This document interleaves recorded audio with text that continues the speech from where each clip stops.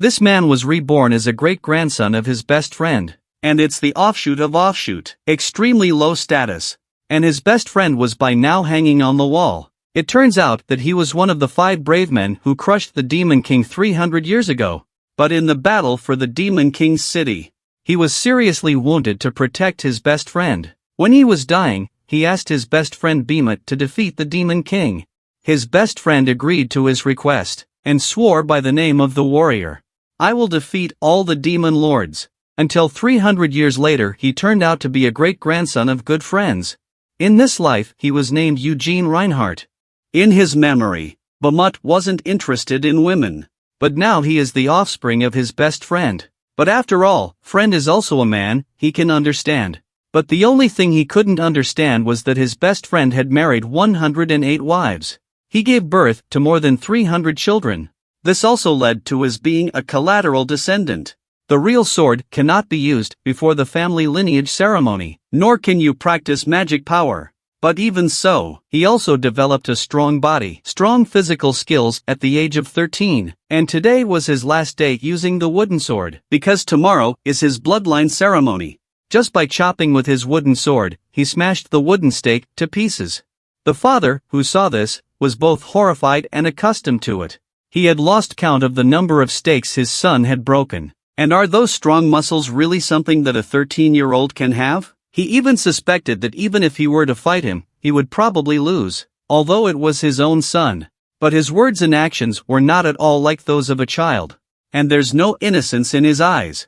And Eugene was still complaining about the poor workmanship of the village blacksmith, only selling these poor quality things. We should bring him in and beat him up. "Father, you're still too kind." Father sniffed and coughed twice and said, "I'll be sure to warn the blacksmith." Then he turned his words around. "Eugene, don't fight with the children of the direct line at tomorrow's pedigree ceremony." Because in his opinion, the children of the direct line had been trained with iron swords, and can train with magic powers. Even if Eugene is good, he's no match for them. Eugene came around at this point. He understood that this was a despicable way to prevent the collateral line from overtaking the direct line.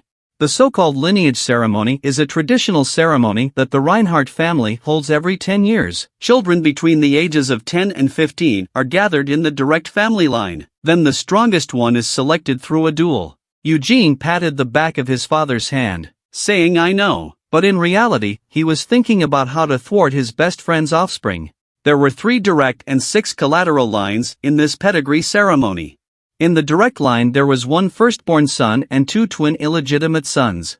And the collateral descendants were not worth anything to him. With this in mind he cut the wooden man off again. He began to look forward to how strong is the offspring of good friends. Day 2, he set out on his journey to the direct line as scheduled. On the road, his mind was sorting through the information he had acquired over the years. After his death, Behemoth became the Duke of the Empire. Senia became the youngest lord of the Magic Tower in the Kingdom of Mordor. Ennis, that nasty woman at heart, became a holy woman in the Holy Empire. Even the foolish moron founded a kingdom with his own name. It seems that several of them are doing well after their own death. But why is the Demon King still alive today? Damned Behemoth! Didn't you say you'd defeat all the demon lords? Why did you make a contract with the Demon King? What is his plot?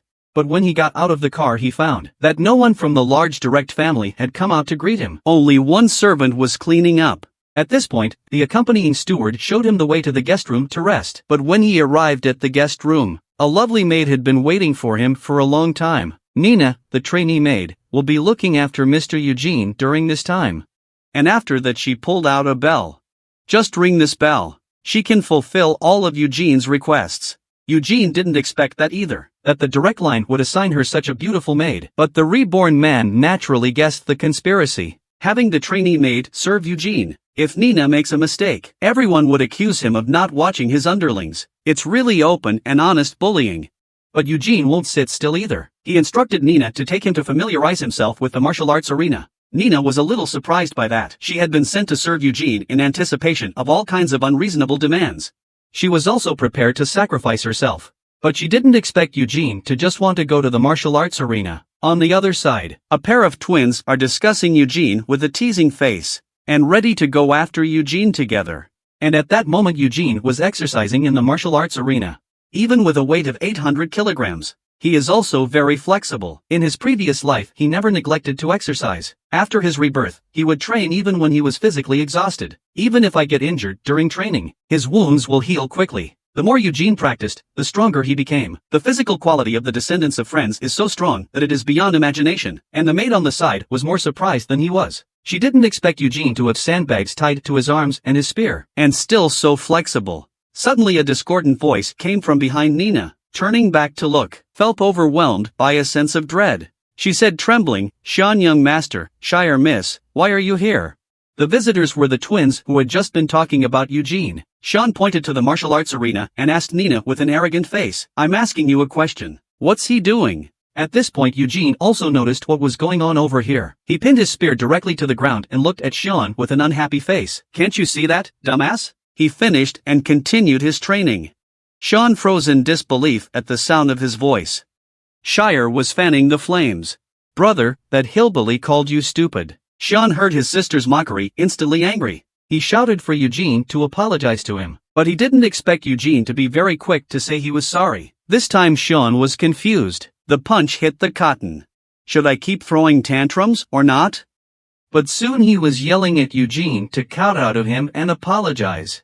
Eugene sighed helplessly and said, "Everyone is a friend. Is this necessary?" But Sean got worse when he heard that, shouting viciously at Eugene. "Don't think that just because your last name is also Reinhardt that you're in the same class as me. I'm a straight Sean Reinhardt. Hello, I'm Eugene Reinhardt. Please take care." Sean listened with a gloomy face, while Shire introduced himself with a sunny face. "Hi, I'm Shire Reinhardt." At this point Sean notices the wooden sword on the ground next to him. He angrily picked up the wooden sword and shouted at Eugene, "I want to duel with you."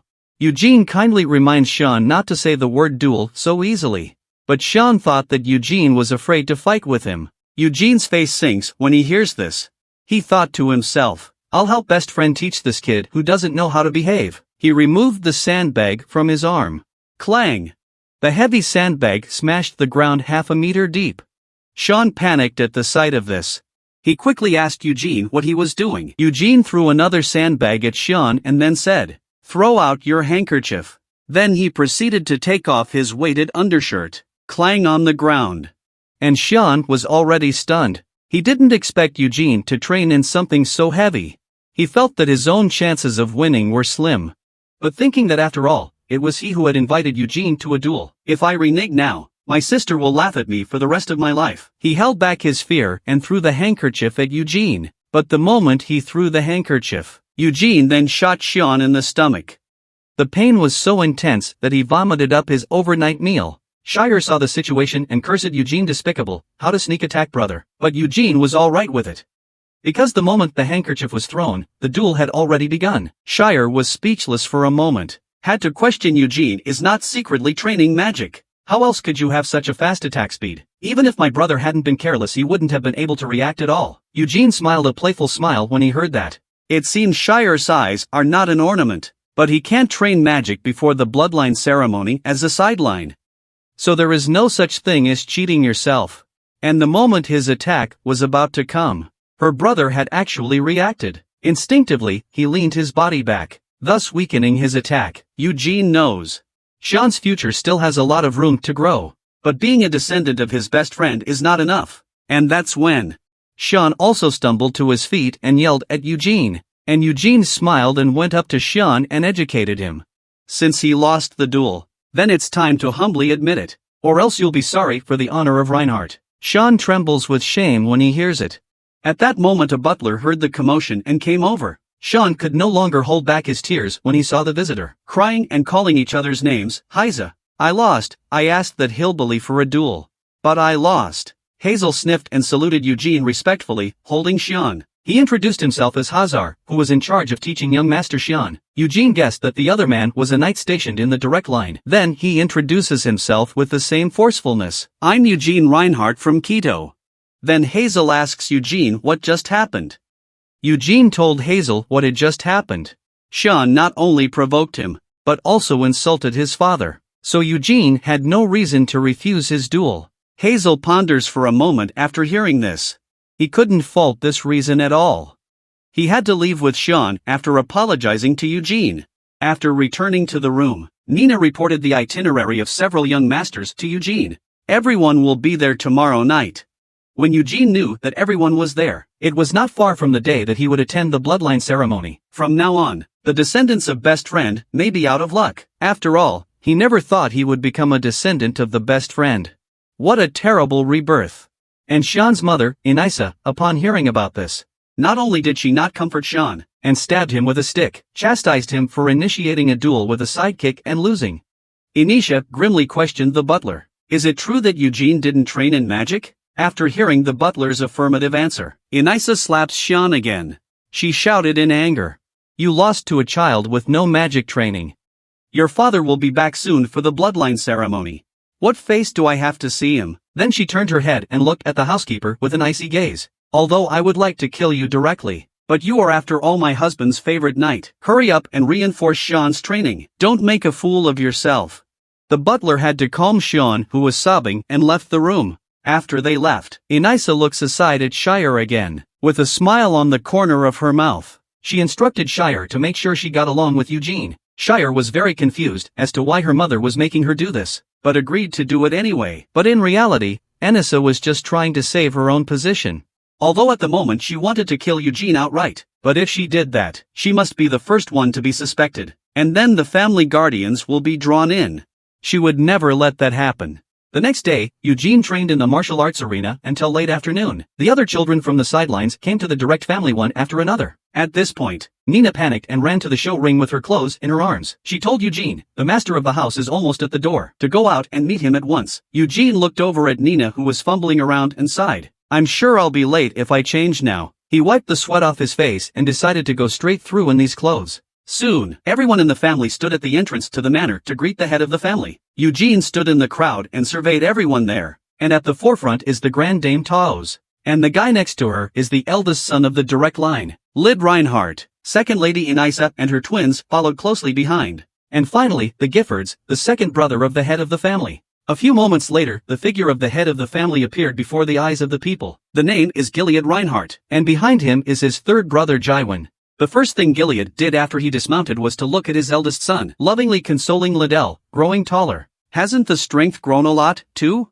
Liddell lowered his head and said vaguely that he had been working hard. Gilead's face immediately sank at the sight of his eldest son's appearance. It seems that the eldest son is still as weak as ever.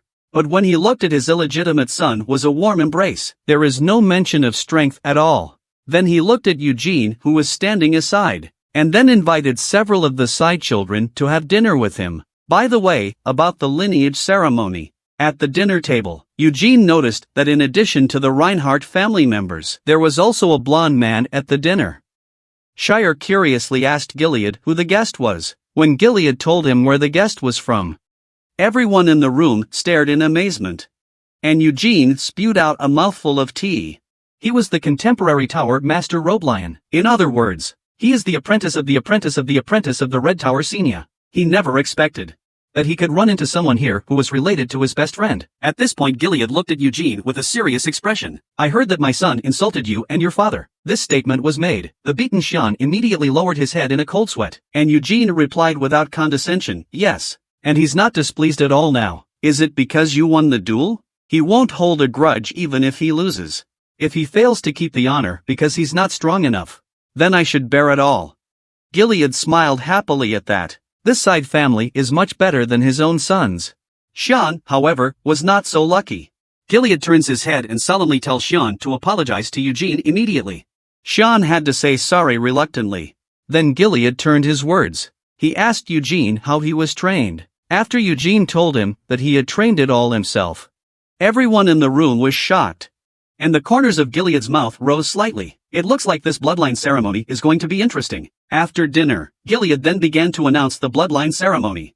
But he was going to change the traditional lineage ceremony a little bit. In his opinion, the pedigree ceremony is to find out the qualifications of the Reinhardt children, and children of collateral families cannot use real weapons, nor can they train magic. This also leads to the fact that there is no possibility for a sideline to win over a straight-line child. So this time he brought in Balorian, to make it a fair fight for all. Balorian snaps his fingers lightly. A model of a virtual maze is presented on the table. This time, the ritual was an adventure in the magic of the labyrinth made by Balorian. Each person will enter through a different entrance.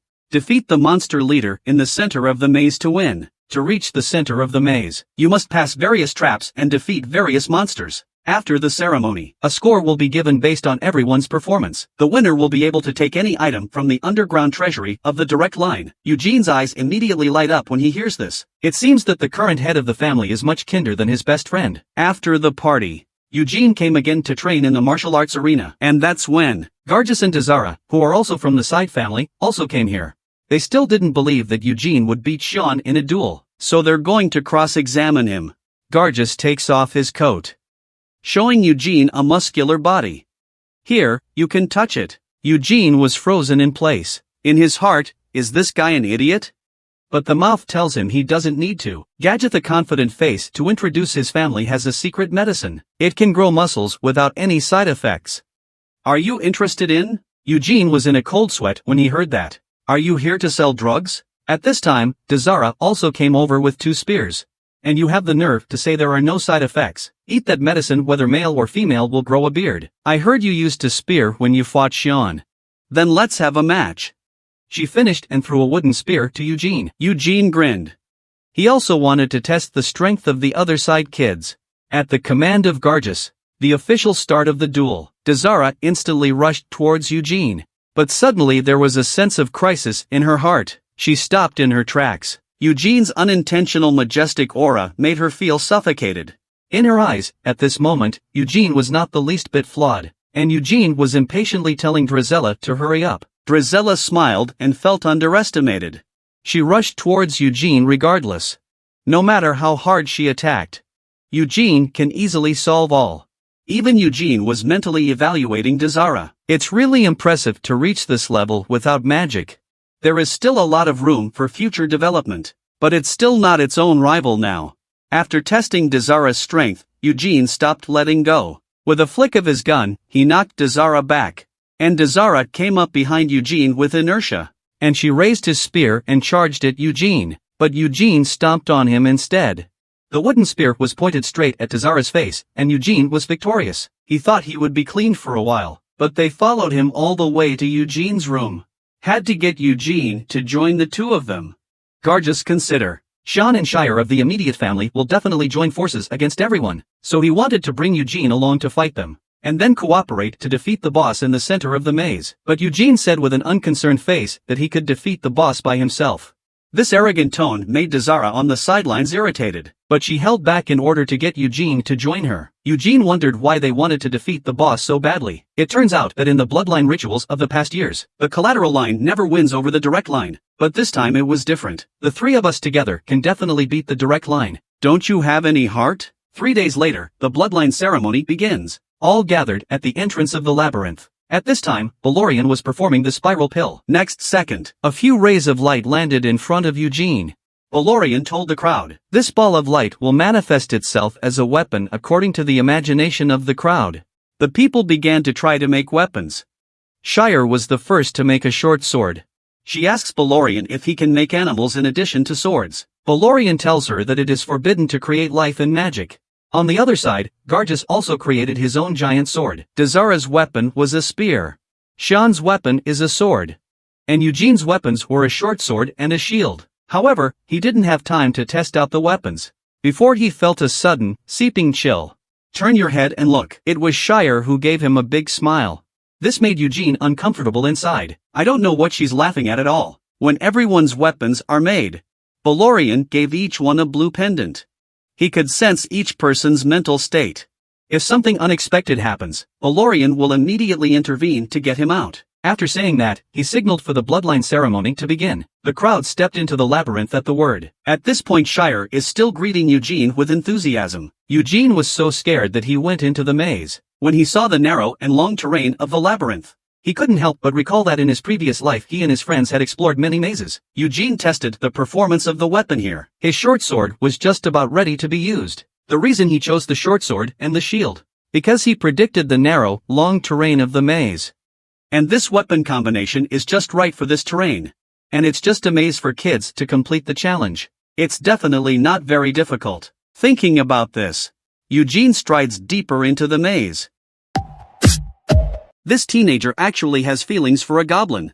But the kobold slashes at the boy with his sword. Liddell had to raise his sword to block. But no matter how much he tries to awaken the kobold's feelings, it doesn't help. The kobold is decapitated with a single blow. The kobold explodes into a cloud of light and dissipates into the labyrinth. Liddell looks at the kobold's dissipating light with great satisfaction. Outside the labyrinth, Berolian looks at an excited Liddell. It looks like Liddell is interested in magic. Gilead, beside him, tells him, Liddell has loved magic since he was a child. Compared to his own great ancestors, he seems to worship Xenia more. But he had to give up his love of magic because he was the eldest son.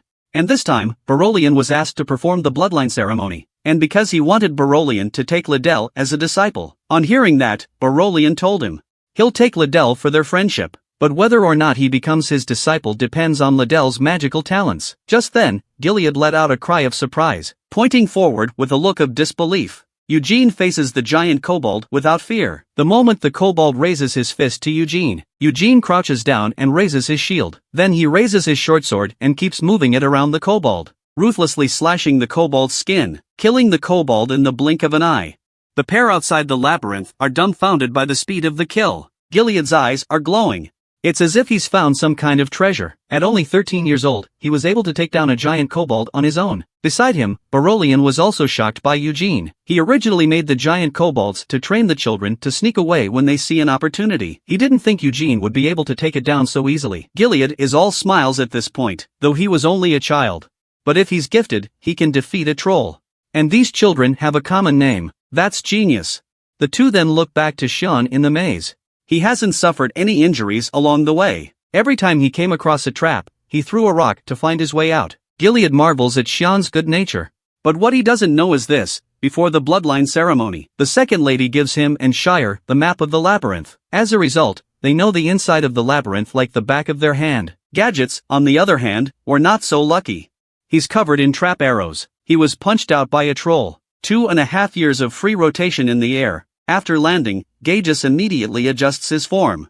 Dragging his giant sword, he charges at the kobolds again. The sword cuts off the kobold's ankle. As the kobold falls to the ground, Gargus leaps to the kobold's chest. He plunges his sword into the kobold's heart. On the other side, Sean has encountered a giant kobold, but he didn't choose to fight them head-on. Instead, he threw a rock to the side. He quickly rushes forward while the kobold is distracted. But no sooner had he turned a corner than he was confronted by his sister Shire. Looks like they're not far from the center of the maze.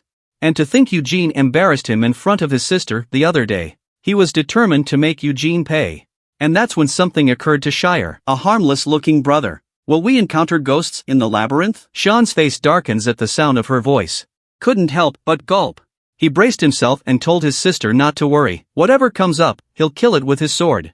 But the next moment, there was a hand around the corner. A figure covered in blood crawls out. Sean is suddenly scared out of his wits. He couldn't help but howl, waiting for his eyes to settle. It's a collateral, Zara. Sean's heart palpitates as he asks Zara why she's ghosting him. And Zara pats his chest and complains. Sean's sudden startled him. But Zara was actually planning to sneak up on Sean. Seeing his plan fall apart, Zara turns his head and tries to escape. Shire reacts immediately. She yells for her brother to hurry up and catch up. Sean hears this and curses Zara for making him lose face in front of his sister again. So he grabbed his weapon and led his sister after him. However, during the pursuit, the three of them accidentally arrived at the center of the labyrinth. A giant minotaur crouches in front of the three of them. Just as they were getting nervous and didn't know what to do, Eugene's voice suddenly rings out from behind them. Why are you three here together? Shire sniffs and turns his head to Eugene in a panic. What are you doing here? The corner of Eugene's mouth turned up slightly and said, I was waiting for you guys. Because I'm curious. Who's going to get here first, after me? This boy could have killed the Minotaur alone and gotten the reward. But he's giving it up to a bunch of kids, only because he thought it would be too easy to defeat the Minotaur on his own. And the other kids had gone through a lot of trouble to get to the Minotaur. Eugene thought they'd be pathetic if they weren't given a chance to fight in a real battle. Sean heard this and was instantly enraged. But then he thought of the time he lost to Eugene. He's powerless to refute it. Eugene begins to introduce the Minotaur to the crowd. It's on standby now. The Minotaur will attack once it's in range. Eugene has arranged for the Minotaur to confront the men in the order in which they arrived here. The first one is Zara, and then Sean, and finally Shire. Dazara hears about Eugene's arrangement and goes down the road in fear. He couldn't believe Eugene had set himself up against a minotaur that big. The corners of Eugene's mouth turn up slightly. You can forfeit if you're afraid of losing. At that, Dazara pulled out his hand and said, I'm not going to forfeit. Then she tied her handkerchief to her forehead as if she were dying. She picks up her spear and walks slowly toward the minotaur. Sean looks at Eugene with an indignant look on his face. I will defeat the minotaur before you do. Eugene hears this with a devious smile. If you can beat it, then I'll call you Big Brother from now on. Heard that, Sean was instantly energized. He believes he's more than capable of defeating the minotaur. Then the corner of his mouth turned up slightly and he said, you better be telling the truth. On the other side, the minotaur suddenly opened his eyes. And Dazara has gotten within range of its attack. It's the first time he's faced a monster of this size. Dazara clenches his teeth and overcomes his fear. It took him a long time to get here. There's no going back. Dazara charges at the minotaur without warning. The moment the minotaur's hand slaps down, she accelerates violently and dodges the minotaur's attack. Then she grips her spear and stabs the minotaur with all her might. However, the hard skin of the spear prevented the spear from advancing an inch. Dazara alone cannot penetrate. The minotaur takes this opportunity to grab Dazara. Just when she thought she was going to die, the minotaur threw her out of the way. She falls hard in front of Eugene. Shire wonders why the minotaur didn't continue to attack. Eugene explains, the minotaur is just a magical illusion. It's not a real monster. The moment it catches you, it's already a winner. Seeing Dazara lose, Sean picks up his sword and rises slowly. He taunts Eugene before the fight, you've got to see this through. The strength of the direct line and the sideline are not at all on the same level. Eugene didn't reply to this comment. He just smiled a meaningful smile. Sean was furious to see Eugene's disdainful attitude again. He immediately pushed his magic and said, keep your eyes peeled. It's under his control. Magic continues to pour into the sword. After a few moments, a blue halo forms on the sword. Dazara's eyes widened in surprise. She knows that Sean is using sword energy now. A blade of magic that can cut through anything. It takes at least 10 years of magical training to achieve this level of power before the sword's aura becomes visible. She didn't realize that there was such a big difference between her strength and that of her direct lineage. Eugene, on the other hand, was only slightly surprised when he saw it. To be able to utilize sword energy at such a young age, looks like Sean does have some talent. And yet the next moment, Sean's sword energy suddenly disappears. No matter what he tries, he can't get his sword energy back. He didn't understand why he couldn't gather sword energy when his body clearly still had a lot of magic left. But Eugene already had the answer in his heart. Before the bloodline ceremony begins, the head of the family had said, he wanted to know the qualifications of all the children. It's not about direct or collateral lineage. So when Balorian was making this labyrinth, there was a deliberate rule against using magic to attack in the center of the labyrinth. This ensures that direct and collateral lines can compete on relatively fair terms. Eugene looks at Sean with a sneer on his face. If you're afraid of losing, come back here. Don't be a hero. Hearing this, Sean glances behind him at his expectant sister and the bitchy Eugene. He was instantly enraged. He believed he could defeat the minotaur even without his sword energy. Then he charged at the minotaur. And he watched as they fought the minotaur. In order for Eugene to call himself Big Brother, Sean charges at the minotaur alone, head-on. Sean uses his stance to maneuver around the minotaur's attacks. But even with his best efforts, he can't really hurt the minotaur. All he can do is turn into a tickling tool and leave shallow wounds on it. Sean was going to cut off the minotaur's loins when it wasn't looking, but he didn't realize he'd be grabbed by the minotaur instead. And then he's thrown hard toward the door. Eugene grinned at the sight. As expected, Sean will lose against the minotaur. Eugene turns his head to look at Shire behind him. It's Shire's turn next. I didn't expect Shire to turn it down without hesitation, because she knew that there was absolutely no way she could defeat the minotaur without being able to use her magic. Hearing these words, Eugene thought to himself, this little girl is a lot smarter than her brother. Then he grabbed his short sword and shield and walked toward the minotaur with a confident look on his face. Eugene's heart wasn't in a panic at the moment. Instead, he's thinking about what to do about this minotaur. And the moment he stepped into attack range, as if the minotaur sensed the threat, it swings its fist toward Eugene, but it's dodged by Eugene in a flash. He then runs up the minotaur's arm, a leap onto the bull's head. The minotaur sees this and throws a punch at Eugene, and Eugene jumps out of the way in an instant. The large fist smashes heavily into its own head. The minotaur grimaces in pain. Eugene sees the moment and starts to fight back with his sword. The minotaur's neck goes wild. There was a wild explosion of green blood. The trio of spectators outside the arena were dumbfounded by now. They didn't expect Eugene to break the Minotaur's defense by landing all of his attacks in the same place. Eugene has already taken his stance. He's ready to give the Minotaur a killing blow. Just see him stab the Minotaur in the throat. The green blood suddenly soared outward. The Minotaur hisses in pain, then it falls to the ground with a heavy thud. Eugene shook off the blood from his body. With a playful look at Xian, he said, "I defeated it. Did you see that?" And Xian was too shocked to answer. He knew that even if he could use magic to defeat the Minotaur, but there's no way it's as simple as Eugene. A strange feeling came over him as he watched Eugene's back. He didn't understand what this heart-pounding emotion was. When the bloodline ceremony was over, everyone's weapons began to dissipate. The labyrinth is gradually returning to its original form. Outside the maze, Gilead laughs. To Roblin, he keeps praising Eugene's amazing talent. He was able to defeat the Minotaur without ever practicing magic, but Roblin thinks it's not a good thing. This blood ritual. He had wanted to work on the children's cooperation. That's why he summoned the Minotaur. This is a tough monster to deal with on your own. And the traps he created were easily passed by Eugene. He even suspected that Eugene was an undercover agent sent by a rival clan. Gilead sniffs and laughs. From what he could observe, in the last few days, Eugene has been undergoing rigorous training in the martial arts arena, and he made it a point to send someone to the countryside to inquire about it. That kid is also known as a tough guy in his hometown, so it can't be an undercover agent of a rival family, said with a look of excitement on his face. He didn't expect to find this treasure boy in this blood ritual. Maybe he can make the Reinhardt family shine. Yet Roblin grimaced. It is precisely because Eugene is superior to the children of the direct line. So he's worried that Eugene's magic will shake up the direct line. What would you do if he wanted to become the head of the direct line? Gilead hears this and for a moment is at a loss for an answer. Then he waved his hand and said, "The head of Reinhardt's house should be inherited by the best heir. If my children are so weak as to be robbed of their birthright, then they're not qualified to be Reinhardt's householder." Upon hearing these words, Rob Elian has a suggestion for Gilead. That is to take Eugene as his adopted son. After all, the children of the collateral line win over the direct line in the bloodline ceremony. Just in case this point is exploited by someone with ulterior motives, I'm afraid that would be a disaster. Gilead's eyes light up when he hears it. This is indeed the way to go. But before that, let's congratulate the triumphantly returning teenager. When the bloodline ceremony is over, Gilead stares at his own son with a displeased face. He didn't realize his oldest son hadn't even made it halfway through the labyrinth. But then he turns around and praises the crowd.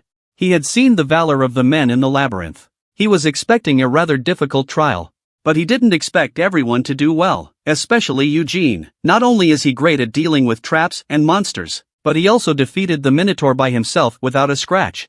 Hearing the Lord's praise, Eugene bows to the head of the family to thank him for his praise. Gages, who was on the sidelines, was stunned when he heard this. He couldn't believe that this scrawny-looking Eugene was able to fight the trolls without a scratch.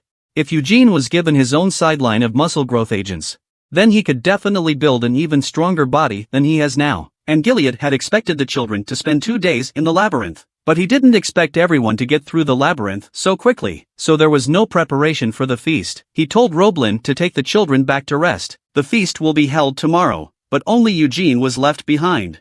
He's taking Eugene somewhere. On the road, Gilead once again praises Eugene as a weapons genius. Not only did he defeat the beast in the labyrinth with his sword and shield, but he also used a spear when he sparred with Dazara in the martial arts arena. Eugene is a little surprised to hear that. "I didn't think the head of the family would even know about this little thing," Gilead told him, "though the symbolic weapon of House Reinhardt is the sword. But our ancestor, Belmont, was skilled in a variety of other weapons as well. That's why they're called masters of weapons." But aside from the ancestors, there was one other person who was proficient in all types of weapons. That would be his good brother, Hamel. Actually, compared to Belmont, he prefers Hamel. Eugene was a little surprised when he heard it. He didn't expect this patriarch to like himself in his previous life. Immediately asking Gilead why, Gilead tells him, compared to Belmont's perfect look, he prefers Hamel to have a human side. Though Hamel has always been second in a million years, but he never gave up. He's always trying to outdo Belmont, even sacrificing himself for his partner at the end. Eugene was embarrassed to hear this. He rubbed his head very shyly. And he's very narcissistic about the fact that he likes Hamel, too. Soon the two of them arrive at the location of the underground treasure trove. Eugene is the first to arrive at the underground vault besides the previous heads of the family. The treasure trove contains various treasures accumulated by the Reinhardt family over the centuries. And it also includes the Belmont legacy. Gilead had already made nice with the Senate guys. Eugene can pick a treasure from the treasury to take with him. At that Eugene inquired, "Is Belmot's holy sword in there too?" Gilead laughs out loud. He immediately guessed what Eugene was thinking.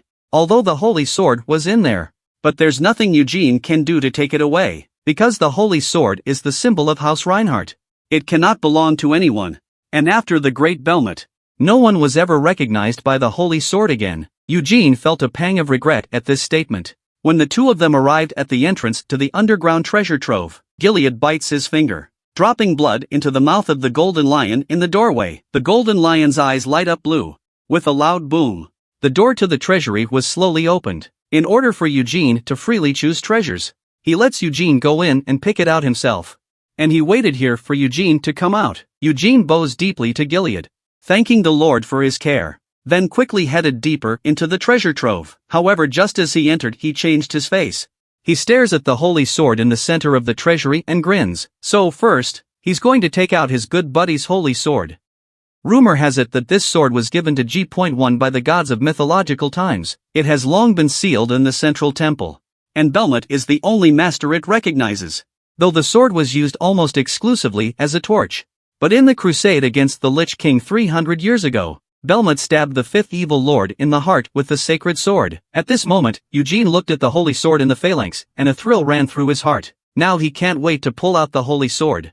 Yet even with all his strength, the sword doesn't move. He shakes his sore arm. Looks like we're going to have to find some other treasure. Eugene found a bunch of great treasures in the treasure gallery. The devouring sword Ethelphi can feed on sliced magic to increase its power, but only Belmont can use this sword. Not good enough for Eugene. Courageous spear Culpus, though it takes some time to release the skill, but it's as powerful as dragon's breath. Stormbringer Wild, the sword of the Wind Elf King. Eugene looks at the vast array of artifacts, but he didn't find his favorite, the Moonlight Sword or the Magic Spear. But it's been 300 years.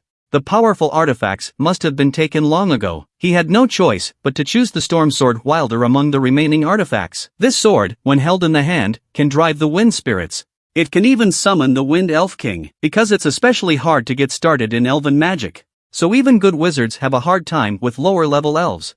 But you don't have to worry about that if you use a storm sword. But Eugene is in no hurry to choose. He decided to take a look at the other treasures. When he gets to the gems and decorations area, a necklace makes him stare in disbelief. He picks up the necklace and examines it. He was sure that this necklace was the same one he had been wearing in his previous life. It's the only thing his parents left behind. Since the necklace is here, that means the good brother collected the body for him. Looks like the good brother didn't leave him behind even after he died. But he couldn't figure it out. At the beginning, several people clearly agreed to eradicate the Devil King. Why did Bermut break his promise at the end? What oath did they actually make with the Demon King? And to keep his relics here, could it be that their own deaths halfway through the battle caused them to not have enough power to defeat the Demon King? It seems that he still needs to investigate this matter before he can do so. Eugene looks at the pendant in his hand, though the treasury is full of artifacts. But he didn't want to leave his relics behind. Gilead looks surprised when he sees Eugene's choice of pendant. So many artifacts in the treasury. Why did Eugene choose this unassuming pendant? He takes the pendant from Eugene. No matter how he looks at the pendant, it's a piece of junk. Even if you sold it, you couldn't get a normal longsword for it. And he didn't even know that there was this pendant in the treasure trove. He picks up the pendant and tests it on the golden lion in the doorway. This pendant is not registered in the treasury. Gilead asks Eugene, "Do you really want to choose this pendant?" Eugene has decided he wants this one. Only he knows what this pendant means to him. At that, Gilead stopped trying to persuade him, but he had to have the pendant appraised by Roblin before he could give it to him. Maybe there's magic hidden in it that even he can't see, because this pendant is not part of the treasury's registry. So he gave Eugene special permission to pick out another treasure. Eugene is frozen in place when he hears this. He didn't think the head of the family would be so open-minded, so he bowed deeply to Gilead, and then turned his head again and ran deeper into the treasury. He grabs the Stormbringer Wild that he just chose. As the sword's edge is revealed, Eugene smiles at this. "A little baby, you're mine now." This boy clearly chose the sword of the Elf King, an artifact, but he was despised by his peers. Because his companions love weapons full of power, he reluctantly tells his companions, "This sword is called the Stormbringer Wild. It's an artifact blessed by the Elven King. You can summon an elf to aid you in battle by injecting magic." Heard Eugene's explanation, Zara immediately realized how short-sighted he had been. But then she turns around and excitedly asks Eugene, "Is there a magic spear Fintos in the treasury?" It's known as Bermut's most powerful weapon. Though Eugene would have loved to have gotten his hands on the spear, but he didn't see it in the treasury. Gadgets immediately countered Dazara's point upon hearing it, because in his opinion, the magic weapon Bone Crusher is the strongest weapon. Eugene was lost in thought as he watched the bickering duo. These two weapons are the weapons of the 4th-ranked Brutal Demon King and the 5th-ranked Killing Demon King. It's true that he didn't find any sign of these two magic weapons in the treasury. But these two weapons were, after all, used by the Demon Lord. Maybe they're sealed away somewhere by the good brothers. Looking aside at the bickering duo, Eugene shakes his head. The magic spear and the bone-shattering hammer are both of the same level. There's no way to tell the difference. But if I had to choose the strongest of the good brothers' weapons, he would choose the Moonlight Sword without hesitation. Because the sword's mission is to destroy everything, whether it's a cruel demon lord or a killer demon lord. All died under the breaking light of the Moonlight Sword, but right now he still needs to familiarize himself with the Stormbringer in his hands first. After all, this is the first real sword he's gotten since he was reborn. Eugene lifted up a faint sword aura. It was as nimble as a snake in the moonlight. The sound of swords lingers throughout the arena. Inside the room, Gilead and Roblin are studying the pendant that Eugene has chosen. But no matter how much Roblin probes, he didn't find anything different about the pendant. He questioned Gilead suspiciously. Was this necklace really found in a treasure trove? Sure it wasn't a joke by that Eugene kid?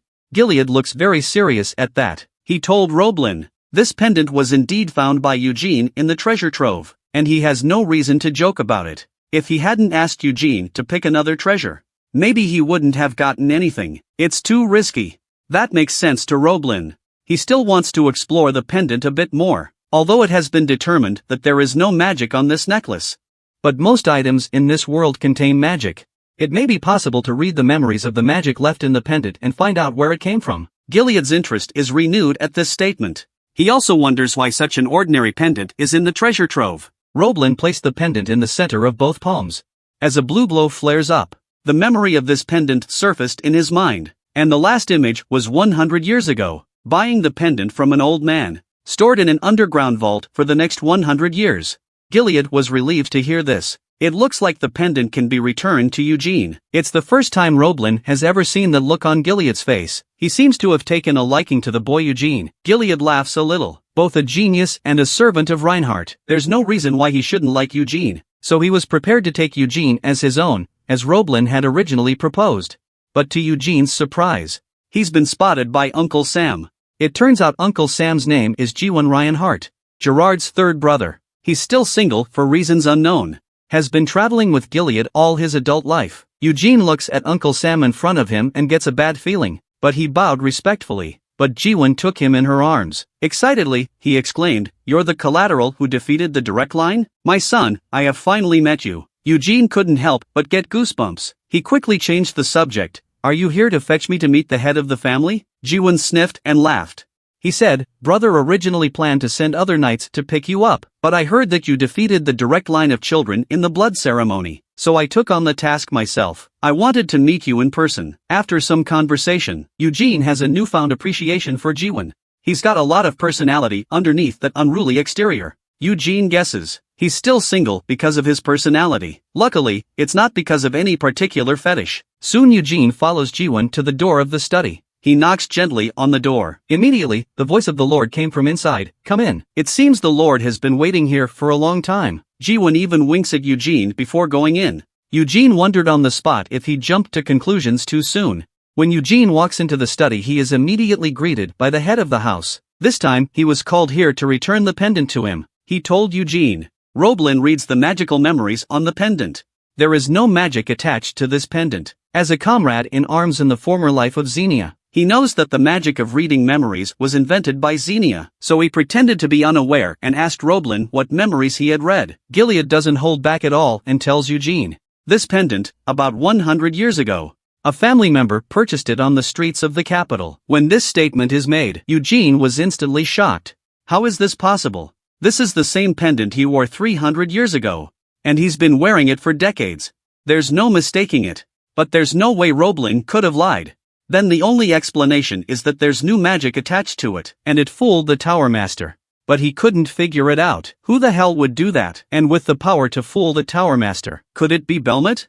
Thinking about it, he was never sure, so he just stopped thinking. All that matters now is that he can take the pendant. After 300 years, he has the pendant from his past life. Eugene couldn't wait to put it around his neck. At this point Gilead coughs dryly. Eugene, I didn't call you here just because of the locket. Actually, there's one more thing that you might find surprising, but it should be a good thing for you. Eugene's eyes narrowed at his words. He guessed what the Lord said. Before the family head could say anything, Eugene was the first to speak. My lord, though Shire is both kind and sweet, I don't want to get married just yet. In his mind, he clearly beat his brother up and made a fool out of Shion from time to time. She's not mad at him, she's close to him. So this is all about marriage? Think about it. Eugene feels like everything is becoming clear. He had thought Gilead was a nice guy. He didn't realize he was planning this behind his back. He immediately said he's too young now. It's not a good time to talk about marriage. Gilead sees Eugene blah blah getting more and more out of line. Gilead interrupts his fantasies. He's not thinking about marrying Shire off to Eugene. At this moment, Eugene wanted to find a hole in the ground. It's so embarrassing that your toes could dig the floor out of a house. What the hell was I thinking? How can a 13-year-old possibly talk about marriage? Eventually he figured out a plausible explanation on his own. It's that his intellect followed his body to the level of a child's. Gilead, on the other hand, took Eugene's words as a complete joke. He told Eugene bluntly, I just want to take you as my adopted son. Eugene hasn't gotten over his embarrassment. And now he's got a nuclear bomb of a message. Eugene wants to say no, but Gilead saw right through him. He smiled slyly. If you don't agree, I'll tell Shire what I just said. There are 10,000 alpacas running around in Eugene's heart right now. What the hell am I gonna do? This now makes Eugene even more speechless. Being reincarnated as a brother's descendant is humiliating enough, and now he's going to recognize the descendant of a good brother as his father. He feels like it's getting harder and harder, though it was a good way to stay in the immediate family of development, but the topic still hit him a little too hard. How's it going? Do you want me to tell her about it? Eugene blushes again. It's a real shame. At this point Gilead stated, if you agree, you can bring your family over as well. Eugene worries, wouldn't I have two fathers in that case? Gilead says it's not as complicated as he thinks. It's just a matter of bringing his family over to live with him. Gilead is also the father of 3 children. He wasn't trying to take the children from Eugene's father, Benjamin. I haven't met Benjamin yet, but Gilead says he'll honor him like a brother. After hearing Gilead's impassioned speech, Eugene is stumped. It seems there's no escaping the identity of the righteous son. A long silence. Eugene asks Gilead, what will happen if I refuse? Gilead jumps out of his chair at this statement. He felt that Eugene's question was somewhat amusing. He looks at Eugene with a smile, though some of the words came out of his mouth with some embarrassment. But he doesn't think he's that kind of person. If Eugene had refused his offer, he'll just feel sorry for himself. That's all there is to it. He'll respect Eugene's choice and wish him well in the future. After feeling his kindness, Eugene still feels it's not his decision to make. He needs to hear what his father has to say. Gilead immediately said that the dinner would be postponed for now. Wait till he sends for Eugene's father. Eugene agreed to his proposal. And by the way, he asks Gilead what exactly he just said was good for his future. Gilead thinks about it and tells him there will be many good assistants to teach him to practice. All kinds of resources will be sufficient. Eugene wonders, if I become your adopted son, can I study directly with you, my lord? If he is to learn, he must learn from the strongest. After all, he's curious just how strong the current generation of Reinhardt House Lords would be. Yet Housemaster Gilead told him, he's not the strongest man in the family at the moment. Eugene is surprised that the head of the family is not the strongest person in the family. He rushed to ask, who is the strongest person? Gilead tells him, it's his brother, Kiddo. Once upon a time, he was indeed the strongest of the family, but now Kiddo is even more powerful. Eugene didn't expect. Kiddo, whom he just met, is the strongest in the family. That's when Gilead asked him, did you ever get a way to practice magic from your father? Eugene says, if you don't say anything about this, I don't even plan on practicing magic. It's as if he can see his embarrassment. Gilead reassured him that he had trained too hard. That's why you didn't notice. Gilead couldn't bear the thought of such a great talent ending up buried for financial reasons. That's the main reason he wanted to take Eugene as his adopted son. It was in the immediate family that Eugene would have a better environment to train in. He then instructed Eugene to train well. We'll wait for Benjamin to arrive. Eugene also feels that the discussion is almost over, so he gets up and says goodbye to Gilead. After coming out, Eugene, who was going to hang out for a while before going back, suddenly smelled perfume in the air. Is this his nose committing a crime? Follow the perfume. Eugene senses someone hiding behind the pillar in front of him, since the woman hasn't moved. It seems she's been waiting here for a long time. As he rounds the corner, the woman also appeared in front of Eugene, pretending to be a chance encounter, the variant that the master of the house could not afford to lose. Looking at her look of being surprised to meet Eugene, Eugene couldn't help but spit. Her acting really sucks. I could see right through her act. But on the surface, Eugene saluted her. It's better to do the right thing and not let anyone catch you in the act. Annie's going to be polite before she gets to the point. But Eugene asks her point blank, "Are you waiting for me here for something?" The corners of Anne's mouth twitch at being poked and prodded. Almost couldn't hold back her temper. But thinking that Eugene was from the country, and now the champion of the blood ritual, with Eugene's talent, he's going to grow up to be amazing. It's better to be on good terms with him than to be his enemy. A marriage with Shire would be great. No nonsense from and after a quick thought, ask Eugene point blank what he talked to the head of the family about. Eugene, for his part, said, because it's a matter to be discussed with the head of the family alone. So he didn't dare to say it casually, seeing that Eugene wouldn't say it, and to make the subject so sensitive, and was quick to explain that she was just asking. Nothing more. She said she also wanted to apologize to Eugene on this visit, as the opening of the bloodline ceremony is imminent. That's why the whole Sean thing's been dragging on. And Eugene tells her, the misunderstanding with Sean has long since been resolved. After all, her son was almost bent by Eugene. Annie compliments Eugene on what a mature kid he is. It's good to think so. Now that you've cleared up your misunderstanding, then we must get along. Eugene said happily, of course I will. After all, we are family with the same last name. But Annie cringed at the word family, although the words are right, but it's coming from someone she finds repulsive. It made her feel very uneasy. Eugene interrupts her musings to ask, can I go now? And hastens to smile.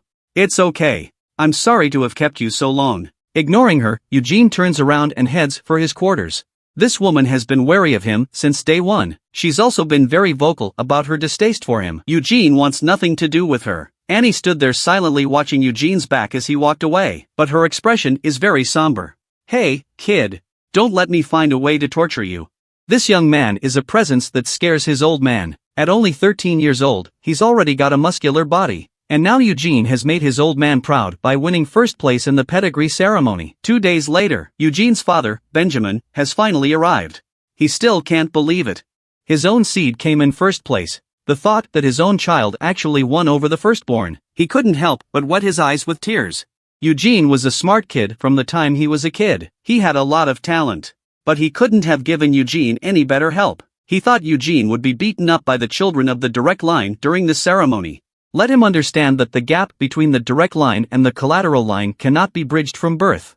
While he's still thinking, a call from Eugene comes from up ahead. Standing by Gilead, Eugene waves happily at him. Seeing the innocent smile of his son, Benjamin has put all his worries behind him. He rushes forward and takes Eugene into his arms. So what if it's a direct family? They're still being outdone by my lovely son. He hugged Eugene with tears in his eyes. I'm so proud. I'm so proud to be your father. Eugene is comforting him as if he were a child. Didn't I tell you I'd bring you good news? You still don't trust me? He rushed to apologize to Eugene. You did say that. I'm sorry I didn't believe you. The father and son talked for a long time. Benjamin realizes that the head of the family, Gilead, has been standing next to him for half a day. He rushed to introduce himself to Gilead, and apologizes for being so late in saying hello. Gilead doesn't care about that. He also introduced himself formally to him. He said he hadn't been able to entertain him properly. They exchange pleasantries. Benjamin is flattered by the graciousness of the current head of the family. Gilead then politely invites him to his room. Benjamin responds in kind, but he still looks at his son with fondness.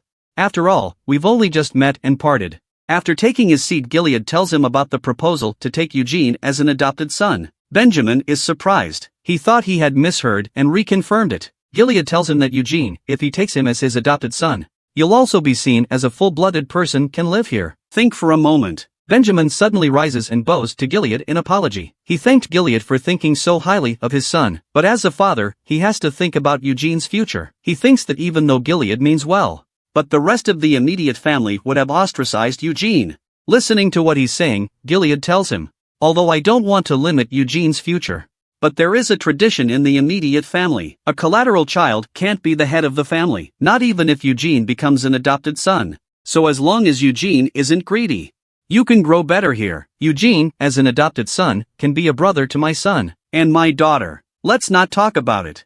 Anyway, Eugene's growth here will open up more possibilities for his future, Benjamin said. He needs to ask Eugene what he thinks before he decides. Why is this old father hugging his son and losing his voice? Just because the head of the family adopted his son as an adopted son. He was worried that his son would get a bad rap in the immediate family, so he responded to the head of the family. Need to ask Eugene's opinion before responding. Eugene here is practicing his swordplay. And Benjamin is coming from the distance with his head hanging down, and Eugene sees that sad look on his face, and realized that he knew about his adopted son. But Eugene sheathed his sword. Ask him what happened. What's with the look? Benjamin walks up to him, but catches a glimpse of Eugene's storm sword at his waist. It was a sword he couldn't afford even with all his savings. I hate to admit it, but it's true. With mixed feelings, he tells Eugene, Gilead intends to take you in as his adopted son. If you become a full-fledged adopted son, you'll have a better future ahead of you. But if you're a parasite, there might be a lot more difficulties in the future, too. Eugene said indifferently, I know all about that. I've discussed this topic with the head of the family before. He smiled confidently and said, But father, didn't you always think of me as Eugene Reinhardt? Benjamin heard him emphasize his full name. He understands his son's decision. I couldn't help but wet my eyes with tears. He told Eugene solemnly. Your name was given by me and your dead mother. Don't forget it. Eugene stated, even if I become a straight adopted child, Benjamin Reinhardt is the only biological father I've ever had. Reassured by Eugene, Benjamin no longer holds back. Holding Eugene in his arms, he lost his voice and cried. Eugene felt that although being a direct adopted child had a lot of concerns, but the benefits would be greater. Though he has no thoughts of becoming head of House Reinhardt, but others wouldn't see it that way. For example, the first wife, Dixie, and the second wife, and couldn't stand him. Eugene calms his father down and tells him to go home and rest. Benjamin leaves, lost in thought. Eugene thinks, facing dissatisfaction and making things difficult. There are two ways to resolve it. One is to ignore it and ignore it. Let them scream, let them rage. Or go head to head. Prove yourself with strength. The next day, the immediate family dinner. Housemaster Gilead invited the side families to the ceremony. Benjamin, alone with his wine, is suddenly called to a halt. The visitor compliments his son on his excellence. He also congratulated him on becoming a full-blooded man. The other one recommended him a muscle growth supplement. Passing by, Eugene sees a couple of guys having a nice conversation. He's looking at the big guy who's posing and showing off his muscles. Eugene didn't even have to guess that it was Garja's father at that moment, and appeared in the corner of the hall with Sean. She scolds Sean to behave properly and not embarrass her. Sean was so scared that she held her head up. She instructs Sean to always compare herself to Eugene. It's ridiculous for a direct line to lose in a family ceremony. You can't help it if you're ashamed of yourself. But you can't be negative. No matter who laughs at you, you're still my son. It's the right bloodline. That's something you should keep in mind. Although Eugene can't be the head of the family, but you can't let up. In order to become the head of the family, you must work harder. And remember to get along with Eugene. Hearing that last sentence surprises Sean. Annie tells him that brothers should love each other. And then, you'll make him an asset to get you to the head of the family. Sean is confused. Just remember to get along. But he's embarrassed when he thinks about getting along with Eugene. Shire here finds Eugene and asks him, We're brother and sister now, aren't we? She went after Eugene and asked if he could call her sister. Eugene says they're just a few months apart. Why do I call you sister? Shire mutters in displeasure. She was born 5 seconds after Sean and became a sister. Eugene, on the other hand, thinks it's different. A determined Shire chases after Eugene and asks him to call her sister once. Shire's not letting up. Eugene then mentally spits. Let him call a 13-year-old girl his sister. He'd rather die than agree to that. It's a shame to even think about it. And that's when the householder's room. The people were discussing Liddell's worship of his master, but it was rejected by Barolian. He stated that he would not take Liddell as a disciple. The young man was surprised to see the man in front of him. Barolian refused to take him as his disciple, because he needed to practice summoning magic for a long time, and Liddell hasn't been tested by the system on Alatha's side. But he said, what if he has the potential to learn summoning magic? Barolian tells him, then you're a representative of Reinhardt in Alat. But if you don't have the talent to beat other mages, I will not take you on as my apprentice. But Barolian communicated with Gilead when he was in the Red Tower. Liddell, if he's going over there, he will protect Liddell from condemnation and discrimination. Prepare a suitable environment for him to practice his magic. This makes Liddell's heart sing. It doesn't matter if you can't be his apprentice. If only I could escape this depressing home, just so long as I can learn magic.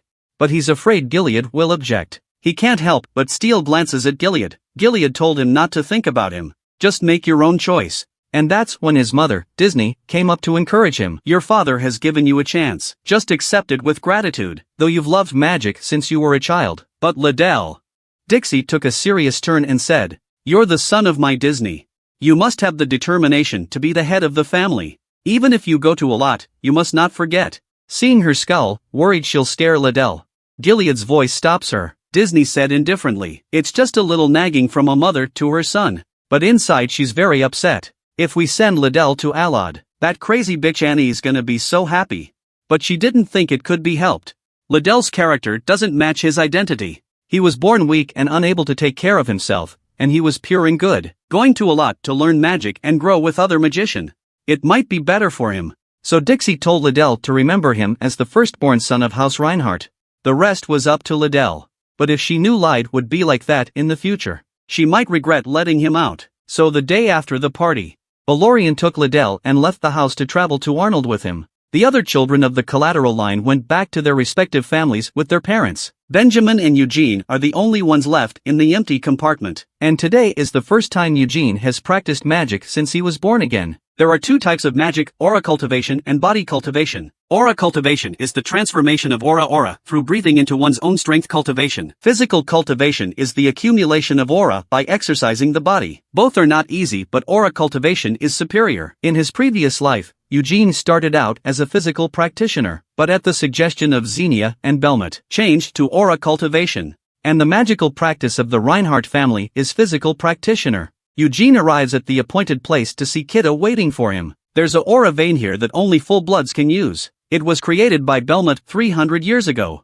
Eugene was also very impressed. Kiddo tells Eugene, "Despite his help, the first time you practice, Eugene should have a hard time." Sean and Shire begin magic initiation at age 6. It took 4 days to feel the aura. It took Liddell a week. The children of the sideline are usually introduced at the age of 4, but it takes a month to feel the aura. But Kiddo told Eugene not to worry. With the vein and his help, it shouldn't take long. Eugene asks him, "In that case, how long would it take to feel the aura?" Kiddo thinks 10 days or so should be about right. Eugene ostensibly marvels at 10 days to feel the aura. That's pretty impressive. But inwardly he spat, "What the hell 10 days? Not even 10 minutes, kid. Take a guess. How long does it take Eugene to feel the aura? How easy is it to get started in magic in this world? Just sit down on the ground with your legs crossed and the aura will come to you." Kiddo shows Eugene the exclusive cultivation method of the immediate familyage. It's the White Inferno style, created by Belmont. Eugene looks at his form, though the name of the move wasn't clear before. But he's seen Belmont in this state before. The aura surrounds his body, forming a white flame-like presence. It looks like a lion's mane. In his previous life, he couldn't get past the white flame after all. Kiddo reminds him that auras are not immediately perceived. It's good to start practicing breathing first. Without looking up, Eugene tells him that he can already feel the aura. Kiddo thinks he's getting too involved and getting the wrong impression. So he gathered his magic orbs and prepared to test him. And the ball kept changing positions, and he pointed them out exactly where it were. Eugene opens his eyes in triumph. "How much longer do you want to test it?" Kiddo's shocked. Being able to perceive the aura in 10 days is considered excellent, but Eugene's talent is far too strong. At this point, Kiddo has no choice but to go straight to the next section. He leads Eugene to feel the aura enter his body.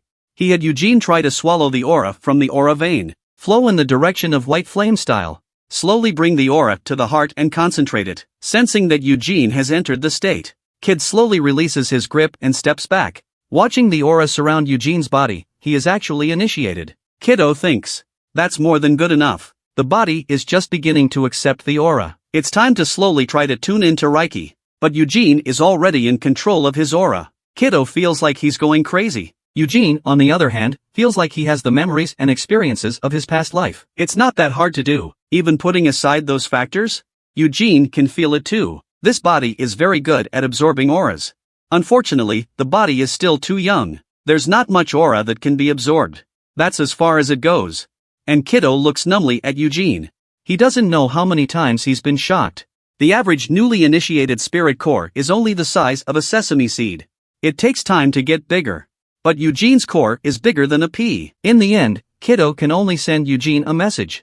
"You're a real monster." Eugene asks him if that's a compliment. The corner of Kiddo's mouth twitches, sort of. On the way back, Kiddo popularized the white flame style of follow-up practice with Eugene. After the white flame pose reaches a certain level, the aura core will automatically split. Your body will be able to store more aura. Spirit cores are called stars. The founder of the white flame, the great Belmont, the only person ever to reach the 10th star, Kiddo said. Both he and Gilead are currently at the 6-star level, although the 3 in the direct line are all 1 star. But Xian and Shire should reach 2 stars next year. They started when they were 6 years old, and it took them about 8 years to reach the 2nd star. As for your words, as long as you're not lazy, you should be faster than them. Eugene happily said he would practice with all his heart. But he smiles inwardly. This body is gifted enough to crush his previous life. He wouldn't have wasted that talent unless he was crazy. Thank you very much, Belmont. Thanks for leaving the white flame. I'll be able to do a lot more from now on. Back in the immediate family, Eugene asks Nina to bring him the Stormbringer. He's going to try to summon the Elf King. He concentrates and pours his newly cultivated aura into his sword.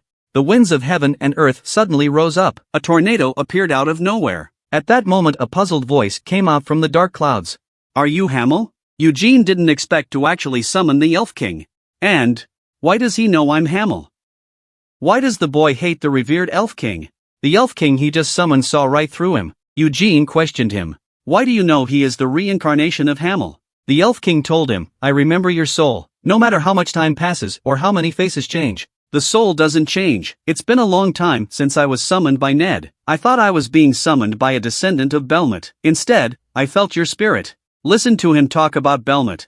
Eugene asked him viciously. Why didn't Belmont kill the Demon King? After my death, you continued your adventures in Mordor with them. You should be well aware of that, shouldn't you? Tempest told Eugene. And he's not sure what Belmont has in mind. He lowered his sword during the battle with the imprisoned Demon King. Eugene was shocked to learn this. Why would Belmont do this? Tempest continues to recount that the fighting there was fierce. The companions were wounded and fell. Only Belmont and the imprisoned Demon King remain standing. But at the critical moment he withdraws the NID from his hand. He didn't kill the imprisoned Demon King, and he didn't go to the destroyer Demonling. Eugene was furious when he heard this. I didn't think this would happen after he died. He questioned Tempest. What exactly is the pact that Belmont signed with the imprisoned Demon King? But Tempest told him. He doesn't know the contents of the contract. Eugene curses angrily. How could you not know? Tempest stated. The only people who knew the contents of the contract were those who were there at the time. When Belmont sheathed his sword, he could no longer enter the site. Eugene was furious to hear this result. Do I have to ask for Belmont's body? Yet that's when Tempest tells him, there's no time. He could not have summoned himself with his scarce aura. It was Tempest who forced the door open. Now that door is closing. Next time when you're strong enough. Tempest disappeared before he could finish his sentence, leaving only Eugene, still cursing angrily. Suddenly Eugene's nose bleeds. He feels weak and dizzy now. And then he fell to the ground, unconscious. Nina panicked and didn't know what to do. Eugene is then taken back to his room and sleeps until late at night. He looked at his hands, which were trembling. He felt that his own little spiritual power had been completely squeezed out. Nina comes in and sees that he's awake and finally lets go of her heart. And tells him that the head of the family and Kiddo are waiting for him to wake up. I'm going to invite them over. It wasn't long before the two of them arrived in Eugene's bedroom. Gilead questioned him. What happened to the vision that appeared during the day? Was the elf summoned? Eugene knew that the vision had been seen by many. Saying nothing is not an option. So he selectively told them that the Elf King had come. The two thought they were just summoning ordinary elves. I didn't realize Eugene was so powerful. He's got the Elf King all over him. He said it wasn't in his power. It was the Elf King himself who summoned him after a long absence. Sid was surprised. No one's been able to summon an Elf King since Belmont. Eugene also said that the Elf King thought he was too weak, so he waved his hand and went back to the Elven realm. Gilead was pleased. It was only during the day that I heard of Eugene's instantaneous introduction to the White Flame style. He even summoned the Elf King this afternoon. Then he gave Eugene a few days rest. Next, he'll have Kiddo continue to teach Eugene to practice. He was going to continue traveling with Kiddo after the family ceremony. Kiddo also expressed his willingness to continue teaching him, and of course, Shire and Xion will be joining him. And the duo who heard about Eugene's instant introduction to the White Flame style 1-star. It's finally getting serious after all the excitement. How fierce are the stimulated twins? It's late at night and they're still practicing. Shire can't help but compliment Eugene on how good he is. 1 star already in 1 day. It took them a long time to get to this level in the first place. Xion contradicted her. It didn't take long, did it? A month is a long time for them to get started. Shire re-emphasized that Eugene was initiated in less than a day. Sean, who was already holding his fire, didn't want to talk any more nonsense. He charges at Shire with his sword. The two of them then fought. It's a good fight. Over here Eugene waits for the head of the family and kiddo to leave, taking out the NID and preparing to try summoning the Elf King again. And this time, only a lower level Pokemon was summoned. He was greatly disappointed. He asks if the elves heard what their king said. However, the elf just stares straight at him without responding. Eugene then remembered. A low-level elf is not intelligent enough to converse. He then viciously asked the elf to relay the message to Tapestry. I'll kick his ass if he tries to lie to me. How dare this man disrespect her king? The elf frowned in anger. Then she gave Eugene a hard time and went back to the elf world. Eugene recalls what he learned from Tempest during the day. He was the only one who died in the city of the imprisoned Demon King. All the others survived. But only Belmont and the imprisoned Demon King know the contents of the contract. One of these days he's going to go to Helmet and figure it all out. Not only that, he's got to look for clues in the places where his former companions have retreated. But he's too weak now. There's no way to get to those countries. He's got to get his ass in gear. Until the day he's strong enough. He's going to find out. It's been 4 years. Eugene's muscles have grown even more muscular. At 17, he's getting more and more handsome. He couldn't help but wipe his mouth when he looked at himself in the mirror. Now his white flame style has reached the 3-star level, but he feels that his strength is still not enough to make use of this gifted body. Not only do we have to rely on the skills of your previous life, you have to learn new things to do so. He tells Sean that he's going to go to Aloth to learn magic. Sean asks him what the fuck he's talking about. Can't you practice in the clan? Eugene has a smug look on his face. He was practicing normally in the morning. And it turned out like this. After that, he did a power burst. The white flames generated by the resonance of the 3 spirit cores were dazzling. Sean was stunned speechless by his action. Reacting in shock, he says, "Don't be ridiculous. Is that any way to behave? I'm still a 2-star. Eugene, who started 7 years after him, has broken through to 3 stars. He was jealous. Eugene waved his hand dashingly. I'm a genius. You don't understand. Sean is so pissed off at him, he wants to kill him. Eugene says they're brothers, so don't be so cruel. Sean taunts him. Brothers still beat me to death every day? Eugene teases, you who? Who begged me to spar with him every morning? Sean blushes at his comment, unable to refute it. He could only change the subject. Why are you suddenly going to Aloth? He asks. Did you forget about Little? He didn't even become Barolian's apprentices because he weren't talented enough to go over there, even though he got into the Red Tower through connections. But after 4 years, he haven't accomplished anything yet. Eugene warned him to keep his mouth shut. Scares the shit out of Sean. But Sean talked him out of going to Aloth to learn any magic. If he did go to Aloth, Shire would be devastated. Why is the girl biting her lip in sadness? It's because the man she's loved since childhood is about to leave. And the man doesn't know what she's thinking. Eugene passes by Shire's door. Shire calls out to him, ask him if he can talk to her. Eugene said, come out if you want to talk to me. Shire thinks she's sweaty from her training, decisively rejecting his offer. Ask him if he really wants to go to Aloth. Eugene says he wants to study magic. Shire doesn't understand. You could have recruited magician in the capital to come. Besides, my brother and I might overtake you if you're not around. Eugene says that couldn't be better. It'll be more fun practicing against you guys. You're practicing alone back there. It's been a while since I practiced against you. Shire looks like he's got something. Ask him, if I'm willing to spar with you, can you stay away? But Eugene, the idiot, rejected her offer outright. Shire's pissed off and can't do anything about it. She can only ask how long he'll be gone. Eugene says he doesn't know. But it shouldn't take more than a couple years to get back. Shire's not happy to hear he's going to be gone that long. Tell him it's going to be hard to leave home. Besides, Benjamin will be sad. Eugene thinks his father is now familiar with the immediate family. He hunts occasionally and has less flab on his body. He can do it himself. Shire almost blurts out that she doesn't want him to go, but changed her mind and said that her brother didn't want him to go. Eugene laughs, even then I'd still go. You have to practice hard. Hearing him so adamant, Shire is completely out of reasons. She quickly pokes her head out and asks if he's really leaving. Eugene waves his hand at her without looking back, leaving in style. Shire is sad to see him like this, but in the end, she didn't say anything. She mumbled something there. Actually, I don't want you to leave. Eugene comes over to the master of the house and explains to Gilead his plans to go to Aloth to learn magic. Gilead is surprised. At his age, reaching 3 stars in the white flame style is unparalleled. If he continues to work hard, he'll reach the 4-star level as an adult. But Eugene said, if I stay in the immediate family, I won't get any growth. I'm not sure if I have any magical qualifications. But if I learn magic, it'll help me with my aura training. Simply learning something new is an important experience for him as well. He believed it was never pointless. Immediately afterwards, he bowed to the head of the family, hoping to promise him. Seeing him so determined, Gilead could not say anything. All he could do was warn him not to touch anything about black magic. There are black magical towers where black magicians gather in Aloth. Although it's not like it used to be, people don't think so badly of them. But as a descendant of Belmont, we unconditionally exclude black magic. No need for Gilead to remind. Eugene knows about all the dirty things those people did 300 years ago. He told Gilead not to worry. He also has a pretty deep distaste for black magic. How hard is it for an ordinary person to get into a magician's house? The entrance fee for the courtyard would be $100,000. It's $1 million to get inside the house. And Eugene is now in front of such a house, when he was just in the immediate family. Everyone came to see him off on his long journey. Eugene stands in front of the portal and says goodbye to everyone.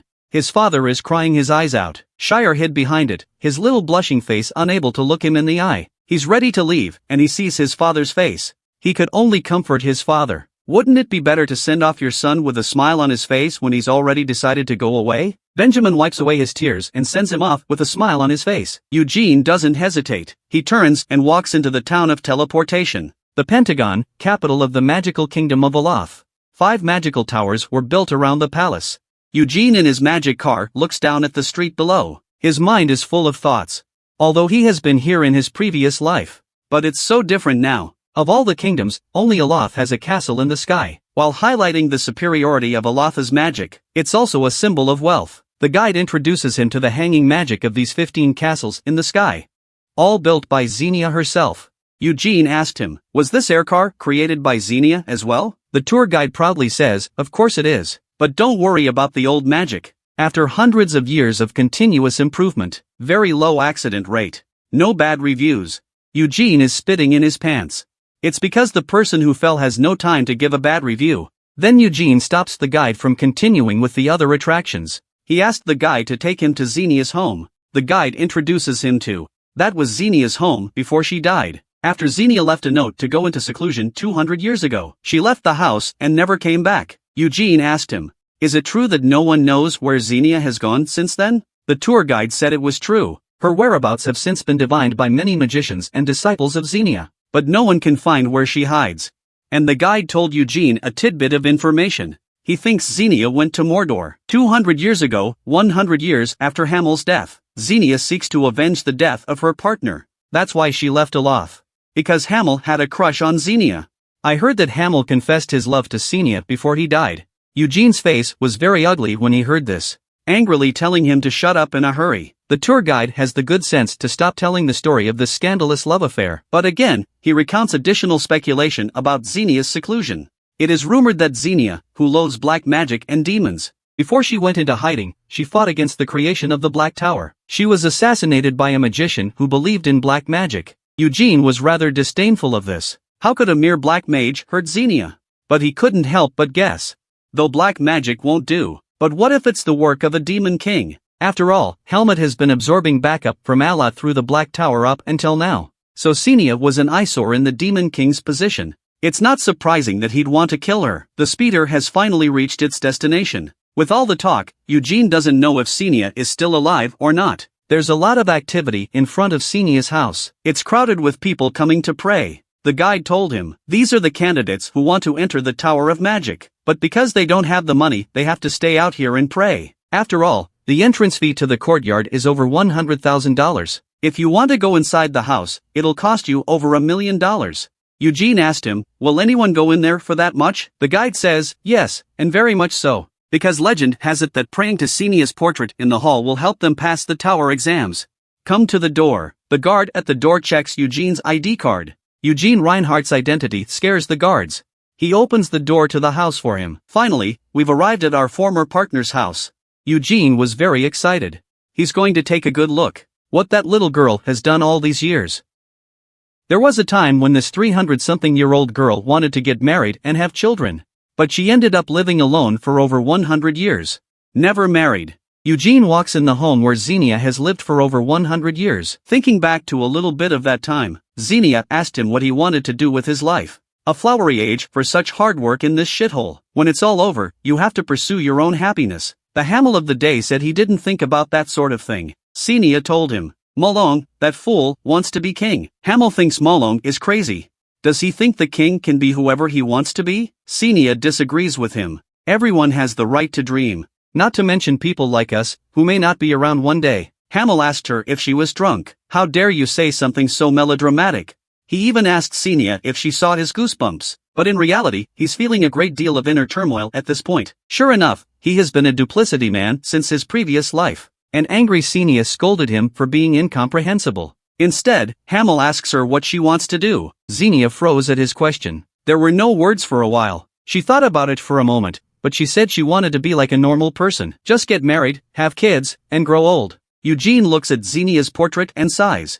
Didn't you say you wanted to find a nice man, get married, have kids, and grow old? Why is it that in the end you'll be living alone for over 100 years? The depths of love. Eugene can't help but hold out his hand, wanting to touch Xenia's portrait, and a guard sternly stopped him in his tracks. Eugene is annoyed at the interruption. Can't you see I'm being lyrical here? But he didn't come here for the portrait, so he turned his head and left for the next place. The basement of this home is a huge study. Eugene thinks there might be clues left behind by Xenia in the magical books piled high on the bookcases. But the guard from earlier reappears to prevent him from touching the books. Eugene was so angry he wanted to go up and slap him. Looks like everything is off limits here. It's gonna be hard to find the clues.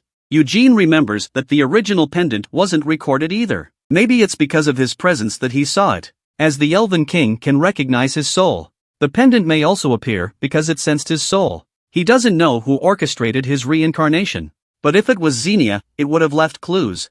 Then Eugene, having searched the area, returns to Xenia's portrait.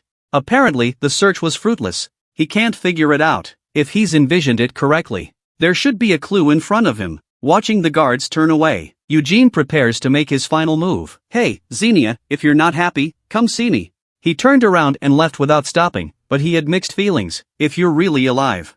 This man is on fire at the moment and just wants someone to cool him down, because his big brother was openly playing with a succubus. He's disgraced the family after coming out of Xenia's former home. Eugene can call it a day and go home after he asks the guide to take him to the Red Tower. After getting on the magic flyer, Eugene asks the guide if he knows anything about his big brother, Liddell.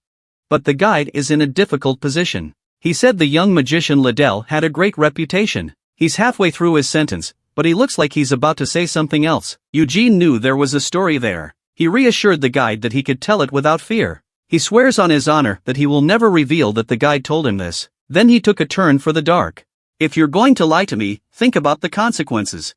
With Eugene's assurances and threats, the guide has to give in. He told Eugene, I hear Liddell comes out of the demon tower every night. At this, Eugene ponders, Liddell is 2 years older than he is. He's 19 years old, he shouldn't be a glutton for punishment. The guide saw his misunderstanding and emphasized it. It's to play with succubus. Eugene realizes, it's a playdate with the succubus.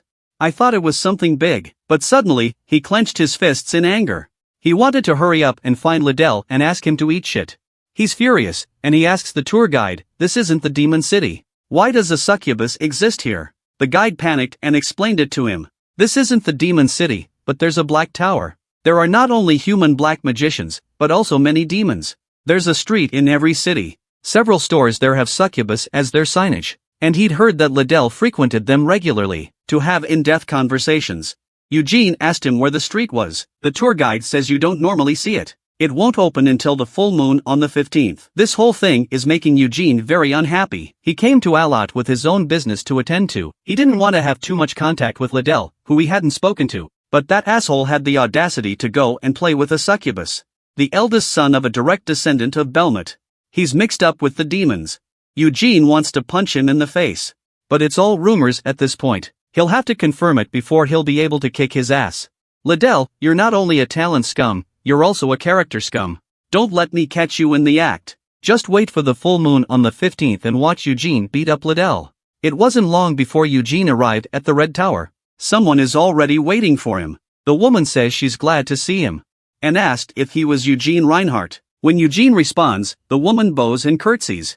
She introduces herself as Hella, while awkwardly telling Eugene their tower master had been prepared to greet Eugene in person. But something went a little wrong. However, before she could finish her sentence, there was a violent explosion above the tower.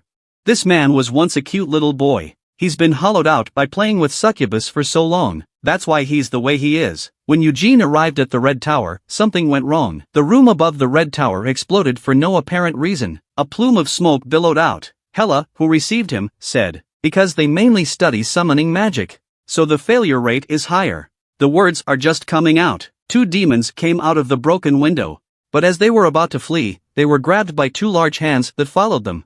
And with a firm squeeze, they went home to their moms. It was the Red Tower's master, Balorian, who prevented them from escaping. Balorian turned back to question the cadets. "How did you manage to summon the Shadow Legion?" He's furious. Ask them if they know that the shadows have no sense. They just go around attacking people in the city. The trainee apologizes for being scared by his fierce look. But Balorian didn't spare them.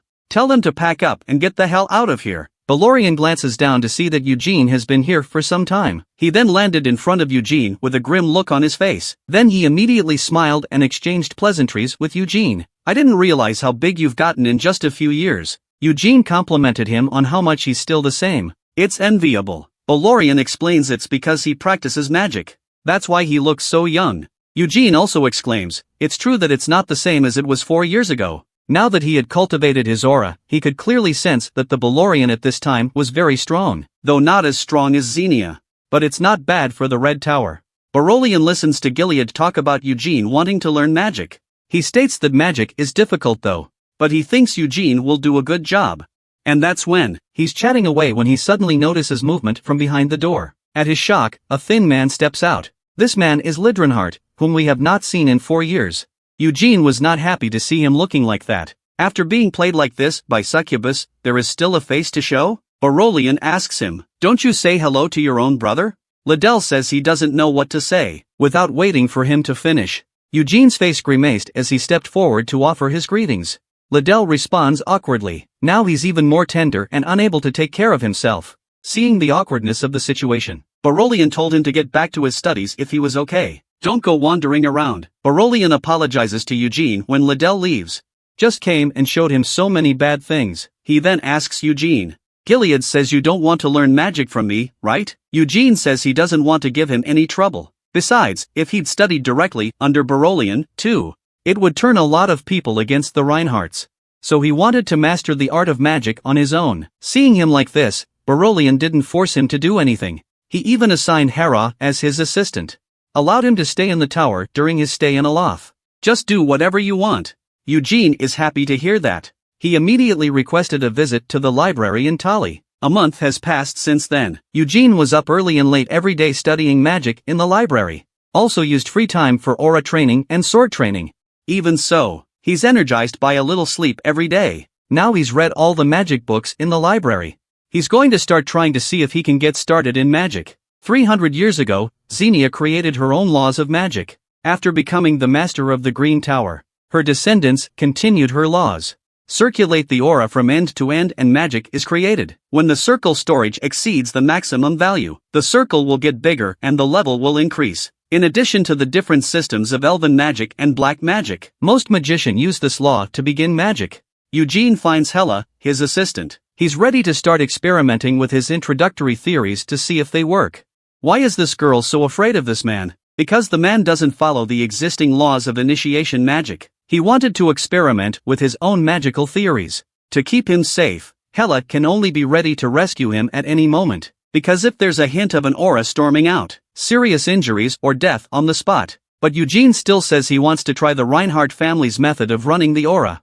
Hela tells him, martial arts and magic don't run on the same aura. No magic can be created without running the aura in the same way as magic. Eugene smiles confidently. That's why I'm doing this experiment. I'm trying out the possibilities. That's why I've been reading the beginner's grimoire for over a month now. Seeing that he can't be talked out of this dangerous move, Hela has to give in. Already Eugene begins to build up his strength. Beginning to experiment with the white flame style of running introductory magic. White flame style stores aura in the form of a star at the heart. Magic stores aura in a circle. They are different in form, but the essence is the same. And by using a star instead of a circle, you can also increase your aura. The change in Eugene's aura shocked Hera, who was ready to rescue him. He was able to control so many auras perfectly. Is he already able to do that at that age? while she was still praising him. Here Eugene's hand has condensed a flame bomb. Then he shifted again. A small fireball appears in Eugene's hand. He then casts a spell on the fireball. And then it changes to whole wave. Hela is completely dumbfounded. Eugene didn't stop at the introductory stage and went straight to the magic. Eugene is a little tired from his first spell, but he's very happy that the experiment was a success. He then asked Hela to summon a monster. He wanted to test the power of the whole wave. Hela, who was supposed to be a rescue mission, has become a sparring partner. She somehow feels a little embarrassed, but she does as she's told and creates a stone monster. She tells Eugene it's a monster made of marble. It's impossible to break through its defenses without a very powerful attack. And that's what Eugene wants, guaranteed staying power. He then blasts a whole wave at the monster. After that, Balorian hears Hela's call and arrives at the scene. Seeing the stone monster that fell to the ground after being pierced, he can't believe it. Eugene used the white flame style for his magic initiation and casting magic. Hela said it was true, and the aura purity density is impeccable. It's also more than 3 times as powerful as magic. Barolian calls him a monster. Genius is not enough to describe him. It's a gift to be feared. Eugene uses white flame style introductory magic. The 3-star level equivalent of his initiation is 3 circles. Barolian asks where Eugene went. Hela said he had an appointment and went out. After much deliberation, Barolian asks Hela, "What do you think about recommending Eugene to Acreon?" Hela is shocked. It's a place for high-ranking magician and royalty. It's the royal library. Balorian, however, thinks Eugene is perfectly qualified to go there. He had only spent a month with white flame style introductory magic, and he punched through a stone monster with that form of magic. So Balorian wants to recommend a suitable place for Eugene, who has a monster-like talent. Hela, on the other hand, thinks, would the other magician be upset in that case? Barolian, however, is very dismissive. If you deny the truth because of that little grievance, it just means they have no vision. Then he remembered that Eugene didn't know anyone else in a lot. Did he go out on some kind of appointment? Hela says Eugene seems to be meeting a friend. A statue of Xenia stands in Maldenplatz. Looking at that smile of Xenia on the statue, Eugene remembers.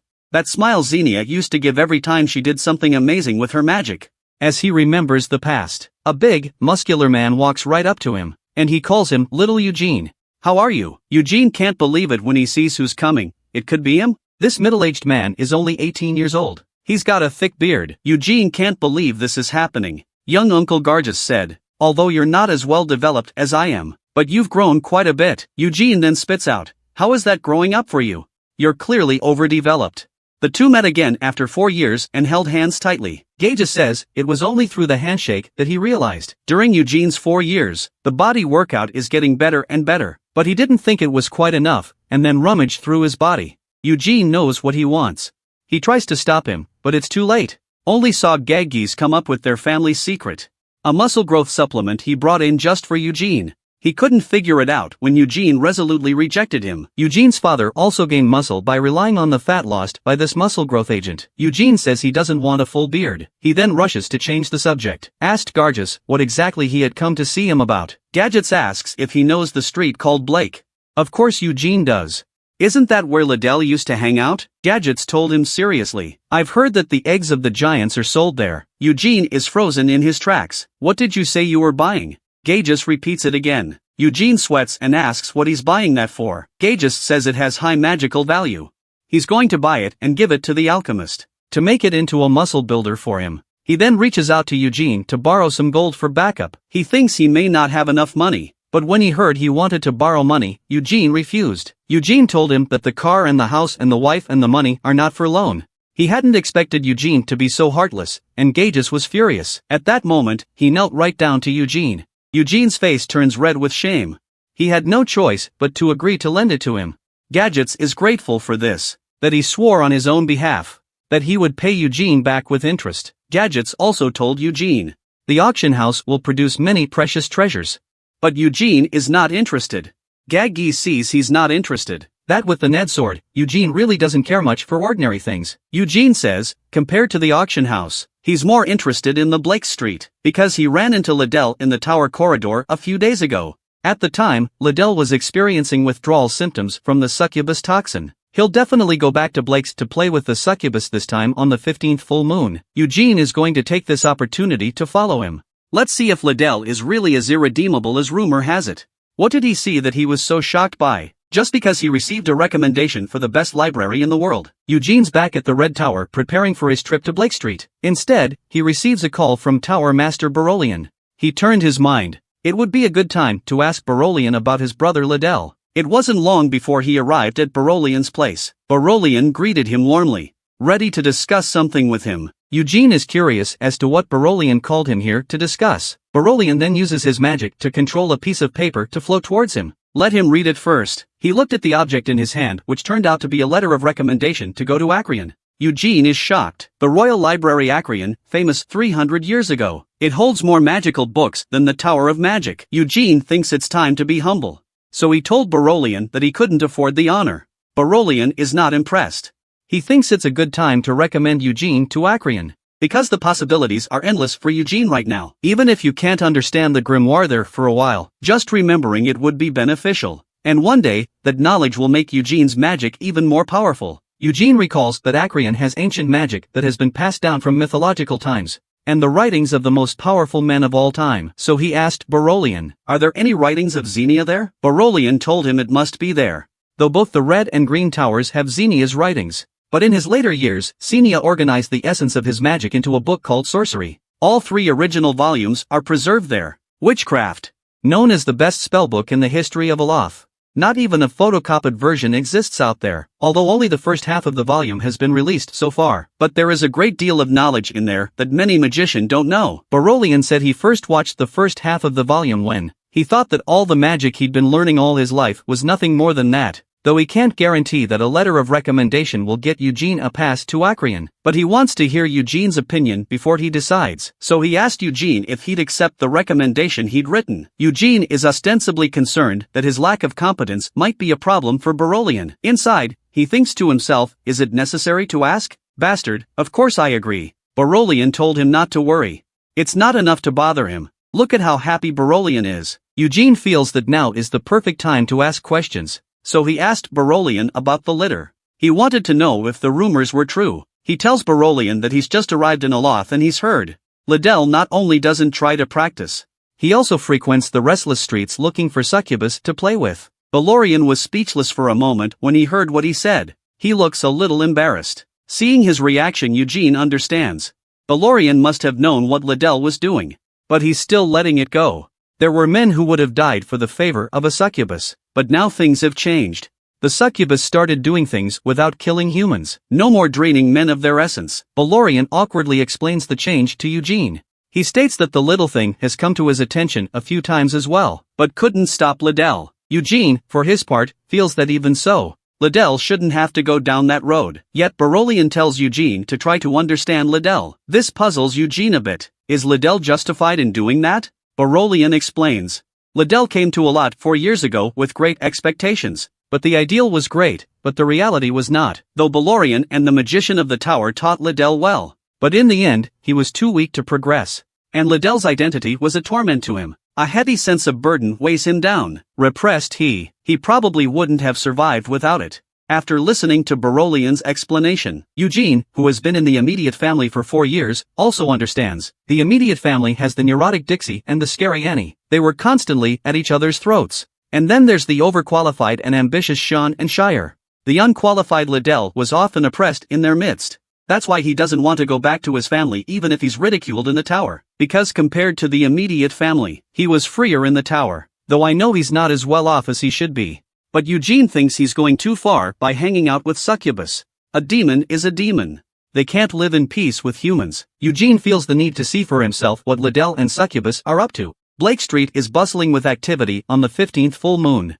Eugene and Gargus have used their transformation magic to come this way. Gadgets asks Eugene why he's using transformation magic. Eugene tells him, the immediate family will be severely punished if they're found on these streets. Just as he finished speaking, Eugene's magic phone rang. He picks up the phone and asks if they've seen Liddell. The previous guide told him he hadn't seen anything yet.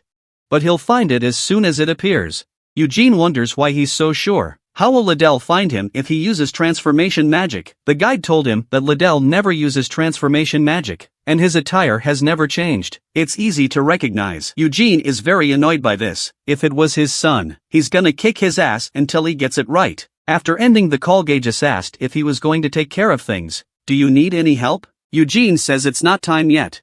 He'll take care of that himself. For now, let's just go to the auction house and see what happens. There's a lot of auction houses on Blake Street. But the rules are very uniform. Bidders will be led to different rooms. No one will know each other's identity. Eugene and Gargis arrive in one of the closed rooms, waiting for the auction to begin. Gadgets asks Eugene, I thought you weren't interested in auctions. Eugene said he had to find something to pass the time. As the two are chatting, the auctioneer's silhouette is projected in the foreground. With his opening remarks, this auction is declared officially open. He introduces bidders to, this lot contains many valuable magical materials. Among them, Murmurmud's magical materials are unrivaled in their preciousness. After a series of auctions, the auctioneer pulls out a wooden box. He then opens it and shows it to the bidders. Eugene was completely shocked the moment he took in the thing. He didn't expect to see it here again.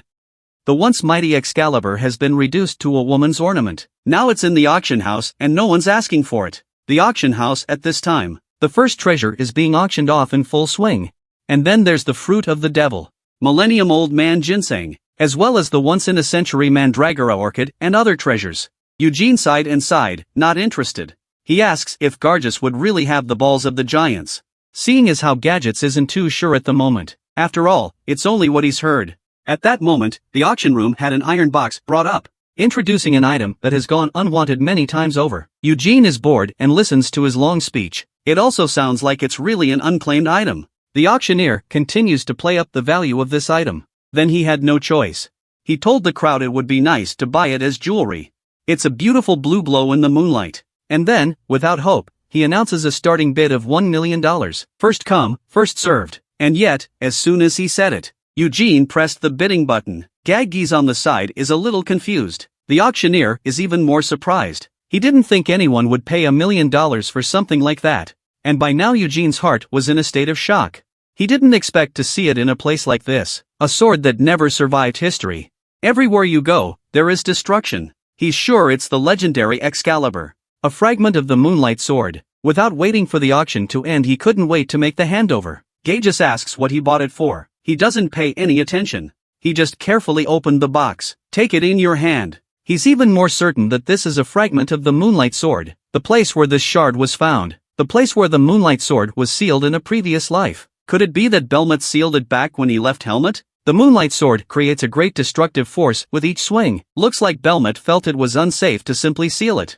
That's why he broke the Moonlight Sword, right? Now, the shard in Eugene's hand looks powerless. Eugene wasn't sure it had any power left. Nor is it as ominous as it was 300 years ago. As he ponders, Eugene's magic phone suddenly rings. After connecting, the guide there told him he'd found Liddell. Eugene heads for the door without saying a word. Gadgis hastened to inquire if he wasn't going to keep looking. Eugene understands what he means, and he pulls out his black card. Tells him to use it if he finds a giant's balls. There's plenty of money in there. To the street. Eugene called to ask the guide where to go. The guide told him to find the store with the banana flowers in front. After some searching, Eugene finally arrives at the store. There are even two demons working as security guards at the door. Looks like the demons are having a hard time, too. For the first time since his reincarnation, Eugene encounters a demon. He almost rushes up and cuts these two demons off at the waist like he did in his previous life. But after calming down, he resisted the urge, showing the two demons that he's going in. The demons tell him the entrance fee is $2 million, separate billing based on dreams to be had. Hear this. Without hesitation, Eugene pulled $2 million out of his pants pocket. The two demons immediately and respectfully welcomed Eugene through the door. Eugene looks at them with a sigh of relief. I guess the power of money works everywhere. The man made excessive demands on the girl. And the young lady not only didn't get angry, she even agreed with him with a shy face. Eugene tracked Liddell to the succubus's grounds. The place is bustling with activity. As soon as he's seated, he's greeted by a beautiful succubus. Then he asked the succubus, "Where can I have that dream?" The succubus sees how anxious he is and doesn't say anything, getting right down to brass tacks. Tell him it's okay to be here, but there's a special room in the basement. The succubus was going to get him drunk and take him to the basement, but Eugene refused outright. Are you trying to make me cry by getting me drunk? Go straight to the basement and see all the sins you've committed. The succubus was also pouting when she heard him start singing a love song. She then agreed to his request. The two of them make their way to the underground corridors. Eugene says he's a little scared for the first time. In fact, he's taking the opportunity to observe the terrain. The The succubus told him not to worry and asked for a little bit of his essence. It's just a sore back for the next day. Eugene was able to get a good idea of the subterranean structure after some observation. Worried about making a mistake, he stops the visit, paying the succubus for the check. The succubus didn't see this coming. She's getting paid for services she didn't even perform. And then Eugene is back on the ground again. He is politely greeted by the welcome guest at the underground entrance. The guest of honor is welcome to return next time. He's masquerading as if he's just finished plowing. Eugene specially ordered a large table of dishes to replenish his energy. Just as he's enjoying his meal, two demons came up with a man. It was Liddell, who had just finished playing in the basement. He's already weak. Eugene is furious at Liddell's state. After playing with the succubus, he actually needs someone to help him walk. What a disgrace to the Reinhardt family. And then he's on his tail. He's trying to figure out where the demon's taking Liddell. Meanwhile, he can't help but guess. Is there going to be a second half? The demon is seen leading Liddell into a dimly lit room. Eugene, who was hiding around the corner, immediately rushed out, prepared to follow him in. But he was stopped in his tracks. They looked at him with a hostile look. The leader had corkscrew in his mouth and was squirting. Tell him this is no place for him. Tell him to get the hell out of here. Eugene is not a coward. Ask them what this place is. Why can't he come? The leader sees that he doesn't know what he's doing. He grabbed him by the neck, ready to give him a taste of his own medicine. Eugene grinned. How dare you lock my throat? Prepare to suffer the consequences. That's it. He hits the leader with a hard uppercut to the jaw. The 800-pound strong man was beaten to the sky by him so lightly. He's still spitting orange juice out of his mouth. The two little brothers see their big brother getting beat up. Drawing their swords, they're about to cut off Eugene's waist. But they haven't reacted yet. Eugene passed them by like a breeze on their cheeks. And when Eugene appeared, it's as if they'd been beaten up by multiple people. The sound of punches is all around them, enjoying the whiplash of love. They both fall back to sleep. Eugene was going to ask them where the hell this place was, but then he realized that all three were asleep. He couldn't bear to disturb their dreams. Eugene had to go in himself to see what was going on. Then coming to the door, he politely knocked on the door of the small dark room. The drug-taking sorority of three races was accidentally sabotaged. Just because a man never knocks when he enters a house. He kicked in their front door. The unprepared three races were startled by Eugene, who broke in. Eugene enters and smells the smell of medicine in the room. He didn't realize that Liddell's second half was even drugged. Eugene applauds their great racial harmony. I didn't realize that the three races could get high together in perfect harmony. Unable to stand his nagging, the three of them charge at him with their swords. Are you stupid? You've got a lot of nerve. Eugene, however, hit them with a trio of cavemen. All three of them were instantly knocked to the ground by Eugene and lost. Eugene draws his sword and asks them threateningly, "Where's Liddell? If you don't talk, I'll kill you." The three were afraid but never dared to answer. Eugene can't really kill them. He had to find it himself. He builds up his strength, causing his sword energy to fill the space. The sword energy under his command instantly broke through the doors of the rooms on the first and second floors. Eugene's senses don't pick up any sign of Liddell. Looks like it's on the third floor. He then hit a powerful hole wave to the ceiling, instantly blowing a hole through the third floor. Eugene uses magic to levitate, floating up the broken hole to the third floor. Looking at the third floor with only one room, Eugene now knows where Liddell is. At this point, a wave of dark red magic is coming from the door in front of us. Eugene reacts instantly and throws out the pieces of the moonlight sword he has just received. He's just finishing his preparations. The door to the room is blasted with a surge of dark red magic. The powerful magical attack was absorbed by the shards of the moonlight sword in front of him. Eugene says, "That was close." Luckily, the shard retains its aura-absorbing properties. Otherwise, it would have been a disaster. Eugene's got the shard. He asks the caster, "You used black magic just now, didn't you?" Yet the man is still in shock. He doesn't understand such a powerful magical attack. Why is Eugene okay? At this point, Eugene remembers. Gilead had said not to get involved in black magic. But damn Liddell for being the eldest son of the immediate family. Eugene just wants to find Liddell as soon as possible. He angrily begins to build up his power. Instantly, the white flames exclusive to the white flame style filled his body. The black magician reacted after seeing this scene. Eugene is a Reinhardt. He's hesitating. But then two demons came out of the room. Eugene recognizes them as the demons that captured Liddell earlier. It looks like Liddell is really in there. The two demons are ready to attack with their black nails that haven't been washed in years. Eugene doesn't panic as he takes his stance. Prepare for their attack. The two demons don't give a damn. They swung their claws at Eugene. These two demons had black fingernails that hadn't been cleaned in 10,000 years. They charged at the man with the sword nonchalantly. But the man with the sword, Eugene, just did a batusai. A tornado suddenly hit the ground. One of the demons is hit hard on the spot and is covered in wounds. The other demon's eyes widen in shock. But the arrow is on the string and it has to go. All he can do is keep charging at Eugene. Getting close. Swinging his proudly dirty nails at Eugene. Only to have Eugene chop off one of his sharp claws. He'll have to live with one arm for the rest of his life. But Eugene won't give him a chance. He's standing still and turning around, ready to grab at him. Eugene then catches the demon in the face with a dragon claw. He smashes into the wall behind him. The demon falls to the ground in a heap. And that's when Eugene hit it too hard. The transformation magic is lifted, revealing Eugene's true form. The black magician looks at his handsome face. Instantly lost in thought. He can't believe it. The man in front of him was the famous Eugene Reinhardt. Eugene saw that he had heard of him. Tell him to get out of the way if he knows what's good for him. As Eugene presses on, the black magician is frightened and panicked, rushing to get Eugene to stop and listen to his explanation. Eugene doesn't stop. He put his heart on the line. You made me do it. He then raised his hand and blasted black magic at the approaching Eugene. Eugene, however, simply waved his NID in his hand, and his ball of magic was cut in half. Eugene then accelerates into second gear. He charges at the still shocked black magician with his sword. Before he can react, the nether sword is already swinging at his neck. Eugene put the sword around his neck. Ask him how he smells like Liddell's perfume. Did Liddell commit a crime on him? Seeing that he didn't say anything and was scared as if he had wet his pants. Feeling bored, Eugene takes back his Ned sword and walks into the room. In the center of the room is Liddell, who has disappeared for a long time. He's lying on his bed performing some sort of ritual. The room was set up with a large bowl. Something unknown is still pulsing rhythmically. Eugene asks the black magician what's in that big bowl. The black magician tells him with trepidation, it's the heart of a unicorn. Eugene is surprised to hear that. Unicorns have a great deal of divine power and aura. It is known as a divine beast. Eugene is curious. Ask him if this is used to make a pact with the Demon King. The black magician stated in trepidation, that thing isn't good enough to make a pact with the Demon King. It's for making a pact with a succubus under Duke Bella's command. Eugene didn't realize the Queen of Succubus had lived for over 300 years, although the succubus hasn't reached the level of the Demon King, but was known as a duke in the country co-governed by the imprisoned Demon King and the destroyer Demonling, which means she still has power. So Liddell is actually just going to make a pact with a baron under the duke's command?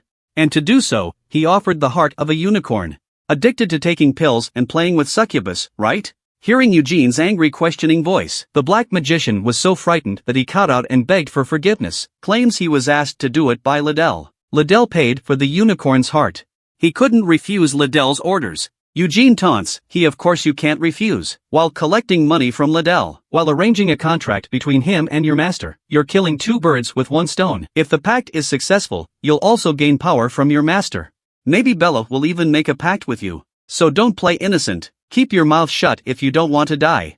This man is lying in bed on a beautiful day. Hateful Eugene goes up and gives him a big slap in the face. Did you do your homework? Did you make enough money? Whenever you're on vacation, all you do is sleep. You've got no motivation at all? Liddell, who was playing with succubus in his dream, gets punched by Eugene and squirts orange juice. Sobering up, Liddell was just about to scold him, but then he sees Eugene standing in front of his bed. Eugene said grimly, finally, you're awake. My good brother. Liddell dares not speak as he covers his freshly caressed cheeks. He knew he was finished. It's been a long time coming. He just stumbled and asked Eugene what he was doing here. Eugene, who is now suppressing his anger, is puzzled. I'm trying to understand you, but you don't seem to recognize reality, do you? If you're in a foul mood and only play with succubus, just having sweet dreams together is okay, but you shouldn't touch black magic. As the first son of House Reinhardt, candidates for the next head of the house, I can't believe you're planning to make a contract with the demon race, and with a low-level succubus. Liddell tries to explain, says he had no choice but to do it. And all he got in return was Eugene's sledgehammer. Eugene can't hold back any longer. You're a real dumbass. What do you mean, no choice? You crazy bastard. Don't you know that if you make a pact with a demon to initiate black magic, your soul will belong to the demons? Do you think this is just about you? Once you're a black magician, the whole family's reputation will be worse than a can of herring, and the demons that control your soul. If the devil told you to kill your loved ones, offer up family treasures, what would you do? You'll have to obey. After hearing Eugene's words, Liddell, on the other hand, continues to argue. said it was a pact with the devil that they would not issue unreasonable orders. Eugene is furious that he doesn't come to his senses. A pact? Who do you think that is? That's a demon. Do they have any credibility with you? And talk about not having to obey unconditionally. And yes, it can indeed be so. As long as you're not afraid to die, you can refuse. But a guy like you who's addicted to booze. How dare you? Crushed by Eugene's scolding, Liddell begins to complain. What do you think you know? Why blame me? Eugene's pissed off at him. Looks like my good brother has something to hide.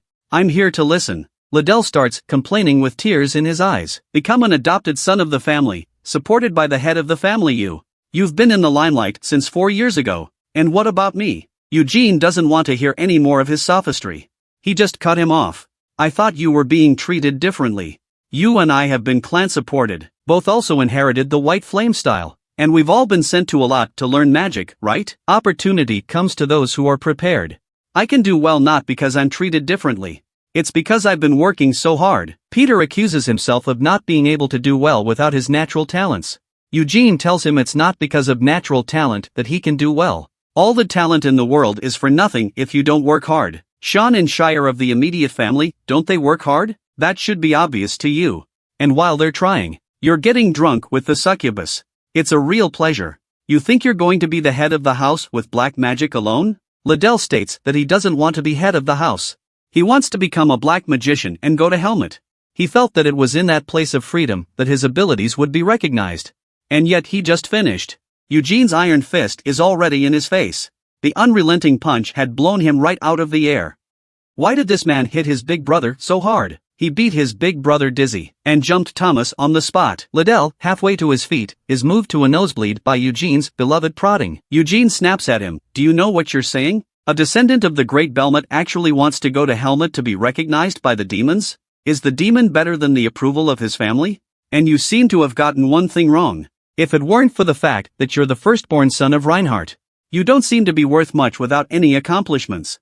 Do you think I'm right? My good brother. Born in a place that no one else could reach if they tried all their lives. I can't believe you put the cart before the horse and tried to be the succubus little brother. You're ridiculous. Not wanting to waste any more breath with Liddell, Eugene pulls out his magic phone and tells Barolian to come and take care of it. Not long after, the black magician Wayfarer is taken away by the guards. Barolian arrives on the scene as well. Barolian is disappointed to see the ghostly Liddell. And he blames himself. Finally scared, Liddell hurriedly explained to Barolian. Said he hadn't been initiated into black magic yet. Barolian is disappointed in him. Well, you haven't done. But you're going to do it.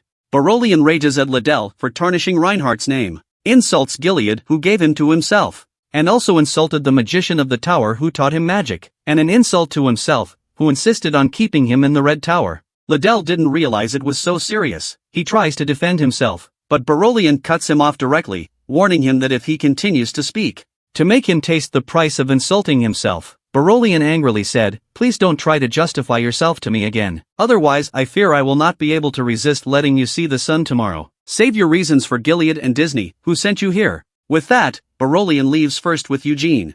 Lead was left alone, weeping. Late that night, Gilead and Disney, who had received the news, traveled all night to Alat. The two of them looked terrible when they find out what happened.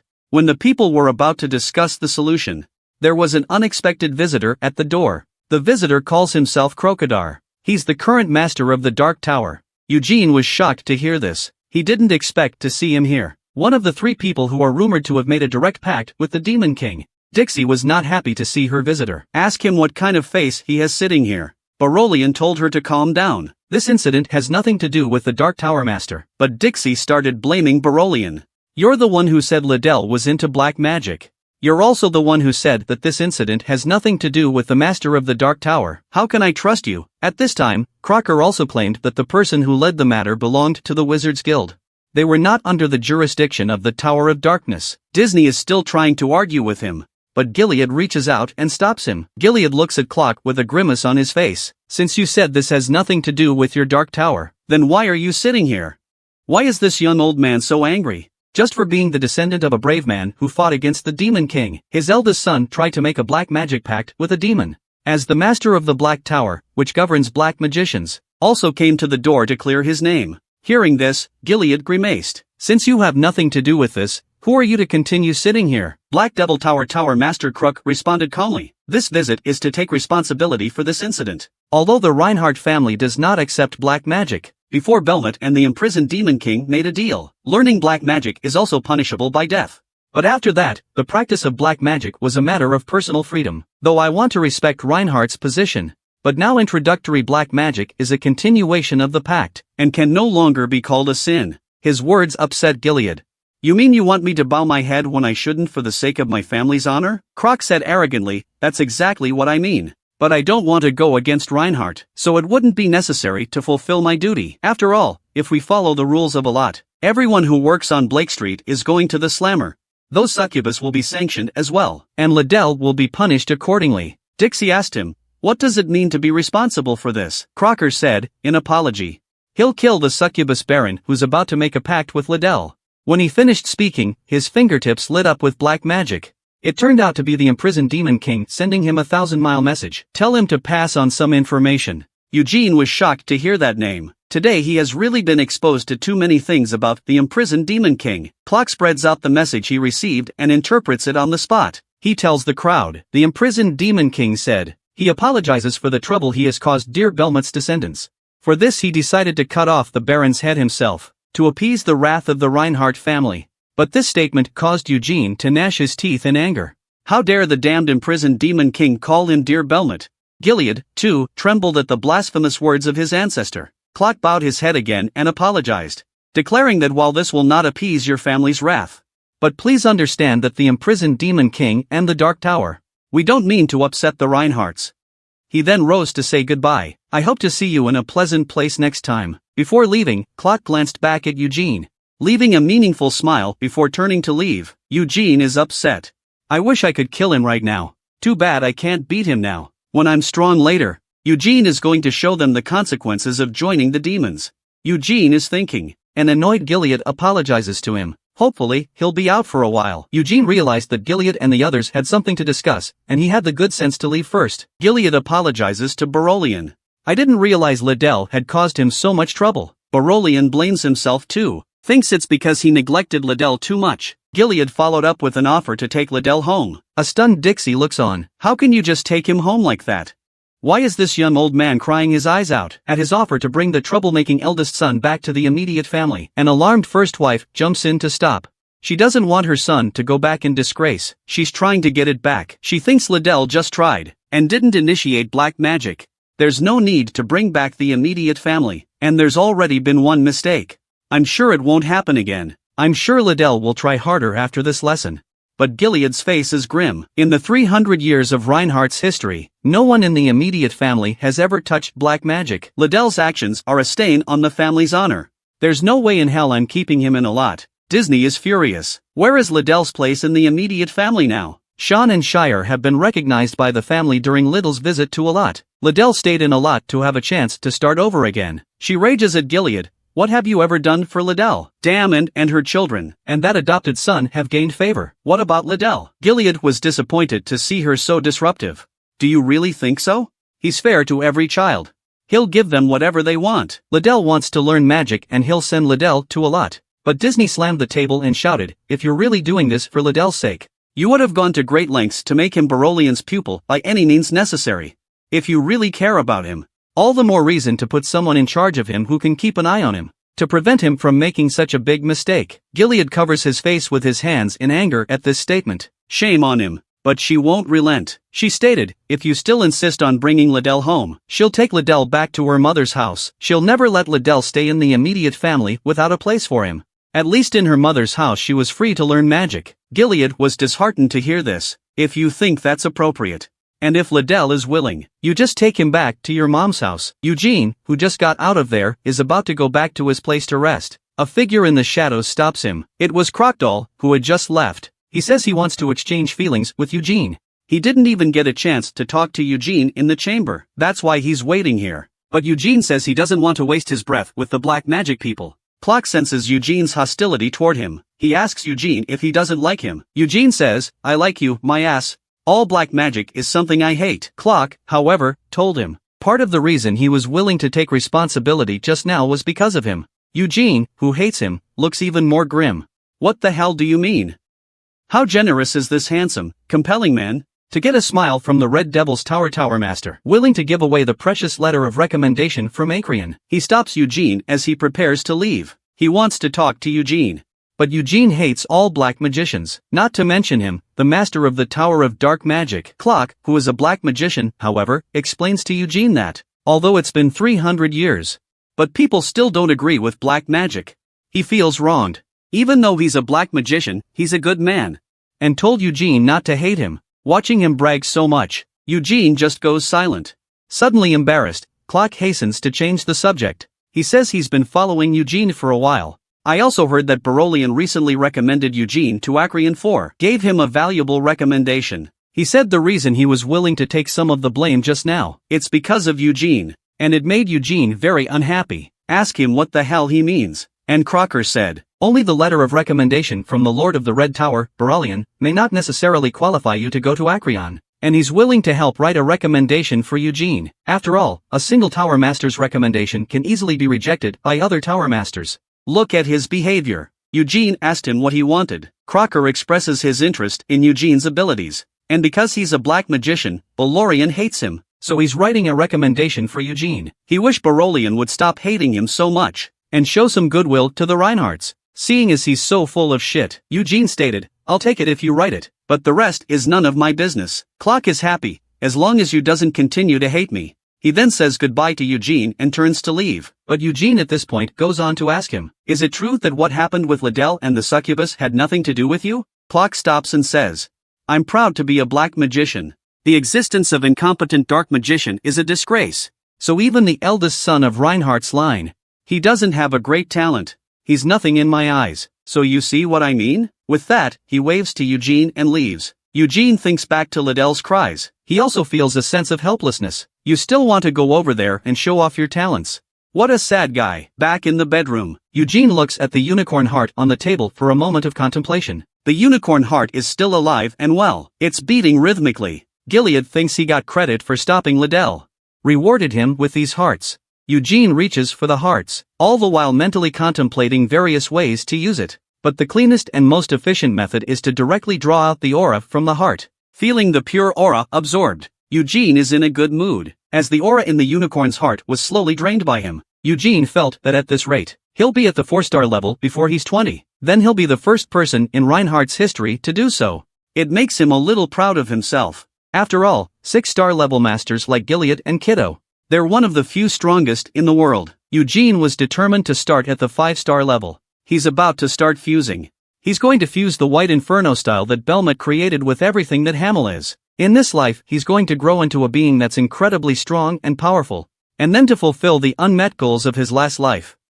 This young old man is actually an 18-year-old youth. Only because their family's muscle-growing supplements grow muscle though. But the side effect is aging at a young age. Before, in order to make the giant's balls into muscle growth agents, he got down on his knees and asked Eugene to help him. After getting the promise, he also promised that even if he gambled his reputation, he would pay back the principal with interest. Now he finds Eugene and tells him he's got the giant's egg. For 300 million, he can realize his dream. Eugene was furious at that number. It's a knife to the ass. It's an eye-opener. I can't believe it. Only a brainless person would spend that kind of money on this. But Gargus was impatient for Eugene to hurry up and give him the money. Eugene, in a cold sweat, tells him to watch his mouth. Unable to argue with him, Eugene can only take him to the bank to withdraw the money. The staff was also shocked to see the black card Eugene pulled out. He asked Eugene if he wanted a membership card here. A discount on membership. Eugene refuses. After withdrawing the money and coming out, Gargus invites Eugene to his place to enjoy the balls together. Because as soon as the money is paid, the balls will be delivered to his place. He told Eugene not to miss this opportunity. And Eugene was sick. Am I crazy? I have to go to your place just to see a testicle. But Eugene then remembered something. Said that we can go and see together. Gaggis asked him if he was moved. If he's moved, he can have some of it. Eugene refused, because he's not interested in giant eggs. Instead, he wanted to see Gadget's red flame. He wanted to see how the red flame style compared to the white flame style. He was wondering if he could combine the two. But then he suddenly saw something. He couldn't believe he saw that figure here, defying Gargus' attempts to stop him. Eugene with a flipping leap over the guardrail. Landing on the ground, he puts it straight into second gear and accelerates. He's headed for the front. He thinks he might have been wrong. because that figure shouldn't be here. But he still wants to see it. Anxious, he pushes his way through the crowd. The hair that glowed purple. The vast aura contained within it. There's no mistaking it. Eugene has finally arrived, and the figure is right in front of him. Eugene looked at the familiar yet unfamiliar figure with mixed feelings. He shuddered and murmured, "Xenia, is it really you?" 300 years apart. A man finally meets the one he misses. For a moment, he was in a state of apprehension. "I don't know how to tell you what's in my heart. The woman is the same as she was 300 years ago. The man has been reincarnated." He felt that if Xenia in front of him knew, he should be scolded by her for being reincarnated as the offspring of a good brother, right? After all, with Xenia's temper, even after 300 years, it should still be the same. An excited Eugene wanted to go up and hold Xenia's hand. However, his hand went right through Xenia's arm. Eugene had a bad feeling in his heart. Did something happen to Xenia? He thought it was Xenia's soul. But upon closer inspection, he realized something was wrong. The girl in front of he is a magical illusion. It's not Xenia's real body. I thought I had met my partner from my past life. However, this is the case. Eugene is a little down in the dumps. But Eugene suddenly realizes. The succubus, which hadn't been moving at all, was actually reacting. She turns to look at Eugene, who is standing behind her. Like she's making sure of something. Seeing this face again, Eugene couldn't help but blush. Xenia's succubus is finally confirmed. He is Hamel. She looked at him with a smile on her face. Then Xenia slowly finished speaking. The succubus began to fade away right before Eugene's eyes. Eventually, the succubus disappeared in front of Eugene, little by little, as a point of light in the sky. Eugene looked sadly at the points of light. You found me, didn't you? But soon a smile appeared on his face. Looks like Xenia recognized me. Eugene turns around and is filled with joy. I found you too, Xenia. He then turned around and walked away. Eugene was deep in thought as he watched the streets go by. There was no doubt that Xenia was alive. She came here specifically to find him.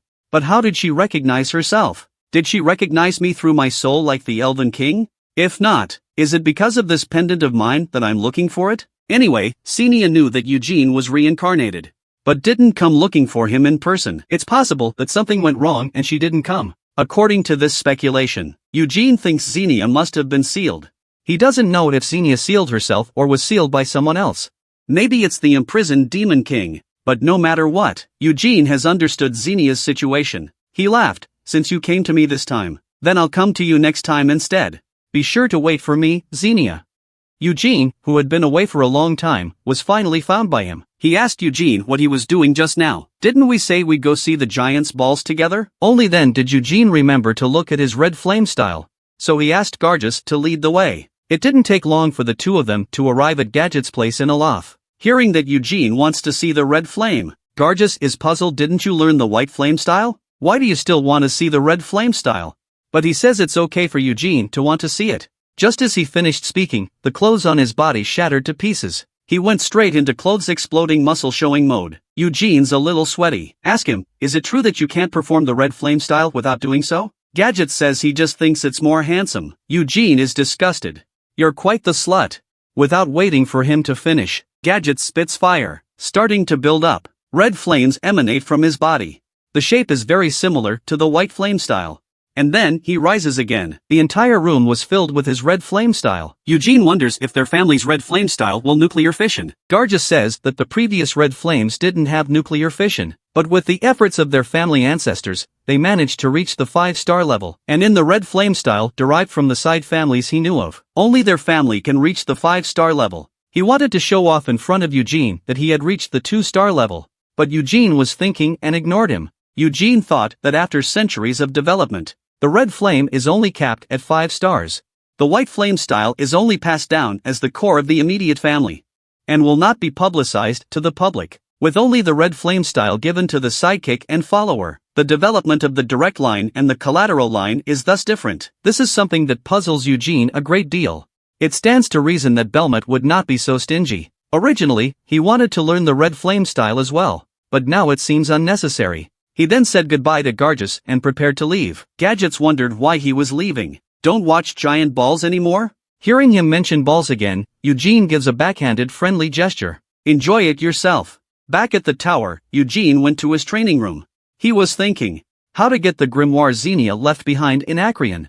He thinks there must be something in there about Xenia. Now it's not just Berolian. Even Croc is writing him a letter of recommendation. He's one step closer to getting a pass from Acreon. Xenia, since you've been waiting for me for 300 years, I don't think you'll mind waiting a little longer. Looking at the shards of the Moonlight Sword in front of me, Eugene is deep in thought.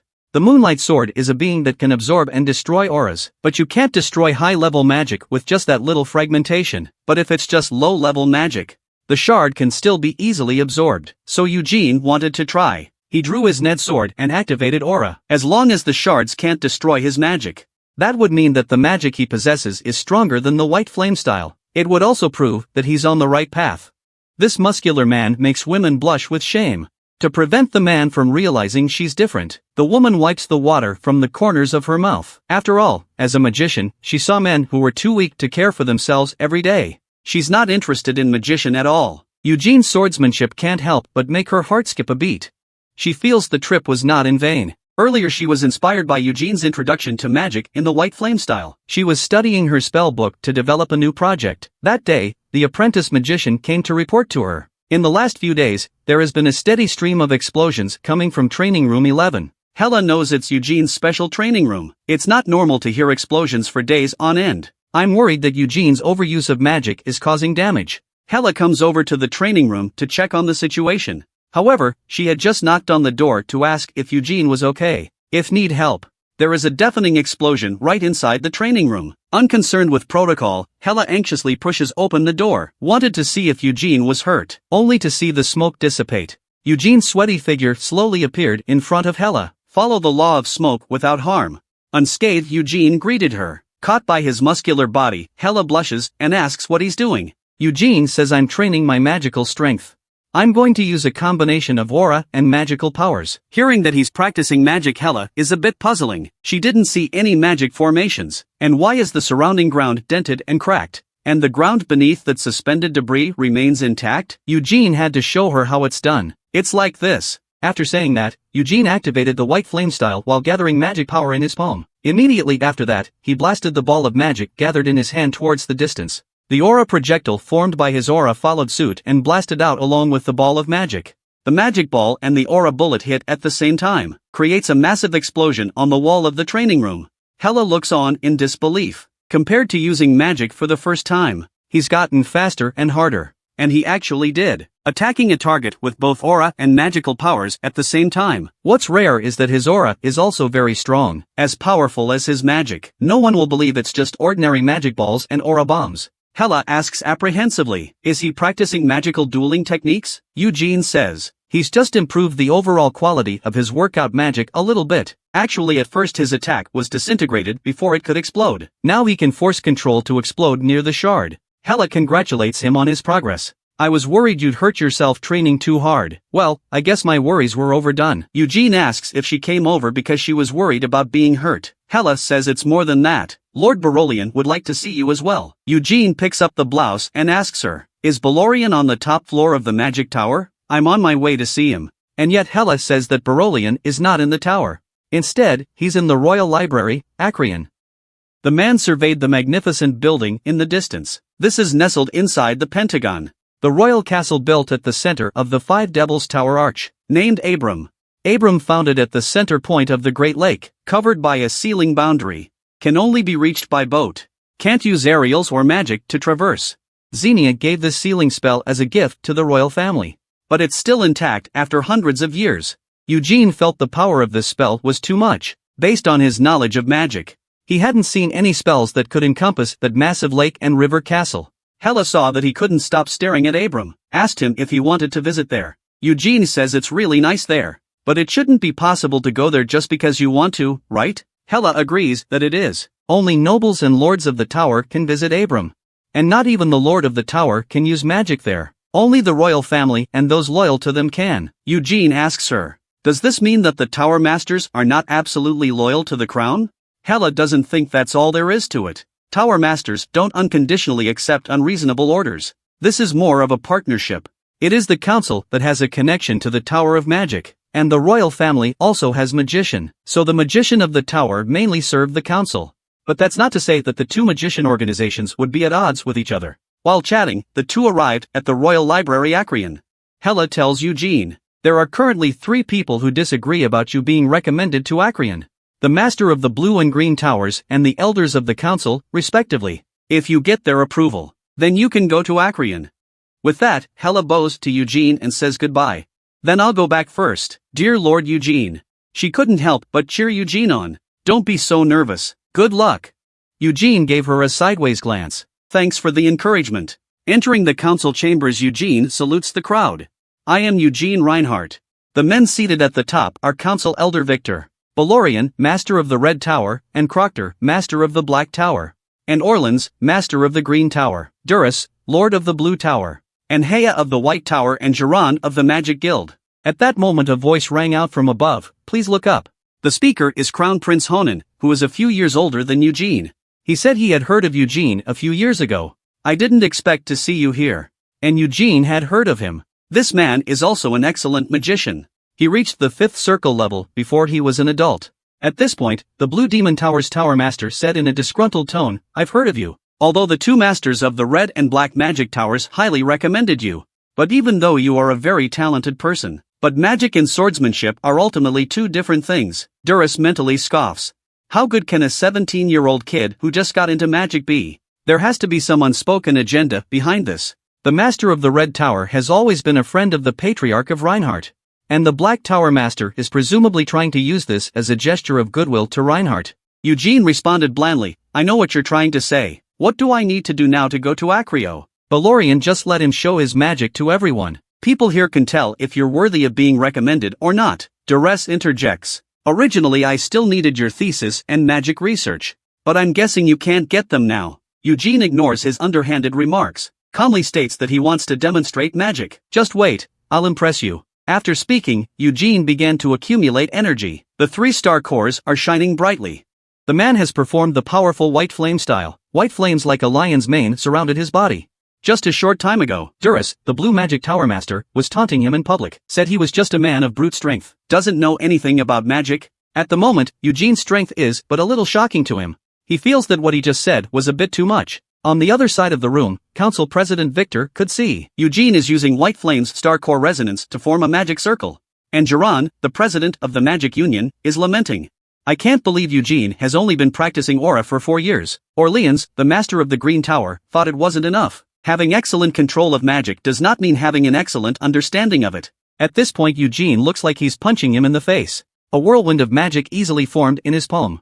And then it scatters in all directions as a magic bullet. And then it instantly merges into a ball of magical fire. Eugene does this and then creates a magical blade of air in his left hand, cold and sharp.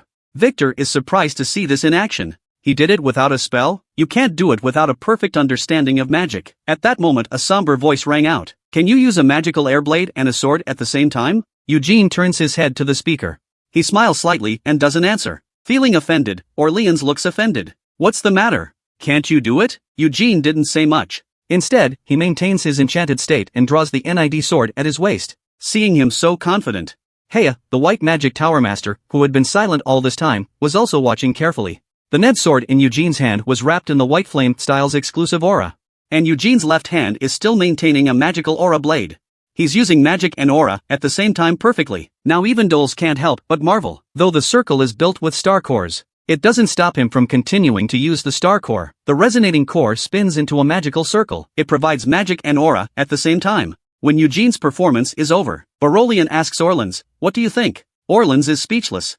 What can he say? He can't say he was just publicly punched in the face? But he quickly adjusted his state to say that. We need to talk. Barolian thinks there's no problem, of course. He kindly asks Eugene if he can step outside for a moment. Eugene is in a good mood after his successful performance, but he's still dignified enough to oblige. Then he left the crowd of people with different minds and turned away in style. But after Eugene's departure, Dulles reconfirms with Barolian, Master of the Red Tower, you really didn't teach him magic? His questioning annoys Balorian a bit. I've told you many times. Eugene hasn't been coached by anyone. He's been practicing alone for months, ever since he was introduced to magic. Duras was a little confused, having no one to guide you and only having read introductory magic books. That alone gives him such a deep understanding of magic. At this point, Honan, who hadn't spoken for a long time, interrupted him. You have to realize, he's the man who walked out of Reinhardt, a descendant of the great Belmet. The whole continent knows how powerful their bloodline is. This young-looking woman is actually a 100-plus-year-old magical tower master. As the crowd discusses whether or not Eugene deserves to be recommended, she voices her opinion. You saw Eugene's magic earlier. While the same first circle. But his circle is definitely more than a normal circle. And the stability of his magical structure is amazing. Even the strength of the 4th circle's magic couldn't break him up. Honan agrees. After all, a descendant of the Great Belmed, the entire continent knows how strong their bloodline is. Judging by Eugene's distinctive magic, he thinks Eugene's a legitimate genius. Heya was just about to agree, but a man nearby interjected that Eugene was too young. It was the dissenting magician master, Jiran. Though he did recognize Eugene as a genius, but he thought Eugene was too weak, considering Acreon's prestige. Just let the Red Devil Tata master teach Eugene for a couple years. It would be more appropriate to make him so powerful that no one would oppose him. Council President Victor, on the other hand, feels a 17-year-old kid has already achieved this, though still young and not yet strong. But it was a good investment to bring him to Acreon early. It'll build a rapport with him, too. Although our relationship with the Reinhardt family is already well established. But granting Eugene a personal favor was a worthwhile thing to do. Orleans interjects with an objection. Even so, he's just an adopted son. He's not worth much if he's not going to be a patriarch. And Clock takes over with a smile. Indeed, Sean of the twins is the more promising of the patriarchs. It was originally supposed to be Liddell who succeeded as patriarch, but considering how he's tarnished their family's honor, he won't win the competition. But even if Eugene doesn't become patriarch, he'll grow up to be a very important member of the family. Victor felt the same way. But Eugene will have to leave the family if he gets married and has children. All the more reason to invite him to Acreon. Growing up, as long as he doesn't forget today's favor, he will be a powerful ally. Croc chimed in. I heard that Eugene made a big splash at the family ceremony 4 years ago. Reinhardt's immediate family has also recognized his potential ever since. With the support of Acreon, he has the potential to be the second Great Belmed. Hearing this, Orleans couldn't help but sneer out. You're going too far with your compliments. Crocodile, are you sure what you just said is what you really think? Clock's tone is also cold. What do you mean? What are you trying to say? Orleans taunts. I was thinking that you made a pact with imprisoned Demon King. Did his thoughts influence you? Clock laughs at his exasperation. Imprisoned Demon King has been busy with Helmet. Immediately afterward, he turned his words around and said in a morose tone. If I'm really under the control of imprisoned Demon King, I will use my powers more freely. You really don't have any brains at all. Orleans, though, was blackened by his scolding, but it also captures the point. How are you going to use your power? There was a moment of silence at this point. The atmosphere became subtle for a moment, but Clock's tone quickly returns to its original one. Because it's about the Demon King that makes me say things with aggression. I'm so sorry. And that's when Heya came out and said, let's stop this. Let's not get off the subject of the day. Since we've never been able to agree on anything, then why don't we settle this with a vote? Don't keep the boy waiting. Hornung thinks it's a good idea. He was the first to approve the issuance of an Acreon pass to Eugene. At the same time, Eugene, waiting outside the door for the results, finds out about Xenia from the stone carvings on the wall. A woman nearly 100 years old, and she's looking at the man in front of her. She comes up to the man and asks for a hug and a kiss, and then she asks the man to make a deal with her. After all, as the crowd heatedly debates whether Eugene deserves to be recommended or not, she's the one who proposed a vote to settle the issue. Eugene was still outside the door checking out the carvings. Because it says something about Xenia. He felt that Acreon was not so much a royal library as it was more like a museum. Even the stone carvings on the walls tell the history of a lot. It also includes the deeds of Xenia. Eugene learned from this. Xenia's records are stored on levels 12 to 14. She's the only one who used 3 floors to store her records. At that moment, a cheerful voice calls out to him from behind him. Lord Heya of the White Magic Tower is approaching him enthusiastically. This woman is the strongest elf summoner today. The first being in history to sign a pact with 2 elf kings at once. Eugene asks if she has discussed the results. Heya indicated that it was indeed over, but it won't be over all day if we ask all of them to agree. It wouldn't have ended so quickly if she hadn't proposed a vote to settle the issue. This time, 5 people agreed to Eugene's entry into Acreon. 2 people are against it, and 1 person chooses to abstain. Eugene fades in, so, this means I can enter Acreon, right? Heya laughs evilly. Don't you want to know who was against it and who abstained? Eugene says it doesn't matter. A majority vote is enough. Heya tells him she abstained herself. It's not a lack of support for him. I'm just afraid of trouble. Heya points to the other side of the building and asks Eugene, do you see any major illnesses in them? Even if it's been voted on, they'll still find a place to keep arguing. And that's when Duras turns his head to look their way, and then left Acreon in disgust. Heya finds it somewhat amusing. You know what? Lord Blue Magic Tower voted yes. Unexpected, isn't it? He was the one who was most against it in the beginning, but in the end, he agreed. Then she gloated and asked Eugene, Would you like to know which two voted against it? Eugene expressed no interest. But she still said to herself, it's the Lord of the Green Magic Tower and the President of the Magicians Guild. Eugene said, I said I don't care anymore. Heya says he doesn't look like a 17-year-old at all. The reaction was too flat. Shouldn't you be angry or frustrated? How dare they ignore Reinhardt's majesty? Eugene doesn't care about her. I'll leave now if there's nothing else. Seeing him leave, Heya called out to him, that's the Stormbringer Ned you're wearing, isn't it? The sword blessed by the Wind Elf King. Eugene is curious as to why she is suddenly asking about this.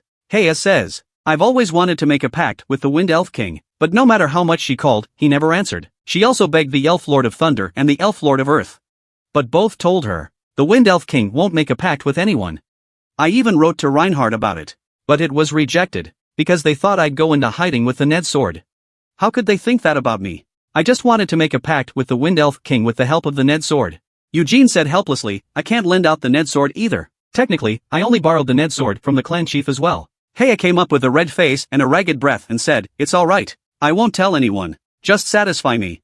100-year-old woman throwing herself at the man in front of her. But this man doesn't want to talk to her. Turning around, he's ready to flee. In order to be able to sign a contract with the Wind Spirit King, this woman, she wanted this man's sword. If he doesn't give it to her, she's going to rob him today. But Eugene is unmoved and rejects her outright.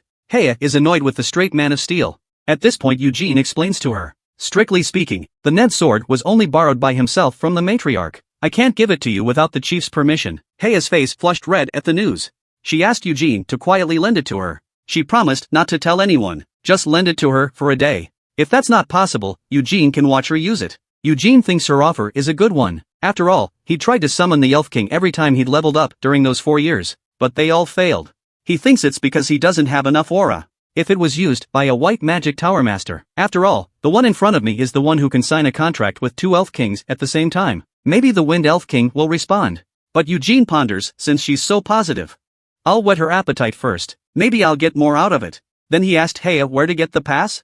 Heya positively pointed him in the right direction. It didn't take long. Eugene got his hard-earned Acrian pass. Eugene was overcome with emotion. Finally got this thing.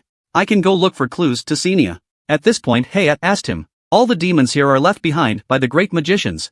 All of the great magicians recorded in the glyphs left their magic here, including the wise Xenia. But hearing her out, Eugene just looked at her silently. There's no extra reaction. Expectations dashed. Heya is somewhat helpless. Your response is boring. I thought you were interested in Lord Xenia. The first day you came to Aloth, you went to her former home. Then you went to Statue Square and met your friend. Eugene asked her how she knew so much about her whereabouts. Heya states, you may not know. You're very famous. Eugene didn't think she needed to say that. And Heya spits at him for being such an asshole. Borrow the Ned sword from him again by the way. Eugene decisively rejects her. The two of them arrive at the elevator on the first floor in the middle of their bickering. Heya tells him to insert his ID card into the hole in the front to select a floor. Seeing that he's going to the 12th floor, Heya continues to tease him. Looks like you really like Lord Xenia. Eugene doesn't bother with her, entering the elevator and asking if she's going to wait here. Heya states helplessly, as much as I would like to go with you. But time doesn't permit it. And going up there with you might be awkward for you when the time comes. After all, when you see the truth, the first reaction must be the most intense. Heya follows up with a bad joke. Should I get you some diapers? Eugene curiously inquires about her. Preparing that thing for what? Heya can't stop thinking about that image. Because you'll wet your pants. Eugene wanted to give her 2 smacks on the mouth when he heard that. But then he remembered he couldn't beat her. An exasperated Eugene can only press the shutdown button. Outside the door, Heya is still wishing him a good time. At this point, Eugene wouldn't have thought the people he'd meet later would throw him off his game. Reaching the 12th floor, the elevator door opens slowly. Someone is already waiting for him at the door, only to see the man gracefully orienting his magician's hat. She then bowed to him. Welcome to the halls of Xenia. The sweet voice of a little girl rings out. The Honorable Eugene Reinhardt. Eugene looks at the girl in front of him in disbelief. Are you, Xenia?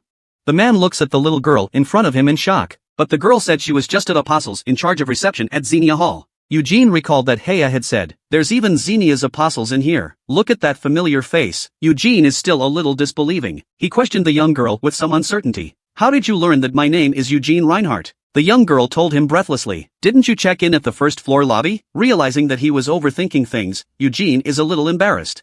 The young girl explains. All the demons here are connected to the Acrian magic system. We know who's coming in or going out. Eugene, realizing what was going on, asked what he should call her. The young girl happily says, Lord Xenia calls me Mel.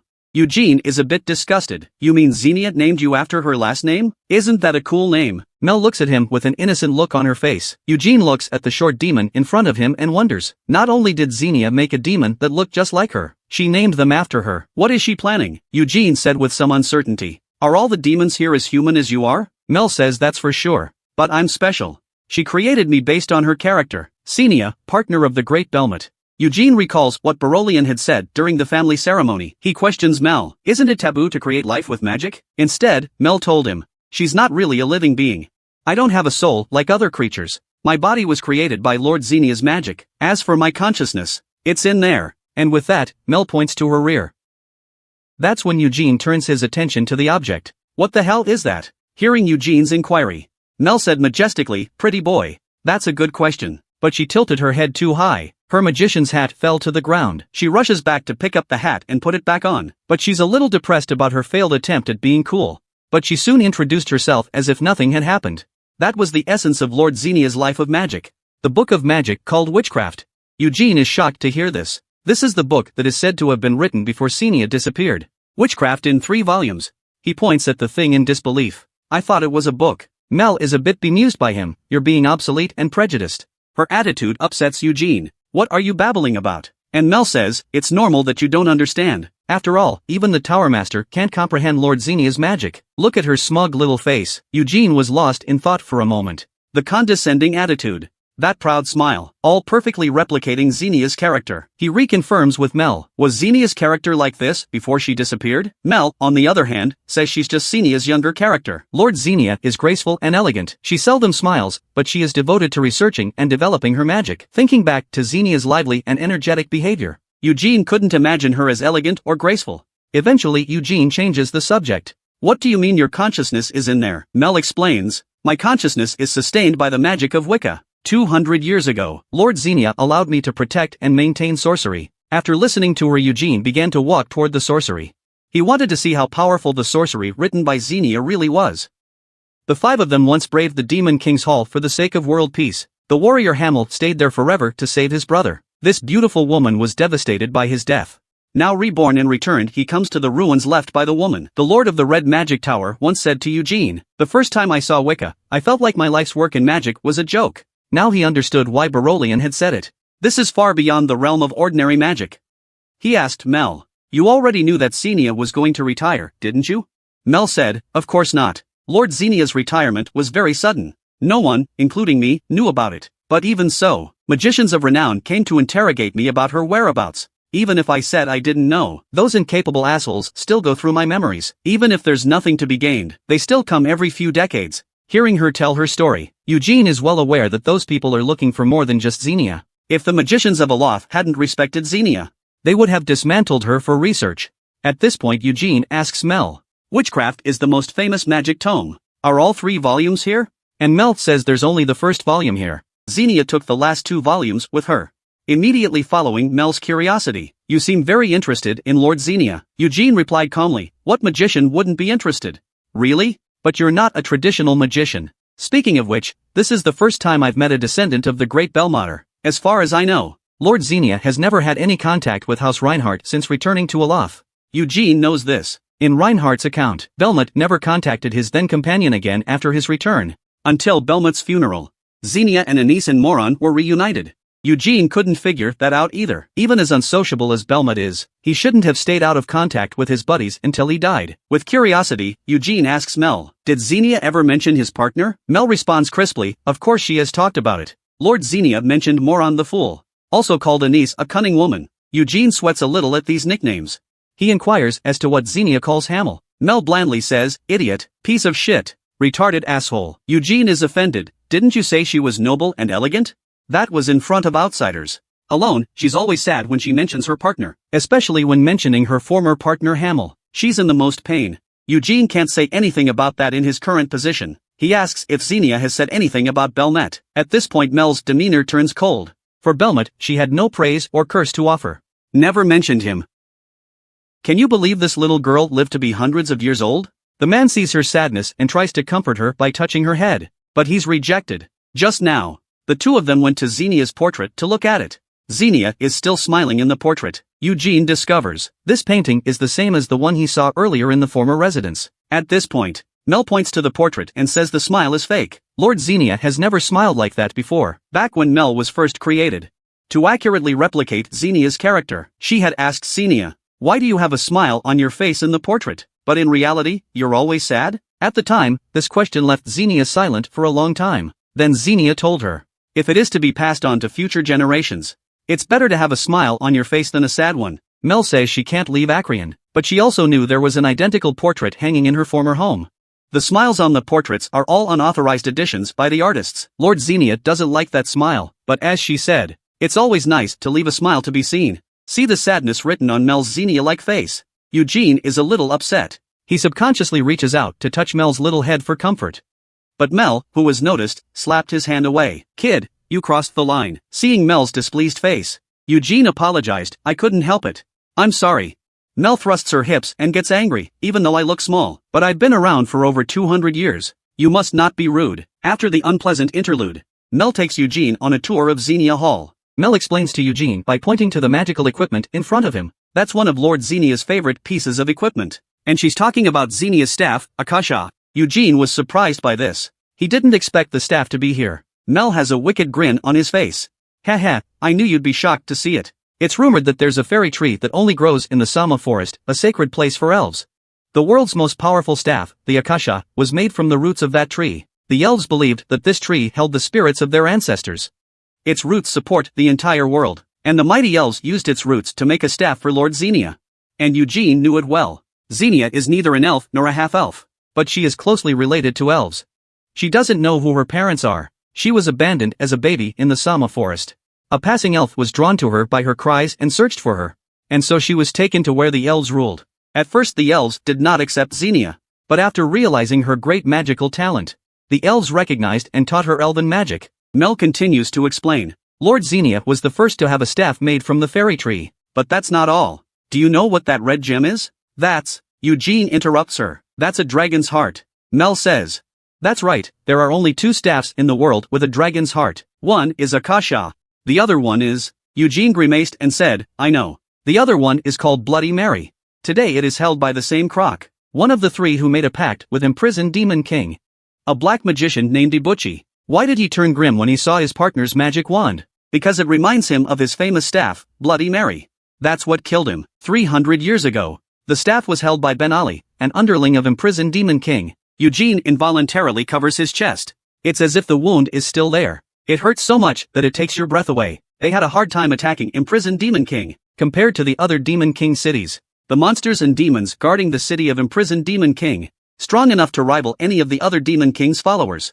Imprisoned Demon King's powerful weapon, the Blade of the Forbidden, and the Shield of the Forbidden and Benelli's Staff of Bloody Mary to keep them at bay. He was severely wounded when he destroyed the Shield of the Forbidden and finished fighting Benelli, bearing the cursed power of that staff. And so with his aura and magic drained, he was killed because he blocked an attack from Belmont who had no time to react. End of memories. Eugene asks Mel if he can try using Akasha himself. Mel smiles playfully and says, "Sure, but I'm guessing you won't be able to do magic with it. Akasha only recognizes Lord Xenia as his master." After Lord Xenia went into seclusion, magicians who tried to gain its approval failed.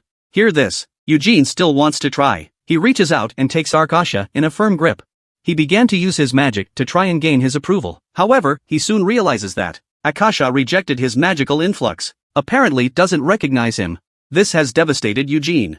Dissatisfied with Xenia's arrangement, when he first encountered Xenia's visions, Eugene thought Xenia would leave Akasha to him. It turns out that's not the case. If possible, he would prefer to keep Akasha for him, instead of a necklace that could only be used for pining. At this moment, Mel was curious. "You seem to like Lord Xenia a lot?" Eugene denied that he was not fond of him.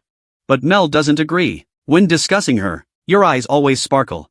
You're always mesmerized by her belongings." Eugene continues to deny it. "I'm just interested in old objects and stories." Hearing this, Mel said excitedly, "Really? Well, you'd be interested in that book."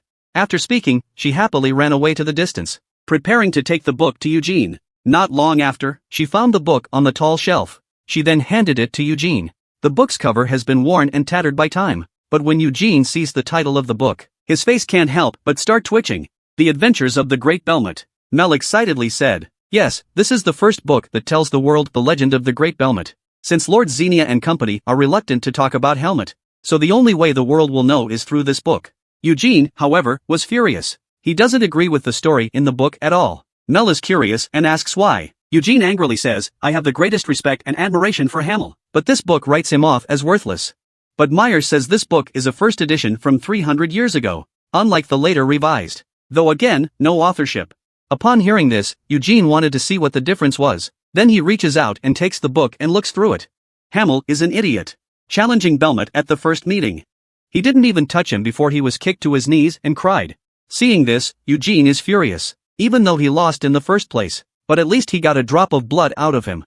And, how does this sound like an East tone? Seeing that he doesn't look any further, Mel stated, if you really like Hamel, then there's a place you'd be interested in. And with that, she turned and walked away, and motioned for Eugene to follow her. See how mysterious she talks. Eugene followed curiously, but after seeing what Mel said things, Eugene couldn't hide his shock. Why do visions of him and his partner exist here? Why is this man blushing with joy? It's because he saw a holographic projection of his buddies at his friend's house. He didn't think he'd ever see his friends again. Mel explains it to him. These are personal memories extracted by Lord Xenia. It's what they really look like. The handsome man in the center is the great Belmet. The smiling blonde woman next to him is Anise. Always carries a bottle, she calls it holy water. And the one who often confuses others as to whether he's a human or a troll, Molan the Brave. And the last one with the grin on his face is Hamel the Fool. His appearance only remains here. Eugene commented, that man is handsome. Mel agrees excitedly, indeed, Belmont is handsome. Eugene interrupts her praise. I mean, Hamel is handsome. Mel said with an incredulous look on his face, you have unique taste. Eugene blushed in defense. Belmont is indeed handsome. But Hamel is better looking. That beastly charisma. Praising himself made Eugene inexplicably ashamed of himself. Unable to speak, he made Mel forget what he had just said. After that, he and Mel read a half-dozen magical texts. Eugene's old face finally stops blushing. He questioned Mel. Since Xenia's traces were kept 12 to 14 floors, what's on the 14th floor? Mel says, 13th floor is Xenia Magic Research Records. But you can't understand that stuff now. And the 14th floor is the grimoire that ties all that magical research together. The notes above will make it a little less difficult to understand. Eugene thinks otherwise. Are those grimoires harder to understand than witchcraft? Mel says the two are not comparable. Witchcraft is hard to put into words. Why don't you experience it for yourself? Having said that, she takes Eugene back to the place where the sorcery was placed once again. She explains to Eugene, witchcraft is a method of optimizing magic created specifically for the circle. Enhance your magic without spells. It can also imprint magic on the subconscious mind and store it there. Increases casting speed. Can also cast spells on its own based on different stimuli. Though numerous magicians have begun practicing circle. But only sorcery was perfect for the circle. Maximum power with minimum magic. Eugene said sweatingly. Although I understood every word you said. But I can't understand what you're saying. Mel was very proud to hear that. That's for sure. How else could witchcraft be called the greatest grimoire of all time? Eugene thinks she's drifting a bit. You didn't write it. What are you so proud of?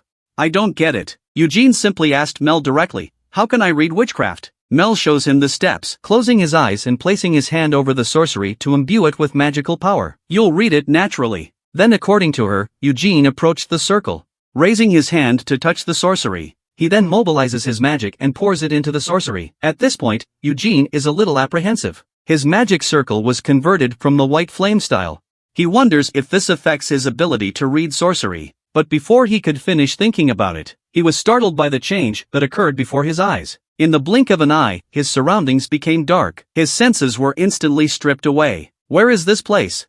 The man threw himself on the ground to cover up his pea-soaked crotch. Only because he has imbued it with magic for the study of the greatest witchcraft. And then inexplicably came the Darklands. The sudden loss of his senses caused him to panic. The lack of direction makes him feel like he's spinning around. It's like a dream, but different. At this point, his body is also out of control and he can't move. It's as if something is holding him down. Although he is awake, he cannot control his body. He feels helpless in this situation. He's at his mercy. Suddenly there's a light up ahead. When he looks at it, he realizes it's an ocean. When he looks down, he's in the middle of the ocean. It's then that he realizes it's a sea of magic. And before he knew it, then he was engulfed in a sea of magic. When he reappeared, he was naked and thrown high into the air. He leans down to look but finds a shocking sight. A magic circle appeared in the endless ocean. The ring's power shakes the surrounding ocean. And then, Small interlocking circles appear one after another within the circle. Eugene realizes this. This is a demonstration of the development of the magic circle. In the blink of an eye, countless small circles have filled the initial large circle. The final arcana is about to be demonstrated. But by the time Eugene looks forward to the next evolution, he suddenly found himself lying on the floor in the middle of the hall. Still in shock, he sees Mel next to him and realizes that his consciousness has returned to his body. But the first thing he does when he opens his mouth to ask Mel is, "Did I just wet my pants?" Mel says with a wicked grin on his face, "What a shame. Just a little bit. But you're pretty good." Many a magician has wet his pants at his first encounter with witchcraft. All you did was foam at the mouth and pass out for 2 hours. You know, the master of the White Magic Tower and the master of the Blue Magic Tower were not immune to this embarrassment in the first place. You're much more powerful than they were. Hear that? Eugene recalls the time when Heya reminded him not to pee in his pants.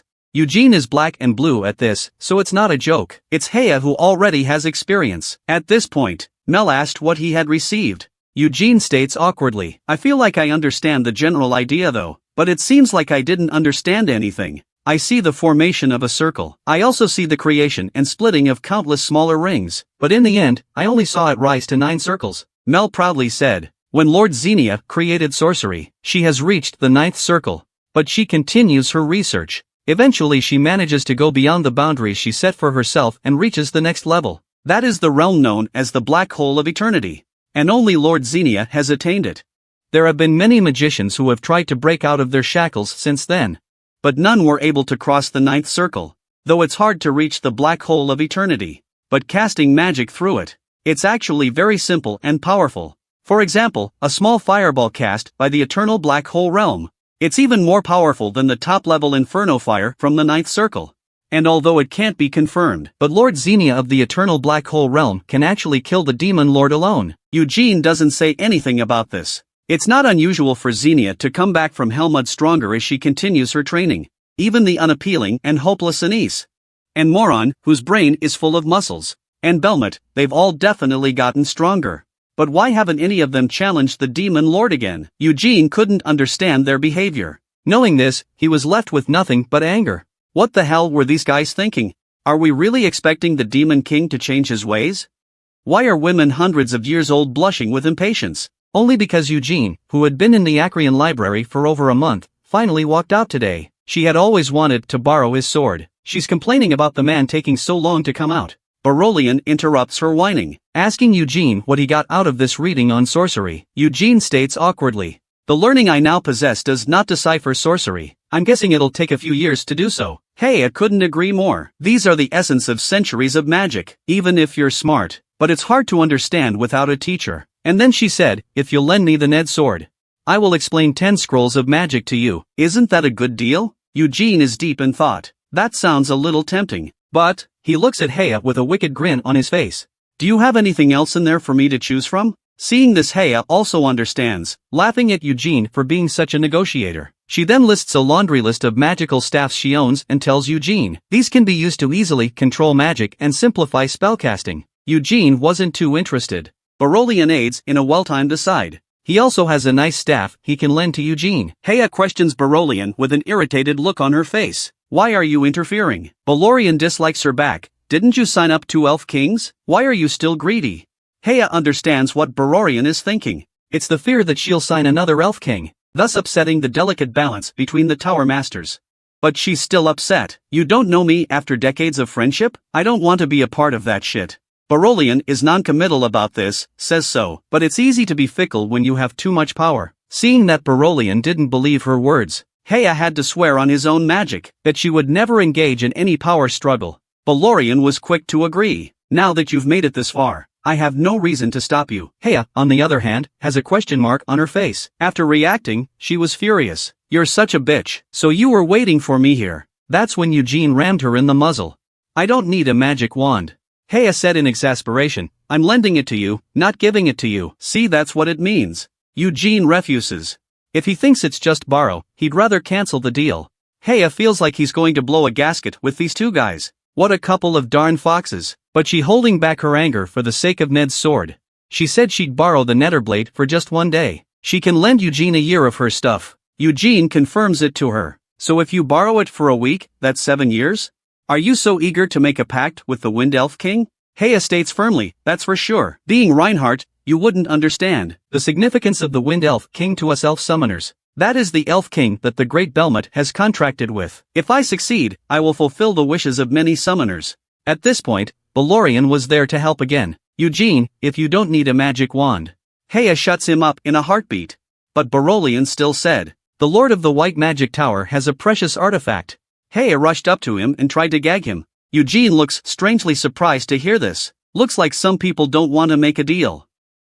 100-year-old woman is trembling and red in the face. Just because she wanted to use a bunch of junk to borrow the precious storm sword that can summon the Wind Elf King from a man. However, she was ruthlessly exposed by Balorian, who knew her details. Said she had a precious artifact. Balorian also told Eugene, that's a magical object called the Dark Cloak. Heya on the side was furious by him, barely pretended to be innocent and said, haven't you not used it for 10 years? Heya snarled, do you know how hard I had to work to get this? Continuing to feign innocence, Balorian states that even so, instead of using it as a decoration, wouldn't it be better to lend it to someone who needs it? Heya, confused by the way he was winding him up, couldn't find anything to say to him. Eugene's curiosity was piqued and he asked Heya what the Cloak of Darkness was. Heya, on the other hand, tries to hide it. It's just a magic cloak that keeps you warm in the winter and cool in the summer.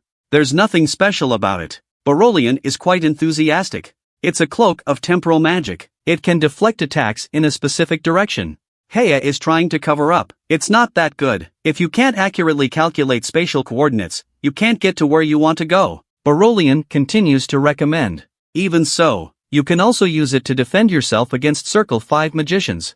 Heya makes a last stand. That's only possible if your magic is strong enough. Balorian makes his final strike. Cloak space magic can store things. Good for people who like to use many weapons. Couldn't take it anymore, Heya raged. You asshole. You're a real cunt. After listening to Balorian's explanation, Eugene liked it very much. Sounds like a good thing. I decided I want the Cloak of Darkness, but I will need to consult with the matriarch first. Heya, on the other hand, is proud to say, I haven't agreed to trade you for this. Seeing this, Eugene feigned regret and said, that's a shame. I'm a little hungry now. Lord Balorian, would you like to join us for dinner? Reacting, Balorian hastily agrees with Eugene. He knows a restaurant that tastes great. Check it out. The two then left Heya out to dry. They happily discuss what specialties they want to order later. Heya can't stand up to these two bitches. She's got no choice but to compromise. Why do I think I heard her agree? Eugene feigns surprise. Oh, Master Heya is still here. I thought you were gone.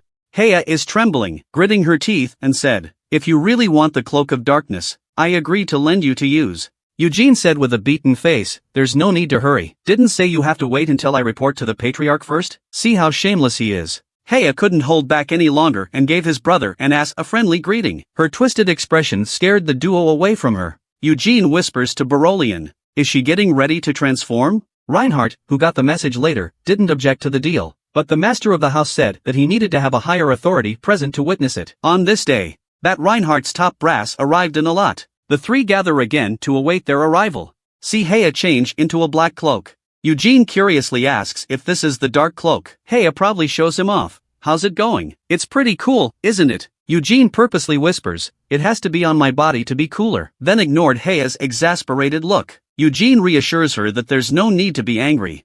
Be happy that we made a deal. Listen to him talk about business. Heya asks who's coming over from the top. She doesn't think it's the matriarch herself. Eugene said, it's led by Kiddo, who just joined the Black Lions, and Atari, the Guardian. They're investigating Liddell, by the way. Heya got serious on rare occasions. Guardian? The ones known as the Reinhardt Hounds? Eugene was curious about those people too. They are the guardians of the family. The Black Lion of House Reinhardt. Anyway, there are a lot of titles.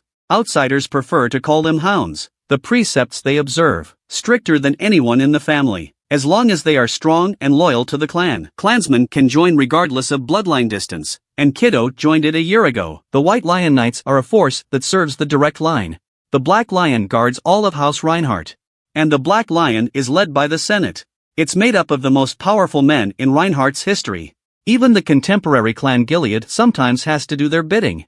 At this point, Eugene became interested in the Black Lion. After 4 years of living in the immediate family, he hadn't seen it once. The rumored most powerful knights of Reinhardt.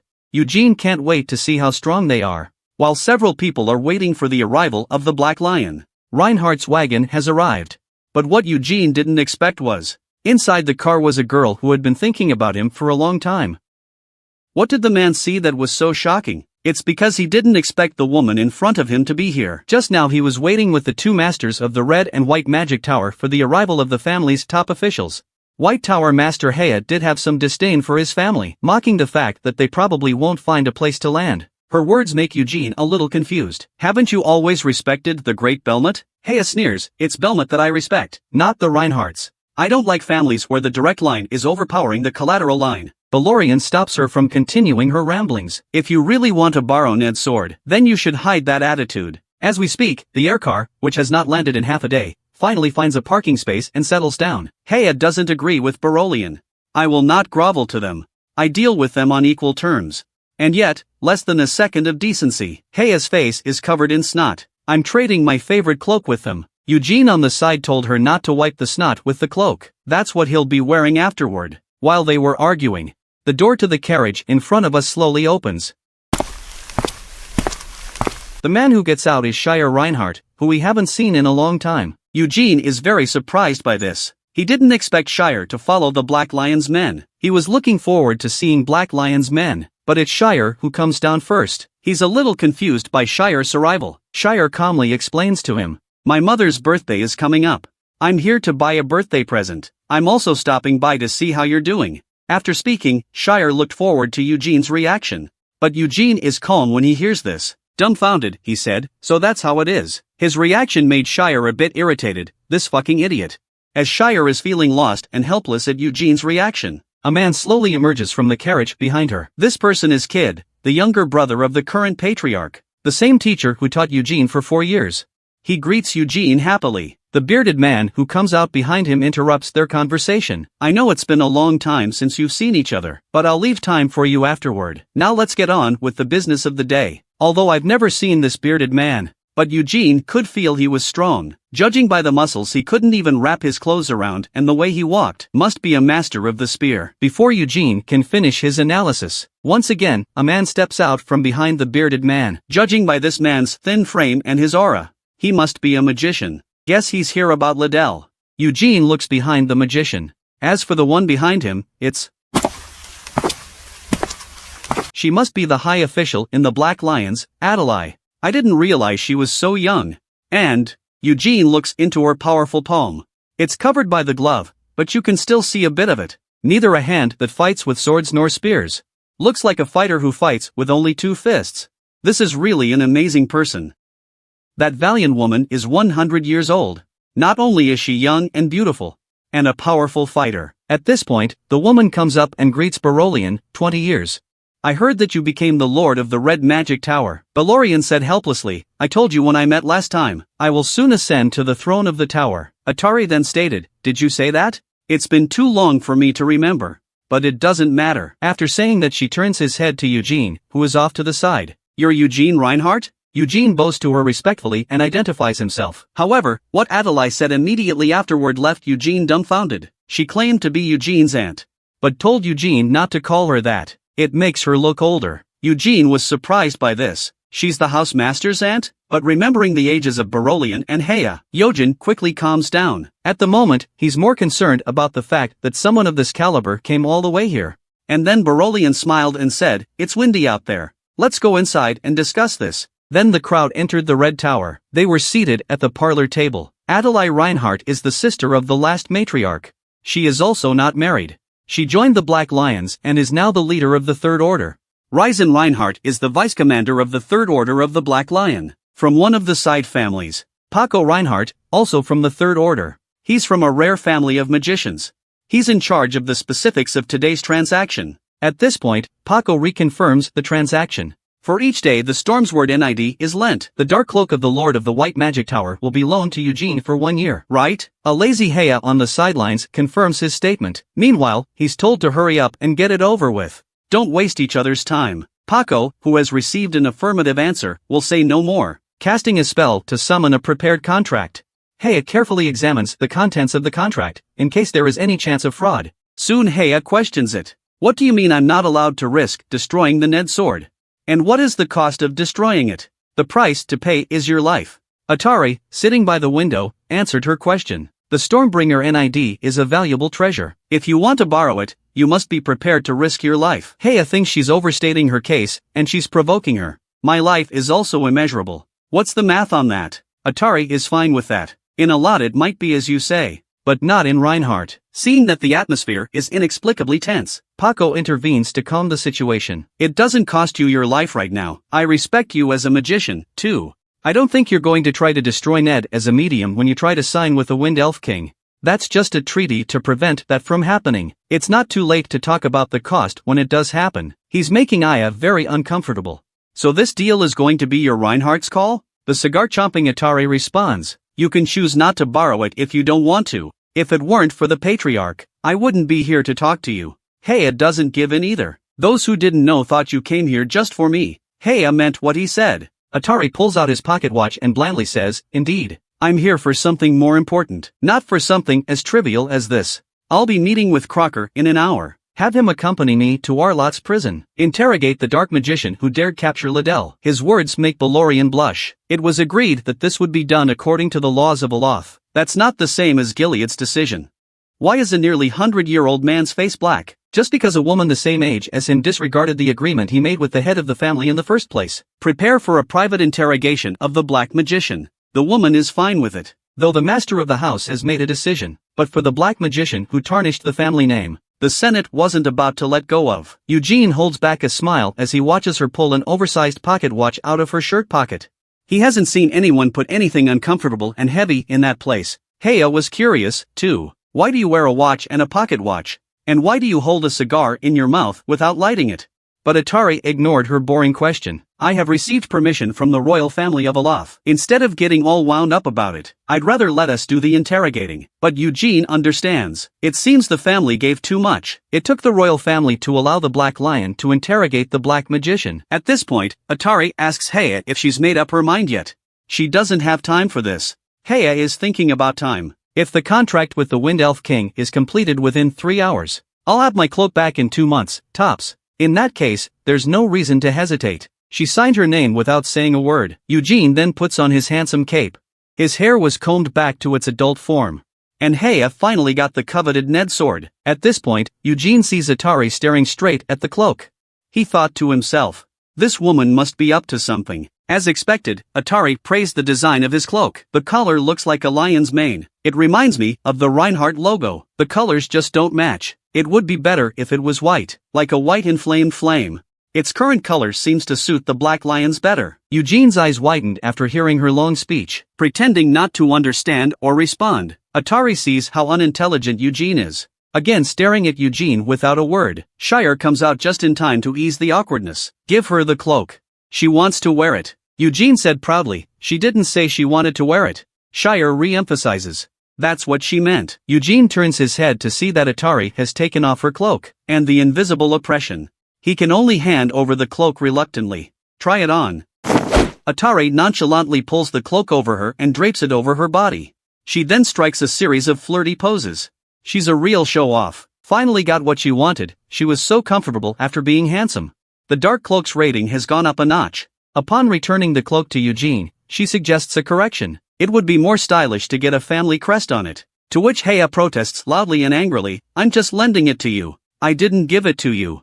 Do not damage my cloak. But Atari simply ignores what she says. Turning around, she instructed the Black Lions to prepare for departure. Before leaving, Kiddo turns to Shire, who hasn't moved his feet. Why don't you follow me? For his urging, Shire has already thought of an excuse. I will wait with Eugene until you return. And then the two of them went out into the street, preparing to pick out a birthday present for the head of the family's wife. Eugene takes the opportunity to tell Shire about stumbling upon Sean's fondness for rabbit ears. Wants Shire to correct Sean's hobby. Shire gets a chill, I'll tell my mother. But this is not the outcome Eugene was hoping for. He told Shire to just tell Sean politely. Shire agreed. And asks Eugene, pretending to be casual. You don't like rabbit ears. What type of ears do you like then? Eugene says he prefers normal. Time to go pick out a gift. And I don't really know what Mrs. Annie likes. Why should I come along? Shire just shut him up and follow him. Eugene retorts to her, if you only want me to follow you, why even call me out? At this point Shire turns her head to Eugene, who doesn't understand her. Her eyes are filled with disappointment. Why are women's eyes full of sorrow and disappointment? It's because the man she's been thinking about is a fool who doesn't know what she's talking about. Not only does he fail to see the point of her asking him to go shopping with her, and he's whining about leaving her behind. She confronts Eugene about it. Are you trying to leave me alone in a foreign capital? What if I get lost?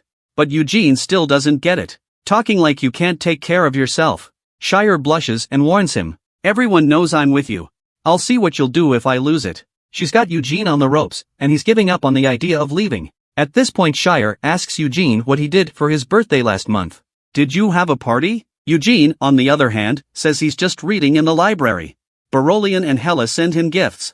But he didn't take them. Shire is keenly aware of the unheard of name. Ask who is Hella. Is it a woman? Eugene is speechless. You can tell it's a woman by the name. He didn't want Shire to press him, so he quickly changed the subject. I haven't seen you picking out a gift all the way here. Is there something else you want to do when you follow Atali here? Shire was a little embarrassed to see him mention it. I see you found out. I'm begging her to take me as her disciple. My brother will be the head of the family anyway. I'm not interested in that position either, and my mother wants to arrange a marriage for me. Speaking of which, Shire peeked in to see how Eugene was reacting. The result is that Eugene is as calm as ever. There was no reaction that she was expecting. Disappointed, Shire turns his head and continues to explain. I hate arranged marriages, but I also don't want to be locked up in a family and pretend to be a lady. Eugene, who understood what she meant, concluded. Is that why you want to join the Black Lion Knights? Shire says she can't join right now, but she wants to be mentored by Atari first. Seeing that she's starting to try to go her own way instead of trying to rely on her family for survival, Eugene is gratified. He then asks her how Sean is doing. Shire is a little surprised to hear his compliments. That's a rare compliment. As for Sean, you have nothing to worry about. He's always talking about you. He even asked me to ask you for tips on practicing the white flame style. Eugene, who heard this, asked Shire, is Sean up to 3 stars yet? Shire says no, same as when you left. Still 2 stars. Then Eugene asked if she'd seen Liddell. He'd only heard that Liddell had gone back to the family. He doesn't know how it turned out. Shire is disgusted about Liddell. I heard that Disney got a magician to teach him at home. He's already done that stupid thing. And yet they let him continue to learn magic, but he's not going to be clan leader. Let him be. Shire wraps his arm intimately around Eugene when he finishes speaking. Let's not talk about the unpleasantness. Take me to a good meal. Eugene, who heard this, reminded that there are plenty of restaurants in the area, but the taste is not as good as the family's. Shire, however, looks meaningfully at Eugene. It doesn't matter what it tastes like. Regarding food, it's not just the flavor that matters to look at. Ambience is important too. Meanwhile, in the prison on the other side of a lot, Ryzen wipes the blood from his hands indifferently. It's really useless. I can't believe he died like that. See this, Atari concludes. He would not confess even after being tortured to death. Looks like whoever's behind this is pretty good at what they do. How could such a lowly dark wizard have access to the firstborn? Probably had his fear removed by magic. He wouldn't have the guts otherwise. At this point, there's a voice analyzing the matter from the sidelines. I think he's desperate. Decades of practicing black magic with no results. If he die of old age, the soul will be taken by the demon of the pact. No chance of reincarnation, so he had to take the risk. Even if it means trouble. But if he succeeds, he'll be out of the woods. But Atari interrupts his analysis with indifference. I've heard that Duke Bella, the Queen of Dreams and Demons, is not involved in this. What are your thoughts on this? Crocodile, Lord of the Dark Tower. This man who is the devil's servant is a good and warm-hearted man. Not only did he lead the other side to interrogate his men to death, he's also answering their questions. But At-Talit clearly doesn't trust him, coldly questioning the Queen of Dreams about her involvement in the matter. Clock is helpless to do anything about it. I don't know why you keep targeting me. I've apologized respectfully enough in this case.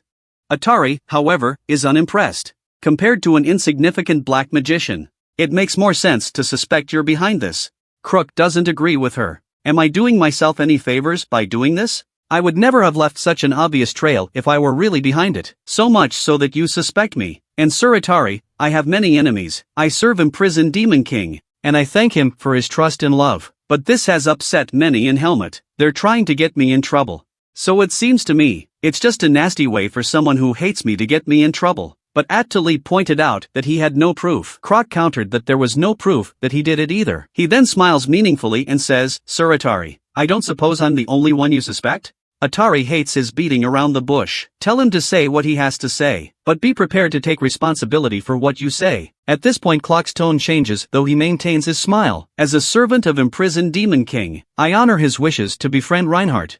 but I am mortal, after all. I can't laugh in the face of unfounded accusations. I am Crocodile, Lord of the Dark Tower.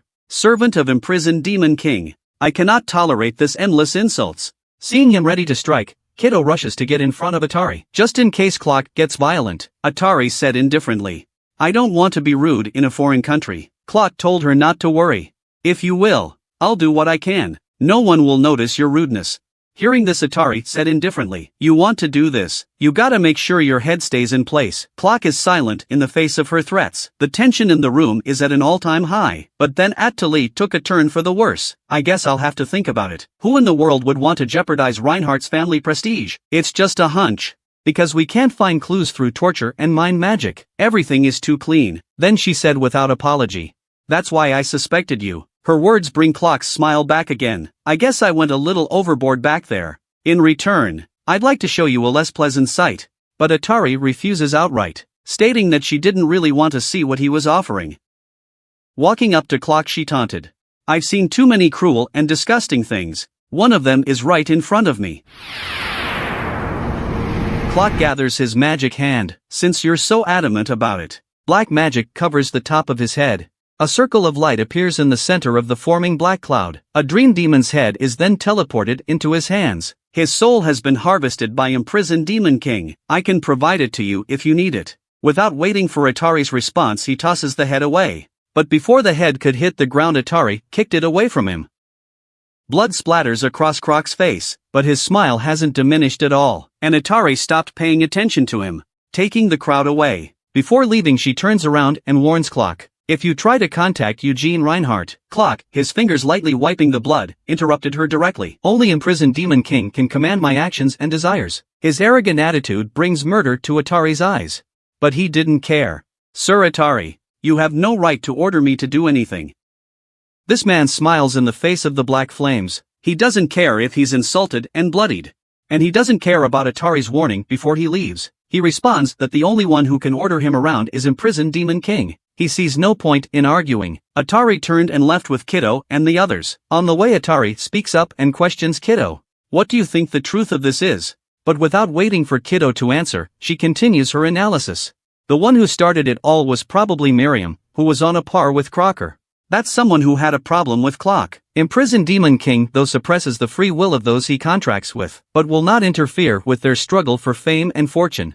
This speculation surprised Kiddo. If Miriam was the mastermind, wouldn't that mean that the nation of Nahama is behind it? Atari affirms his speculation. Nahama's recent dispute with neighboring Tulas. They may declare war in the next few years. Once the war begins, the master must prepare in advance. The entire Reinhardt family may be summoned. This made Kid realize. That's why Miriam wants to split Reinhardt first. Atari thought it would sow the seeds of division, if not cause it. It's also possible that Liddell's compulsion by Succubus was just a fluke. It doesn't go that far. But we must remain skeptical. She then asks Kiddo, what do you think of Croc's provocation earlier? What happens if it's not ignored? Kiddo thinks that if a fight breaks out, they'd probably all die except for Atari. Adlai flirted with the fact that he was really humble. Kiddo awkwardly states that he's not good at fighting magicians, to which Atari candidly admits.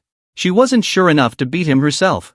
That's why she gave up the fight. Then she mentioned the punishment for Liddell. Liddell will be under surveillance from now on. The Senate has also sent a black lion. He was spared the death penalty because he was the firstborn. But there won't be a next time. And he will be disinherited. He'll be under surveillance for the rest of his life. They won't stop Daphne from finding a magic tutor for Liddell. If there is a hand in this, I'm sure we'll try to contact Liddell. Kiddo remembers how much Liddell loved magic. He couldn't figure out why Liddell had gotten into black magic. Though worried about Liddell's future life, Kiddo chooses to honor the family's decision. The time of parting is fast approaching. They are about to depart for House Reinhardt. Eugene and Barolian need to see the men off. Kid and Shire say happy goodbye to Eugene. Tell him to come back to the clan when he can. Eugene is happy to oblige, though he doesn't know when he'll go back. At this point, Atari turns his head to question him. Do you want to join the Black Lions? The position of squire to the second master is currently vacant. She can recommend Eugene immediately if he wishes. Eugene was taken aback by this sudden invitation. After some thought, Eugene declined her invitation, solemnly thanking her. Athalie, hearing Eugene's reply, stares at Eugene in silence for a long time. Then she turned around and set off with everyone. She left a message that said, "It's a shame. Eugene and Barolian stand and watch the air carriage leave. At this point, Eugene asks Barolian, has there been any news from the White Magic Tower Lord? Barolian looks helpless at this. If Heya had succeeded, she would have come to show off. It looks like she's still struggling. Meanwhile, the White Tower is filled with gale force winds. The figure on top of the tower raises his sword to the sky with one hand. It's the magic charged Ned's sword in her hand that's causing this phenomenon. This man is Heya. At this point, she's still trying to summon the Wind Elf King. A woman with a long sword attracts lightning to herself. And she's doing it to communicate with the spirit world, so that she could make a pact with the Elf King of the Winds. But no matter how much she called, she was never answered. It made her unable to stop cursing, to increase the affinity for each other. She's already snotty from the wind. But even so, she insisted on pouring her magic into the Ned. She believes that perseverance always pays off. And sure enough, golden lightning appeared in the sky. A voice called out to her from the lightning. But there was no joy for Heya when she saw who it was. For it was Levin, the Elf King of Thunder. Heya is puzzled by this. It's the Wind Elf King she's calling on. She didn't call on Levin. Levin said, he's here to deliver the Wind Elf King's message. He told you to shut up. He doesn't want to make a pact with you. Heya doesn't want to give up. She's still shouting, I am the greatest elf summoner of all time. I am the only one worthy of making a contract with you, so please appear before me. I can give you anything you want. Unable to get any response, Heya goes mad, shouting for the Wind Elf King to come out. Watch her stand there and go mad. The Thunder Elf King sighs helplessly. Then it directly sent down the thunder, which made Heya burnt and tender, to stop her from going on. After enjoying some death-defying electroshock therapy, Heya collapses to the ground with a flash of electricity. It's finally stopped. Before he leaves, Levin reminds Heya, you can't give the Wind Elf King what he wants. With the dark clouds lifting, the skies return to clear. Away, Levin murmurs something. Storm seeks to move north to conquer the northern demon realm, fulfilling a regret that has not been forgotten in 100 years. 10 days later, Heya appears before Eugene with a disheveled look on her face. Eugene looks on in a cold sweat. Why is she so tired after 10 days? Concerned, he asks Heya what happened. Did the contract go through? Unexpectedly, Heya cursed him. Why are you asking when you know the answer? You're an asshole. A shivering Eugene muttered quietly. Well, there's no need to yell at me. Unable to hold it in any longer, Heya exploded. That damned Wind Elf King. Blah, blah, blah. Meyer jumps out of his chair. Finally unable to take it anymore, she walks straight toward Heya. She came to Heya's side. She warned, Ms. Wet Crotch, please keep quiet. But her claim made Heya scream in anger. Eugene can only plug his ears and suffer in silence. He interrupts Heya's madness. Is it true the Wind Elf King didn't sign with you? Heya angrily dislikes he back. She states that she has no need to lie. Eugene, who had gotten his answer, patted his cloak. It's exactly 10 years straight to the day. Get me back the sword now for a discount to 9 years. It took a long time for Heya to respond. 9 years? She hurriedly handed Eugene back his Ned sword with trembling hands. She is devastated at the loss of her sword. Please take care of the dark cloak. Eugene can only sympathize. Let her go home and get some rest. After sending Heya away, Eugene reads the book of published adventures again. This paragraph is about the encounter with the giants. They're big, they're thick, they're invincible. Back then, tens of thousands of troops gathered to stop the attack of the Demon King's lackeys, the giants. Although the difference in size was too great to overcome. But the people of the time were not alarmed, because the great Belmet was at their side. A giant of 10,000 feet tall mercilessly trampling on human homes. But mankind was not alarmed by their arrival. Even if the giants were 1 against 1,000, and there were many of them, they could not bring mankind to its knees. Because at this moment, the great Belmont is at their side. His arrival was inspiring. The knights swore an oath to follow him. Despite what the knights say, it's just a way of rubbing off on Belmet's reputation so he can be remembered for generations to come. After all, they're not good enough to be in it. There's only one person who can really fight alongside Belmet, the warrior Hamel. Belmet's most trusted companion. The tacit understanding between the two is unmatched. Belmet signaled Hamel to attack the giant's left arm. He in turn fends off the giant's strong right hand. But Hamel says he's more interested in attacking the right hand, only because he thinks he's no worse than Belmutter. Facing the immensely tall giant leader Cole, only the two of them could have such a light-hearted conversation. Because only the Holy Sword can cut off the power of the devil who protects Cole, and the Holy Sword only recognizes Belmet as its master, so Cole was finally killed by Belmet. And finally, the other giants were incinerated by the magic of the beautiful Xenia. After reading this story, Eugene is pretty sure it was either written by Xenia or Anise. Mel is stunned by his words for a long time. Then disgusted, she tells him not to say such crazy things. Eugene explains awkwardly. There are a lot of noble adjective classes used here in the face of Xenia. But Mel retorts that that's insulting to Xenia. After all, who writes about themselves with so many adjectives? She then threatens Eugene with a raised fist. If you ever insult Lord Xenia like that again, I'll punch you in the chest. Eugene doesn't dare to argue with her anymore. Eugene says he needs to get some air. Mel curiously asks where he's going. Eugene tells her he wants to try his hand at witchcraft again. But Mel doesn't feel right about it. Thinks it's a bit arrogant to try again at his level. And Eugene thinks it's more fulfilling to challenge the impossible, doesn't he? Mel follows him and mocks him. You always fail. What's there to brag about? For 10 days Eugene has been trying his hand at witchcraft.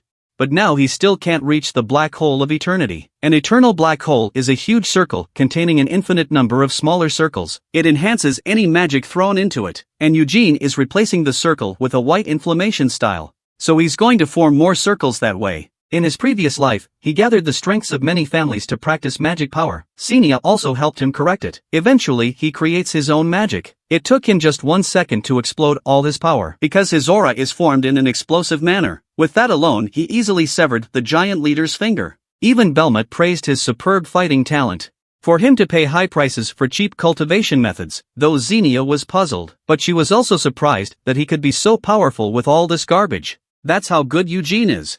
A miracle in the form of a miracle. At this time, Eugene once again entered the sorcery to realize the black hole of eternity. Now he won't pass out at the sight of a black hole. Already able to see how magic works, and how the infinitely recreated smaller circles within the larger circle are formed. Eugene is convinced that it is possible to reach the level of eternal black holes with the white flame style. In Eugene's continued attempts, 2 years rushed by. The man practiced magic every day without eating or drinking. The ocean of magical power is a place where one can realize the supreme law of the land. Every day for 2 years has been boring and fulfilling. It's summer after 2 years. In the library of Acreon, Eugene, 19, is working overtime on his thesis. He's too focused. Mel called out for a long time before he responded. Mel had no choice but to repeatedly warn him to pay attention to rest. Let's go get some lunch and come back. Eugene says he's not hungry. Leaving now would interfere with his writing thoughts. Mel doesn't understand why he's in such a hurry to write his thesis. Besides, it's easy to make mistakes in such a hurry. But Eugene thinks he's calm now. There's nothing wrong so far. Mel's not happy with his answer. A normal magician would take decades to complete his thesis. And you're arrogant enough to start writing it already. Instead of wasting time, you should spend another 10 years consolidating your knowledge. Seeing her look so serious, Eugene smiles and says, "What a cute little Mel." His words instantly made Mel blush and freeze in place. Then she waved her fists anxiously. "I'm over 200 years older than you. You need to learn to respect me." Hear this. Eugene responds with a bad smell. "I didn't realize my little grandma was shy." Mel is speechless for a moment. Has this kid always been so mouthy? And that's when Eugene stopped joking. He just whispered, "Do you want me to leave so badly?" Mel was at a loss for words as to how to respond. Eugene questions Mel. "I'm the only one who's been on this floor regularly for 2 years, right?" Mel panicked. That's because other wizards have studied witchcraft for a long time. All the magicians were amazed when they saw it for the first time, trying to master witchcraft, but ultimately failed. After that, they went to work on the magic they were good at. And you're not like them. You've been coming here every day for 2 years to study witchcraft. Your dedication and progress is unmatched by any other. It's as if you've come to Acreon for the sole purpose of witchcraft. You'll leave as soon as your thesis is done, right? Eugene doesn't deny it. He don't think there's any reason for him to stay when the time comes. Mel happily tells him about the benefits of staying. Barolian admires your talent. Whenever you want, Balorian will pass the tower to you. Counselor Victor is also fond of you. He wants to recruit you for his department. Even Crown Prince Huanan likes you. If you work for him, you'll be famous for decades to come. But Eugene wasn't interested in any of Mel's offers. He has a lot of things to accomplish. He doesn't want to be tied down. Mel's a little pissed off at his reaction. It's not like you're going to be the matriarch. Why do you have to go back to Reinhardt? Eugene is a little speechless at this. Why would I go back to Reinhardt just to become a clan leader? Mel is a bit overwhelmed by his answer. So you're sure you're leaving after the paper, right? Eugene told her that he wasn't exactly writing a paper. He's just sorting out the details of the magic formula. He didn't want to publish it, because Eugene understood. He created a magic formula, the Ring of Fire, that no one could use. When Barolian stated, "Theoretically, other magicians can't learn the Ring of Fire." You're using the white flame style of introductory magic. That's a very unique approach, but that doesn't mean that other clansmen who know the white flame style can imitate it. Valorian once tried Eugene's ring flame technique. Not being able to do the white flame style, he used circle magic instead, but it turns out the magic is flowing backwards. This proves that Eugene created the ring of fire for himself. No one else can practice it. Not only does Eugene rely on white flame style for star introductory magic, inside the circle he ignites his magic like Hamel did in his previous life to form countless spells. The spinning circle locks the magic in place. This is Eugene's own ring of fire.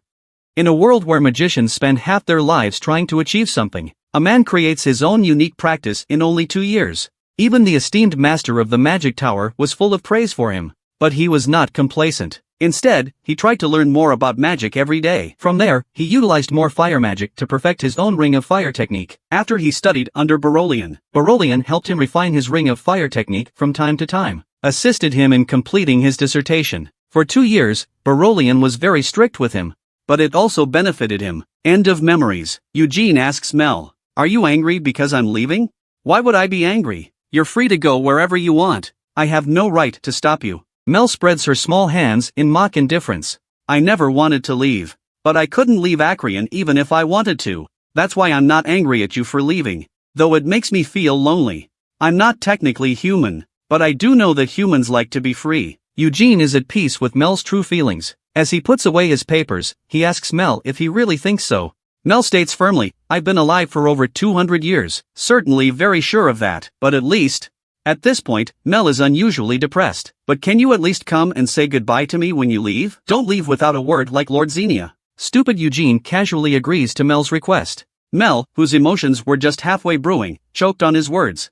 Mel voices her displeasure loudly. "I said all that fondly, and you do nothing about it. You're such an asshole." Eugene, ready to leave, still doesn't know what's going on. Mel chases after him, cursing him. She questioned Eugene in an aggravated manner. "Is it so hard to accept the advice of your elders? Can't you just stay?" But then she suddenly lowered her head shyly. "But if you stay in a lot because of me, I'd be embarrassed." Her character is based on Xenia's infancy. Sometimes she acts childishly and uncontrollably. So she thinks what she just said was childish. I hope Eugene doesn't mind.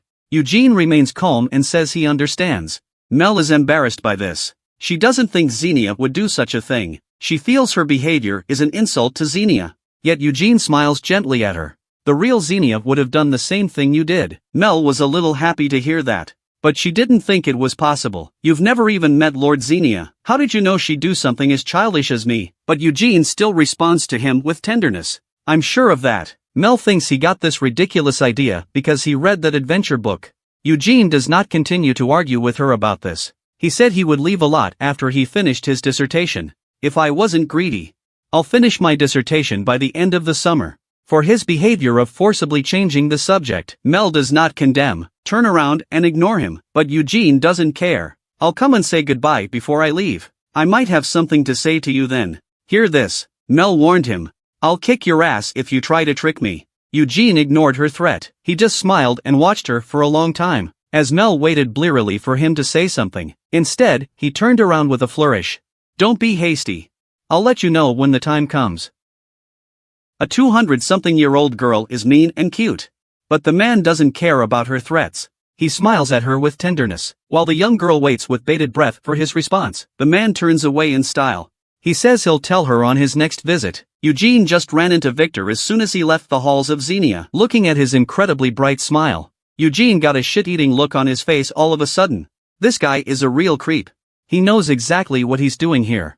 But he's not interested in that. Sure enough, Victor invites him to join the court magician again. He's been promised many favors, but Eugene still refused without a second thought. He doesn't want to be tied down. Undeterred, Victor immediately resorts to a roundabout tactic, claiming he could check Eugene's papers, trying to win favor. He says that the Red Tower Master specializes in summoning magic, and he's better at battle magic. More help to Eugene. Eugene refused. He euphemized that Victor didn't know what he was writing about. There shouldn't be any way to find out what's wrong. This makes Victor internally vomit. "It's because you're hiding it too well to show me." But still smiling on the outside. "If only I could see it." Can also make many suitable suggestions. Eugene had to decline again. "Thank you very much, but but that would be an offense to the Lord of the Red Tower. Victor hastened to say that they could do it quietly. Just don't let the Red Tower master know. But Eugene doesn't care about him anymore, and with a quick "excuse me," he turns around and walks away. Victor sighs as he fails again. Obviously a brat.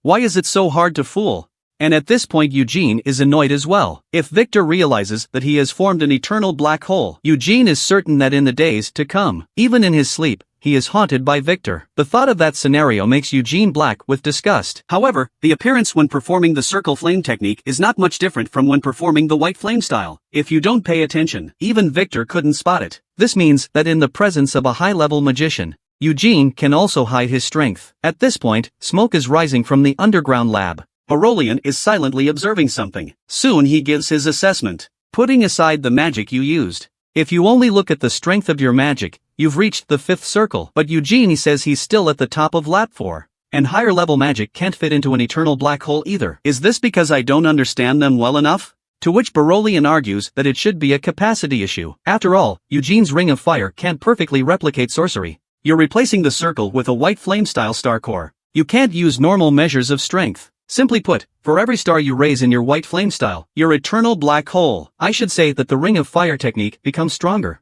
But don't let your guard down. Although I can't see the drawbacks of the ring inferno technique at the moment. But when you level up, there's a possibility of danger.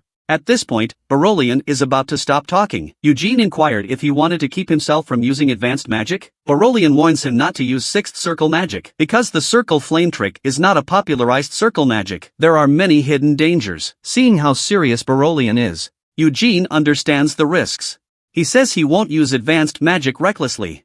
After business, Barolian asks Eugene, "What's the plan after the paper? I hear you're not planning on returning to the Reinhardts?" Eugene responds perfunctorily, "The world is a big place. I want to see it. First, I'd like to go to the Ruhr Kingdom and try some giant ice crabs." Actually, it's because Ruhr was founded by the asshole moron. He was trying to go there to find clues about his partner. The man is a master of magic at a young age. Now that he's accomplished his studies, he's ready to embark on a culinary journey to taste all the world's cuisines. But that's in name only. What he's really trying to do is to start a graveyard tour. He's going to look for clues in the places where his buddies from his past life have been. Barolian didn't know he had a taste for food. He said he didn't have to go that far. There's a specialty restaurant in Alat. Eugene continues. "I like to go to the source and eat it fresh, it tastes better. And I'd like to go to Naala after the big ice crab. I hear the cactus crab is good there too. Actually, it's because of that desert. It's where Anis, the former virgin of the Nahara Empire, was last seen." Barolian had no doubts. "Since you like crustaceans so much, let's go eat lobster now." Soon, the two of them went to dine at Alat's famous lobster house. But Eugene didn't expect to meet that man here, only to see Crown Prince Honan sitting across from Eugene. He looks at him with admiration. Honan apologizes for interrupting their master and disciple's meal, says he'll keep it short and finish early. "Eugene, if you'd like to take a job with the palace magicians, I swear it on my honor, I will put you at the head of the pack." Eugene is skeptical of his words. "I don't think you can make it that far now." Honan says it does. "But I will do it in 10 years, because then I will be King Olaf." His words caused Barolian to frown, signaling him not to speak such treasonous words freely. "Prince Huanan, it's dangerous for you to talk like that. Today's King Alat is still in good health." Honan says, "You are mistaken. I have been promised by my father. My inheritance will not be in question in the slightest. The people of Alat are also very supportive of my succession."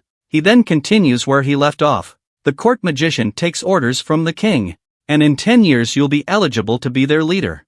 And yet Eugene turned him down. "You're not really sure what level of magic I'm on. Why are you so sure I'm qualified to be chief?" Honan responds with a smile. "You and the Red Magic Tower Master have been hiding so well these past 2 years. I don't know why you're doing this, but there must be a reason why you're doing it.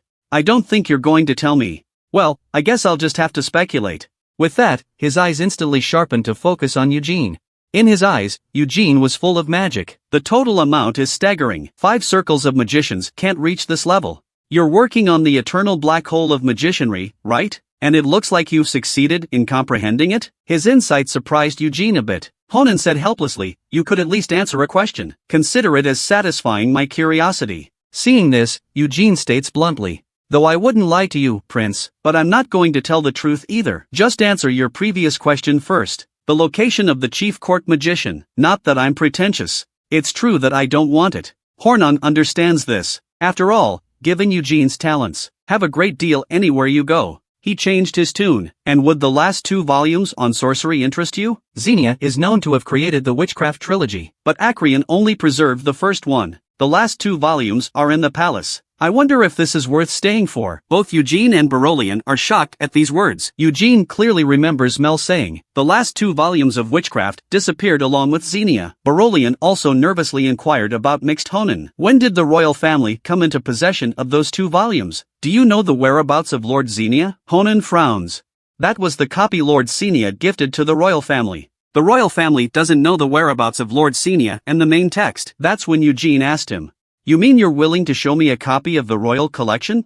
But Honan says not now. After all, even he couldn't watch those 2 volumes as he wanted to. But when he became king, he promised to make Eugene study the last 2 volumes of witchcraft. He then looks at Eugene with a sense of purpose. What do you think of this offer, Sir Eugene? Eugene watches him with indifference. The crown prince is really something. This man drew a big pie and tried to get Eugene to work for him for 10 years. He's got it all figured out, because it's an offer he can't refuse. But Eugene looked at him and didn't say a word. The crown prince of today is really good at using the power of the emperor. Eugene has been studying Witchcraft Volume 1 for the past 2 years. Even with his 2 lifetimes of experience, he still can't get through it. And that's not the only temptation Honan has given him. If he had access to the last 2 volumes of sorcery, he might be able to find a clue to what Xenia left behind. But he's not exactly the boy next door. There's no way he's going to take Huanan's offer so easily. Thinking about this, Eugene gives his answer. Since you said it would be 10 years before you could be crowned king, we'll talk about it then. Hearing this, Huanan was not offended. After all, it means there's still room for maneuver. He happily agreed to write to Eugene when he was crowned. And then, this important meeting ended on a happy note. The summer is coming to an end, and Eugene's dissertation is finished. Eugene has been busy all the time since he was born again. He never relaxes for a moment. That's why he writes his papers so efficiently. Looking back on 19 years of youth and sweat, Eugene has a sigh. But it was worth it to fulfill a long-cherished dream. In the past, he retired too early. There are too many mysteries about what happened afterward. A niece who disappeared in the desert. Moron the fool who built the kingdom. And Xenia, who suddenly went into seclusion. And Belmont, who dared to make a pact with imprisoned Demon King. The whereabouts of these companions and the contents of the pact, Eugene vows to find out. He can't believe those guys died so easily. They must still be out there somewhere in the world. That day Eugene came to the Acreon library as he had promised. Mel took the paper he gave him and studied it carefully. She was surprised by the contents. The perfect combination of star core and eternal black hole. Structurally she couldn't even find anything to improve on, though it's not as good as Xenia's eternal black hole. But Eugene's ring of fire has far surpassed current circle magic. After reading the thesis, Mel couldn't help admiring. But looking at Eugene's look of ambition and satisfaction, Mel proudly stated that there were still imperfections. The ring of fire can only be practiced by Eugene himself. That's where the shortcomings lie. She then pushes the paper aside to ask Eugene when he's leaving. Eugene said that since the paper was finished, I'll be ready to leave the day after tomorrow. I thought you'd be gone by tomorrow. Eugene said helplessly, I'm human. I need to rest too. And the Berolians are going to throw me a farewell party. Mel sulked at the news. I envy you for being able to go and eat lots of delicious food, and to receive congratulations from all over the world. Eugene smiled fondly at her loss and didn't answer. He changed the subject. Remember what I said a couple months ago? I'll tell you something when I leave. Sure enough, that managed to get Mel's attention. She curiously asked what happened to Eugene. Eugene, who is heading out, asks if she can keep a secret. I don't suppose you'll tell anyone my secret? Exasperated by the skepticism, Mel clasps her small hands together. Where is the basic trust between people? Even though I'm not human. But how can you question my ability to keep secrets? She's chasing after me and won't let up. Are you afraid I'll tell another magician about the contents of your paper? Eugene is being a fool again. Yes, have you told anyone? Mel was very sad to hear this. Do you know what they did to me in the past, the Lord of the Green Magic Tower? Even if they dissect me and witchcraft, I wouldn't say anything. I've stored all the conversations in the halls of Xenia in the deepest recesses of my sorcery. Unless someone destroys it completely, your information will never be compromised. After hearing his explanation, Eugene continued. And what I'm about to tell you, I ask you to keep to yourself. Unable to stand him, Mel had to ramble on again, explaining how much he kept his mouth shut. Eugene interrupts her directly. I remember my past life. This comment silences Mel momentarily. It takes a long time before she inquires with an unnatural expression about what the fuck he's talking about, past life? Eugene repeated again, yes. I remember my past life, including bits and pieces of my past life. Mel couldn't believe such a thing. Tell him not to joke around. Besides, it's not funny. Eugene didn't care about Mel's questioning, just smiled and continued. My name in a previous life was Hamill Davis. What? What are you talking about? My past life, I was what you call a stupid Hamill. In this life my name is Eugene Reinhardt. Why is a 200-plus-year-old girl filled with helplessness? Because the man said he remembered his past life. At this point, Mel was shocked into silence. Slowly pops up. Are you serious? Eugene, meanwhile, waits quietly beside her as she digests the information. A moment later Eugene responds with a gentle smile. Do you think I'm lying? Mel blushes and avoids his gaze. You're making a statement that's hard to believe. Although reincarnation is nothing special. Most of the people in this world could be the reincarnation of someone. But it's almost impossible to find someone who retains the memories of their past life. If what you say is true, your many puzzles would make sense. After only 2 years of practicing magic, you have not only comprehended the eternal black hole of sorcery, you've replicated it perfectly and created your own version of the Ring of Fire. But Mel hesitated. If you really remember your past life, if you really are Hamill, a companion of the great Belmet, then you should know that stupid Hamill is a very unique person. The wise Lord Xenia grew up in the Elven Forest. He was taught magic by the elves themselves. Brave Molan is the son of the Northern Bayer tribe leader. Their tribe was known for their fighting prowess. And Anise is the alternate saint of the sacred empire of Eurus. Mel tries to explain that they both have amazing backgrounds. As for the great Belmet, Eugene looks at a vision of Belmet and interrupts her. I know, Belmet started out as a slave. Back in the day, the demons went around capturing humans for sacrifice. Belmet was among them. He stole the devil's sword to survive. With that sword alone, he managed to kill many demons and black magicians.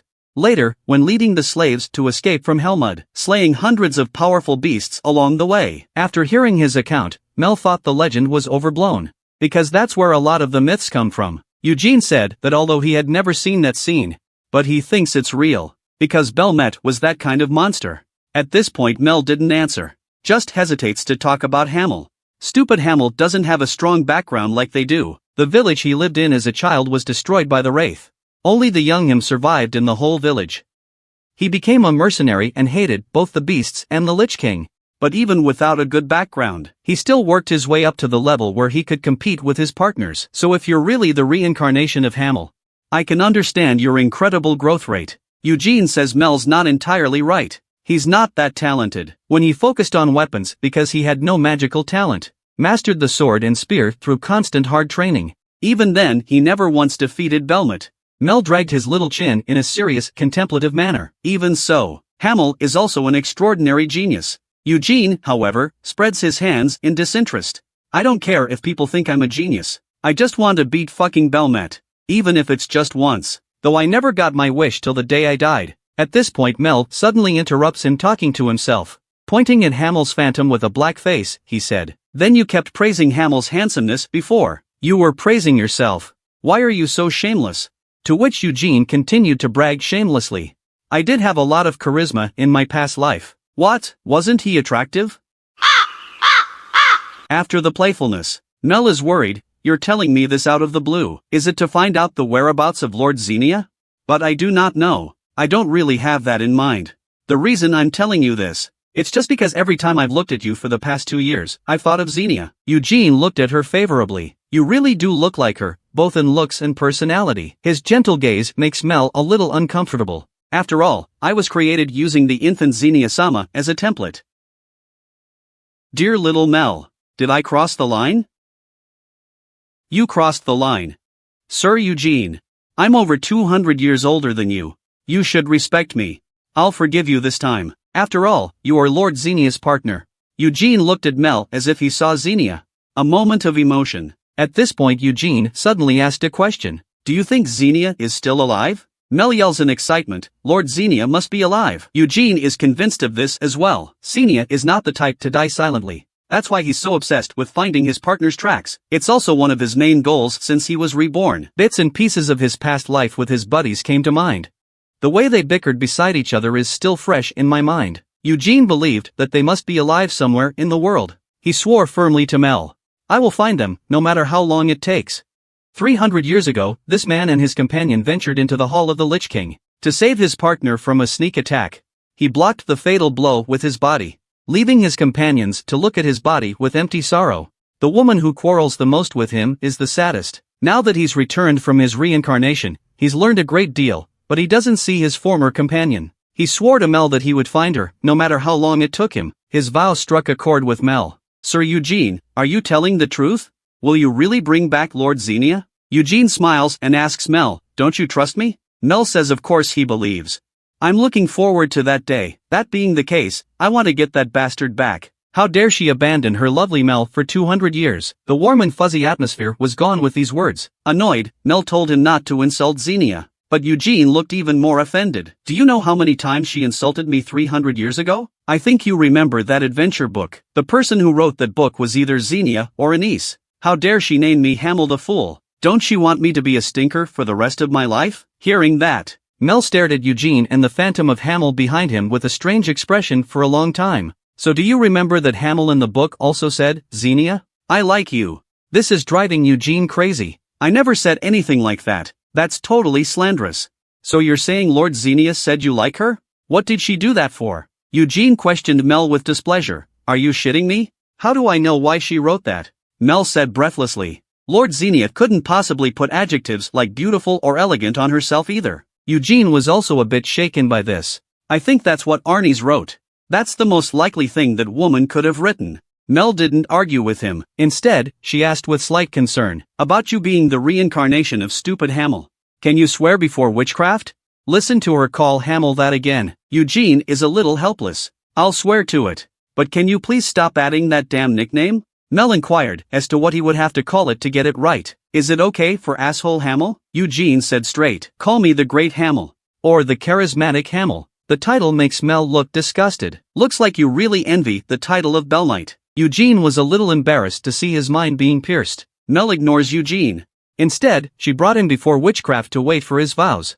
Eugene raises his hand and solemnly swears, I, Eugene Reinhardt, once again swear by my blood. I am the reincarnation of Hamel Davis. There are no lies. Mel's eyes and the sorcery behind them glow brightly at the same time, as if to validate Eugene's words. Many magicians have dissected sorcery and me since Lord Xenia's seclusion, but there are some things they can't discover. This information is hidden in the deepest recesses of sorcery. Like I told you before, unless it destroys the sorcery, these secrets will never be revealed. And what I'm going to tell you now, that the whole of Alat has never known. Sometime before Lord Xenia went into seclusion, she once told me that her apostles had been killed. How dare someone kill Xenia's apostles? Besides, is Mel not the only apostles in Xenia? Mel continues to reveal to Eugene that Lord Xenia came to visit me in Acreon that day. Everything was going so well at first, but then Lord Xenia suddenly collapsed to the ground with a grunt of pain. I was terrified. She said her apostles was killed. Speaking of which, Mel is a little afraid to look at Eugene, but continues anyway. She said that the apostles was being. I have never seen Lord Xenia so angry. She said someone broke into Hamel's tomb. What are you talking about? I had a grave. Man alive, but told he has a grave. Teenage girl in her 200s says it's the grave of his past life, but now it's been vandalized. When his partner heard the news, she was furious. The man was astonished. He had thought it was impossible for his former self to have a grave after death. He was cursed in soul and body by a demon. It's only logical that his soul and body would dissipate into thin air after his death, so he never thought he'd have a grave. Mel said she didn't know until then either. And that's when Xenia disappeared. Mel sounded downcast, because Lord Xenia disappeared without telling anyone, so I don't want to tell anyone about this either. I'm afraid I'll get in trouble for her. But since you're the reincarnation of Hamel, then you have a right to know about it. After hearing that Eugene had an epiphany, now that he's reincarnated, then it's not surprising that I have a grave. Mel agrees with him on this. Since he can reincarnate, then it proves that his body from his previous life has also been preserved. The two discuss and Eugene comes to a conclusion. Xenia was definitely involved in my reincarnation. Eugene talked to Mel late into the night before leaving Acreon. At this point, Eugene kept wondering where the tomb might be. It's supposed to be kept in a secret place by Xenia. Could it be built where I died in my previous life? After the conclusion of the peace pact 300 years ago, the Demon King and the Demon Clan abandoned their invasion plans. Demons across the continent returned to Helmud. 100 years pass. The Demon King of Destruction remains silent as always. Imprisoned Demon King, as a representative of the demons, begins to repair the damage they've done. But too many kingdoms are attacked by the demons, leading to destruction. Even when the Demon King himself apologized, there is still fear and hatred in the eyes of the survivors. Imprisoned Demon King can only reorient himself to claim to the outside world. Among the Demon Kings there are also peaceful and radical factions. All the sins were committed by the late 3 Demon Lords, nothing to do with him as a pacifist. Even the Demon King of Destruction, who has remained neutral and unseen during the war. He was portrayed as hating the war. Of course, the dead lords had to take the blame. After all, they're already dead. There's no chance for them to object. The rest of their men have been taken over by imprisoned Demon King. Besides, imprisoned Demon King has also generously funded neighboring kingdoms, helping them rebuild their destroyed homes, also building magnificent cities around Helmet for the refugees, provided them with places to live. And not only that, but a lot of money was invested in reparations, into the main victimized kingdoms, paved roads to build new buildings for. 300 years later, this policy is still in effect. Those kingdoms still receive financial support from the Demon King. Helmut just became a huge empire. But it wasn't an empire to Eugene. It was just a hell where demons and black magicians who sold their souls to demons coexisted. Yet many kingdoms still recognized Helmut as an empire, in order to continue to receive financial support from the Lich King. And to name Helmut's capital the City of Disorder. Imprisoned Demon King's castle is in it. So by this scenario, Eugene's grave can't be in Helmet, in the demonic realm. Xenia wouldn't have buried him there anyway. To do otherwise would be an insult to Hamel's life's work. In that case, the only place there is a tie to Hamel is, could it be in my former home?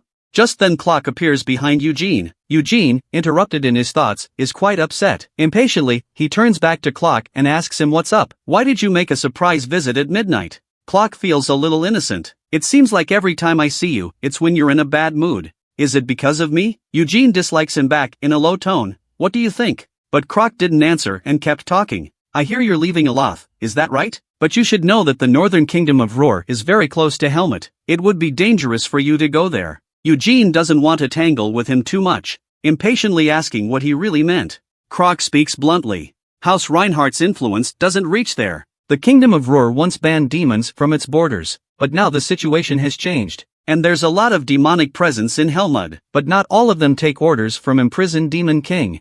After all, there's more than just imprisoned Demon King. There's also the Demon King of Destruction, who is ranked number 1 in terms of power. Eugene's face grimaces at these words. You mean Demon King of Destruction is ready to start a new war? This man thinks he's handsome. Hands in your pockets. Very cool. But if he meets one person, he'll be defeated before he can fight. Even the best of moods can become irritated in an instant. Just because this person is loved by everyone, flowers bloom and cars have flat tires. The invisible aura is the most fatal. Will you stop making things up? Keep telling the storyline for them. Crocker makes it clear to Eugene. If you insist on traveling to the Kingdom of Rule, you may attract the attention of the Doomlord. Those words made Eugene think Demon King of Destruction was preparing to start another war. His face instantly grimaced. But Croc dismisses Eugene's speculation. He states that Demon King of Destruction doesn't like violence, also respects imprisoned Demon King's decisions. As long as imprisoned Demon King doesn't make a move, Demon King of Destruction won't make a move. The name brings back unpleasant memories for Eugene. The Demon King of Destruction is the most powerful of all, as is his title. Everywhere he goes, he destroys. He and his buddies had only seen the guy from afar. Everyone was horrified. They couldn't believe that something like that could exist. In fact, he couldn't be sure what it was that he was seeing at the time. There was only one red color moving slowly across the open plains, but the pressure is so strong, it's suffocating. Xenia's face is very ugly. Clenching the staff with 10 fingers and trembling, she asked her companions if they want to go together. Anise kneels down and keeps casting holy magic to calm her down. Impulsiveness only puts them in an awkward position. Hamel was indeed frozen in place by the pressure. Clock interrupts Eugene's memories. Even though imprisoned Demon King and Demon King of Destruction are silent, but that doesn't mean the attitude of the other demons. Demons are violent, but have been silent for centuries due to peace pacts. That's a little funny to me, but it is true that the devil is not a man of peace. Eugene questioned him. Are you saying this because you think those demons are a threat to me? Clock says, it's okay if you interpret it that way. After all, there are a lot of demons who think that way. If your presence breaks this already precarious situation, they would do anything to break the chains of peace. Now 3 of the 5 evils are missing. All the higher demons want to sit on the 3 thrones. And now many demons are watching and waiting. Duke Bella is one of them. To which Eugene taunts, can't they just vote it out? Crocker is amused. I'm afraid they'll smash the ballot box in that case. Eugene is finally starting to think seriously about this. Can I defeat a higher evil with my current strength? Cannot. He's confident, but not arrogant. He knows that 19 years of training is not enough. He needs time to continue to improve his strength. For now, he'll have to go to the Naala desert. After all, compared to Moron, Eugene thinks Anise would know more. After that, he still need to confirm the lunar sword. The shard he bought at the auction house came from Kazad's side, just passing through on my way to Roar. We can do some research on the way. Eugene then thanks Croc for the heads up, says he'll go to the Naala desert first, then he'll think about going to Roar. But Crocker's got to be careful when he tells him to go to Naala. After all, it's dangerous there too. This makes Eugene unsure. What do I need to be careful of? Are the dust storms bad there? Crocker said sternly. Beware of the woman named Amelia Mulwyn. Didn't imprisoned Demon King outwardly declare his friendship with the Reinhardts? Wouldn't imprisoned Demon King be disgraced if she made a move on me? She was a powerful black magician before she contracted with imprisoned Demon King. Imprisoned Demon King gave Amelia plenty of freedom, so there's a good chance she'll make a move on you. Speaking of which, Crocker summoned the card-style thing. Just in case, if you see her, give her this. That way no matter what you do to her, the odds are she won't hurt you. Eugene takes that from him. When did the black magician become so kind? After all, he'd never believed that a black magician could be kind. Eugene asks what's in here. Can I open it first? He thinks Crocker's gonna try to pull something out of this. Clock signaled Eugene to make himself at home. With Clock's permission, Eugene opens the envelope. He wanted to see what the clock was up to, but he was shocked when he saw what was inside. Clock, what the hell do you want? 100 years old, a very handsome man who never loses his cool. But today, he's being called out in a cold sweat and losing face. Sweep away the image of the past. Just because he just handed Eugene a letter indicates that when you meet Amelia, hand it over to keep you safe. But as a black magician, he can't be trusted by Eugene. With his permission, Eugene opens the envelope for inspection. But after reading the contents, Eugene immediately questioned what he wanted because the envelope was empty. Will I be killed if I hand it over? Are you trying to get me killed? Crook calmly explains, the content isn't the most important thing. What matters is that you have a letter from me. That's enough. With that, he casts a spell to reseal the envelope in its entirety. I can't deal with the crisis you're going to face in law, but I can deal with Amelia's resentment, so make sure you bring it with you. Upon hearing this, Eugene asked him what he wanted to do with himself. After all, there's no such thing as good without reason. But then Clock suddenly asked, do you hate black magicians?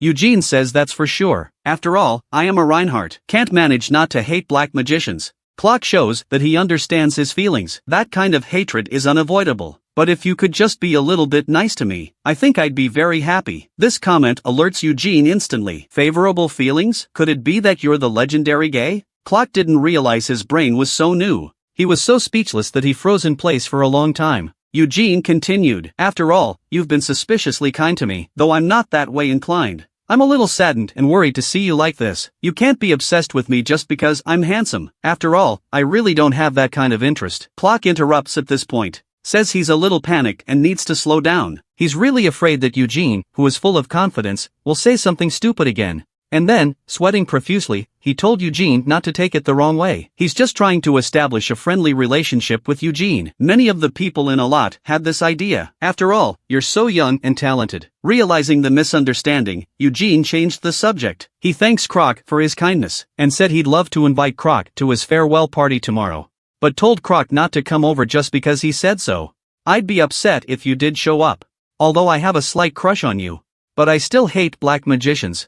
Croc, who hasn't slowed down yet, told him not to worry. He is definitely not going to go. Eugene says go ahead if you're okay. I'm impressed with your temperament. Lonely shadow of the cold river, old man of the river and lake.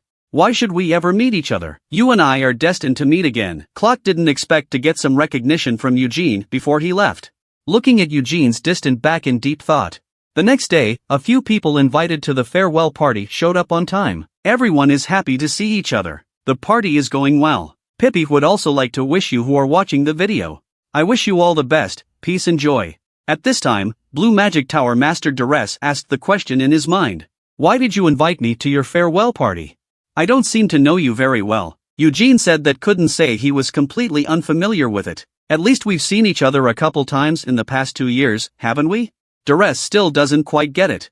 You're more familiar with the absent Tower Master than the absent one, aren't you? Hearing this, Eugene said helplessly. Why ask when you know the answer? Duress comforts him. Don't always avoid the Lord of the Green Magic Tower and the Captain of the Court Magicians. They all appreciate your talent. Eugene ridicule him. Looks like the Blue Magic Tower Master doesn't think much of me. Duress says that he is interested in Eugene, though. But he's not the kind of person who would steal the disciple of the Red Magic Tower's master without a thought for his face. To this Eugene said, "But isn't that what the Green Magic Tower Master has been doing all along?" Duress said that Orleans is stubborn and strong. Face isn't a big deal. But please don't hold it against him. Immediately after that he asks Eugene, though this was expected. "But I didn't realize you didn't invite Clock over." Eugene said that if he did, my master would be displeased. "I don't really want to see that." At this moment, Eugene suddenly changed the topic. "What kind of a person is Croc? I heard he was once a member of the Blue Magic Tower?" The man is a notorious black magician, but once upon a time, he was a man of justice. Eugene has been taken care of by him, but he still can't trust him. After all, no matter how kind he was, now it's a fact that he's a black magician. Taking advantage of the farewell party, Eugene inquires about the past of the Blue Devil Tacklock. Just because Croc was a member of the Blue Magic Tower before he threw himself into the darkness. Still the brightest star of his time. Hearing him talk about Crocker, Duress says that both in the past and in the present, Croc are always mysterious. At that time, he could have become the most outstanding tower owner of the Blue Magic Tower, but he left the Tower of Blue Magic to go to Helmut under the pretext of expanding his knowledge of magic. It allowed me, who was weaker than him at the time, to become the Lord of the Blue Magic Tower, and he was never heard from again, until he returned 10 years later as a black magician, transferring registration information to the Tower of Black Magic, and became the Black Magic Tower Lord with overwhelming strength. Now that I think about it, he was trying to push the limits of human magic. But in the end, he couldn't surpass the magic of the Demon King. With that said, Duress doesn't want to discuss it any further. Instead, he changes the subject. Ask Eugene if he's going to the Naala Desert. Eugene was not upset after probably knowing Crocker's past. He states that he is indeed ready to travel to Naala. To which Duress reminds him, "It's a cruel place, suggest you don't reveal you're a Reinhardt." Hearing this, Eugene says his teacher cautioned the same thing. Is there a reason for this? Duress explains, "There's been a lot of assassin activity in Naala lately. It's likely they'll choose someone from House Reinhardt to strike. So be careful." Although they were a little unhappy before, but Eugene accepted his warning humbly. After all, the other man was concerned about himself. Eugene, who had left Aloth, finally arrived here. His cloak of darkness not only regulates his own temperature, it also comes with a transformation spell that allows him to change his appearance at will, lets him feel a little cooler in the desert heat. While the unassuming appearance isn't particularly stealthy, this makes him have to sigh. The empires of Aloth and Kiel are the powerhouses of magic. Aloth is known as a magical kingdom not only because of the existence of the 5 magical towers, it's also because everyone in the country is familiar with magic. Arlott uses magic in everything, except for Helmut. It's the only country that uses magic to this extent. It was at the forefront of the world in the construction of teleportation gates. Hundreds of teleportation gates can be easily maintained with a number of wizards, something no other nation can do. Like Naala, where Eugene is now, the only teleportation gates available are for nobles only, although he can enter with the name Eugene of Reinhardt. But he didn't so as not to cause unnecessary trouble. At this point Eugene pulls out his magic map. This map connects him to the coordinates of the space he's in. It will allow him to determine his position accurately. He is currently in the westernmost part of the Naala Desert. Now he can reach Tula's if he goes all the way north. And the tomb of his former life would be on the border of Tula's. That's where he came from in his past life. 300 years ago, the yellow sand blew up for no reason. Unusual sandstorms engulfed nearby villages. A former hometown is buried under the desert. Before that, Tula's was just a small country. In the face of such violent dust storms, they had no choice but to migrate. Abandoned territory became part of the Naala Desert. When first reading this history, Eugene knew it was man-made. The instigator of all this is the kingdom of Naala. 300 years ago, the Demon King was in chaos, and monsters were everywhere. Many nations rose up against the demonic invasion. But some nations took advantage of the chaos to expand their territories, and Naala was one of them. They were trying to invade the Kiel Empire, but in the end, they failed due to the presence of Belmt. Eugene hated Naala 300 years ago. This hatred grew even more when he learned of this history. But Eugene isn't going to bother with those guys. It was imperative that he find his own grave first. And, wait for me, Senia, Anise. And more on the Fool. Hamel is coming for you of all.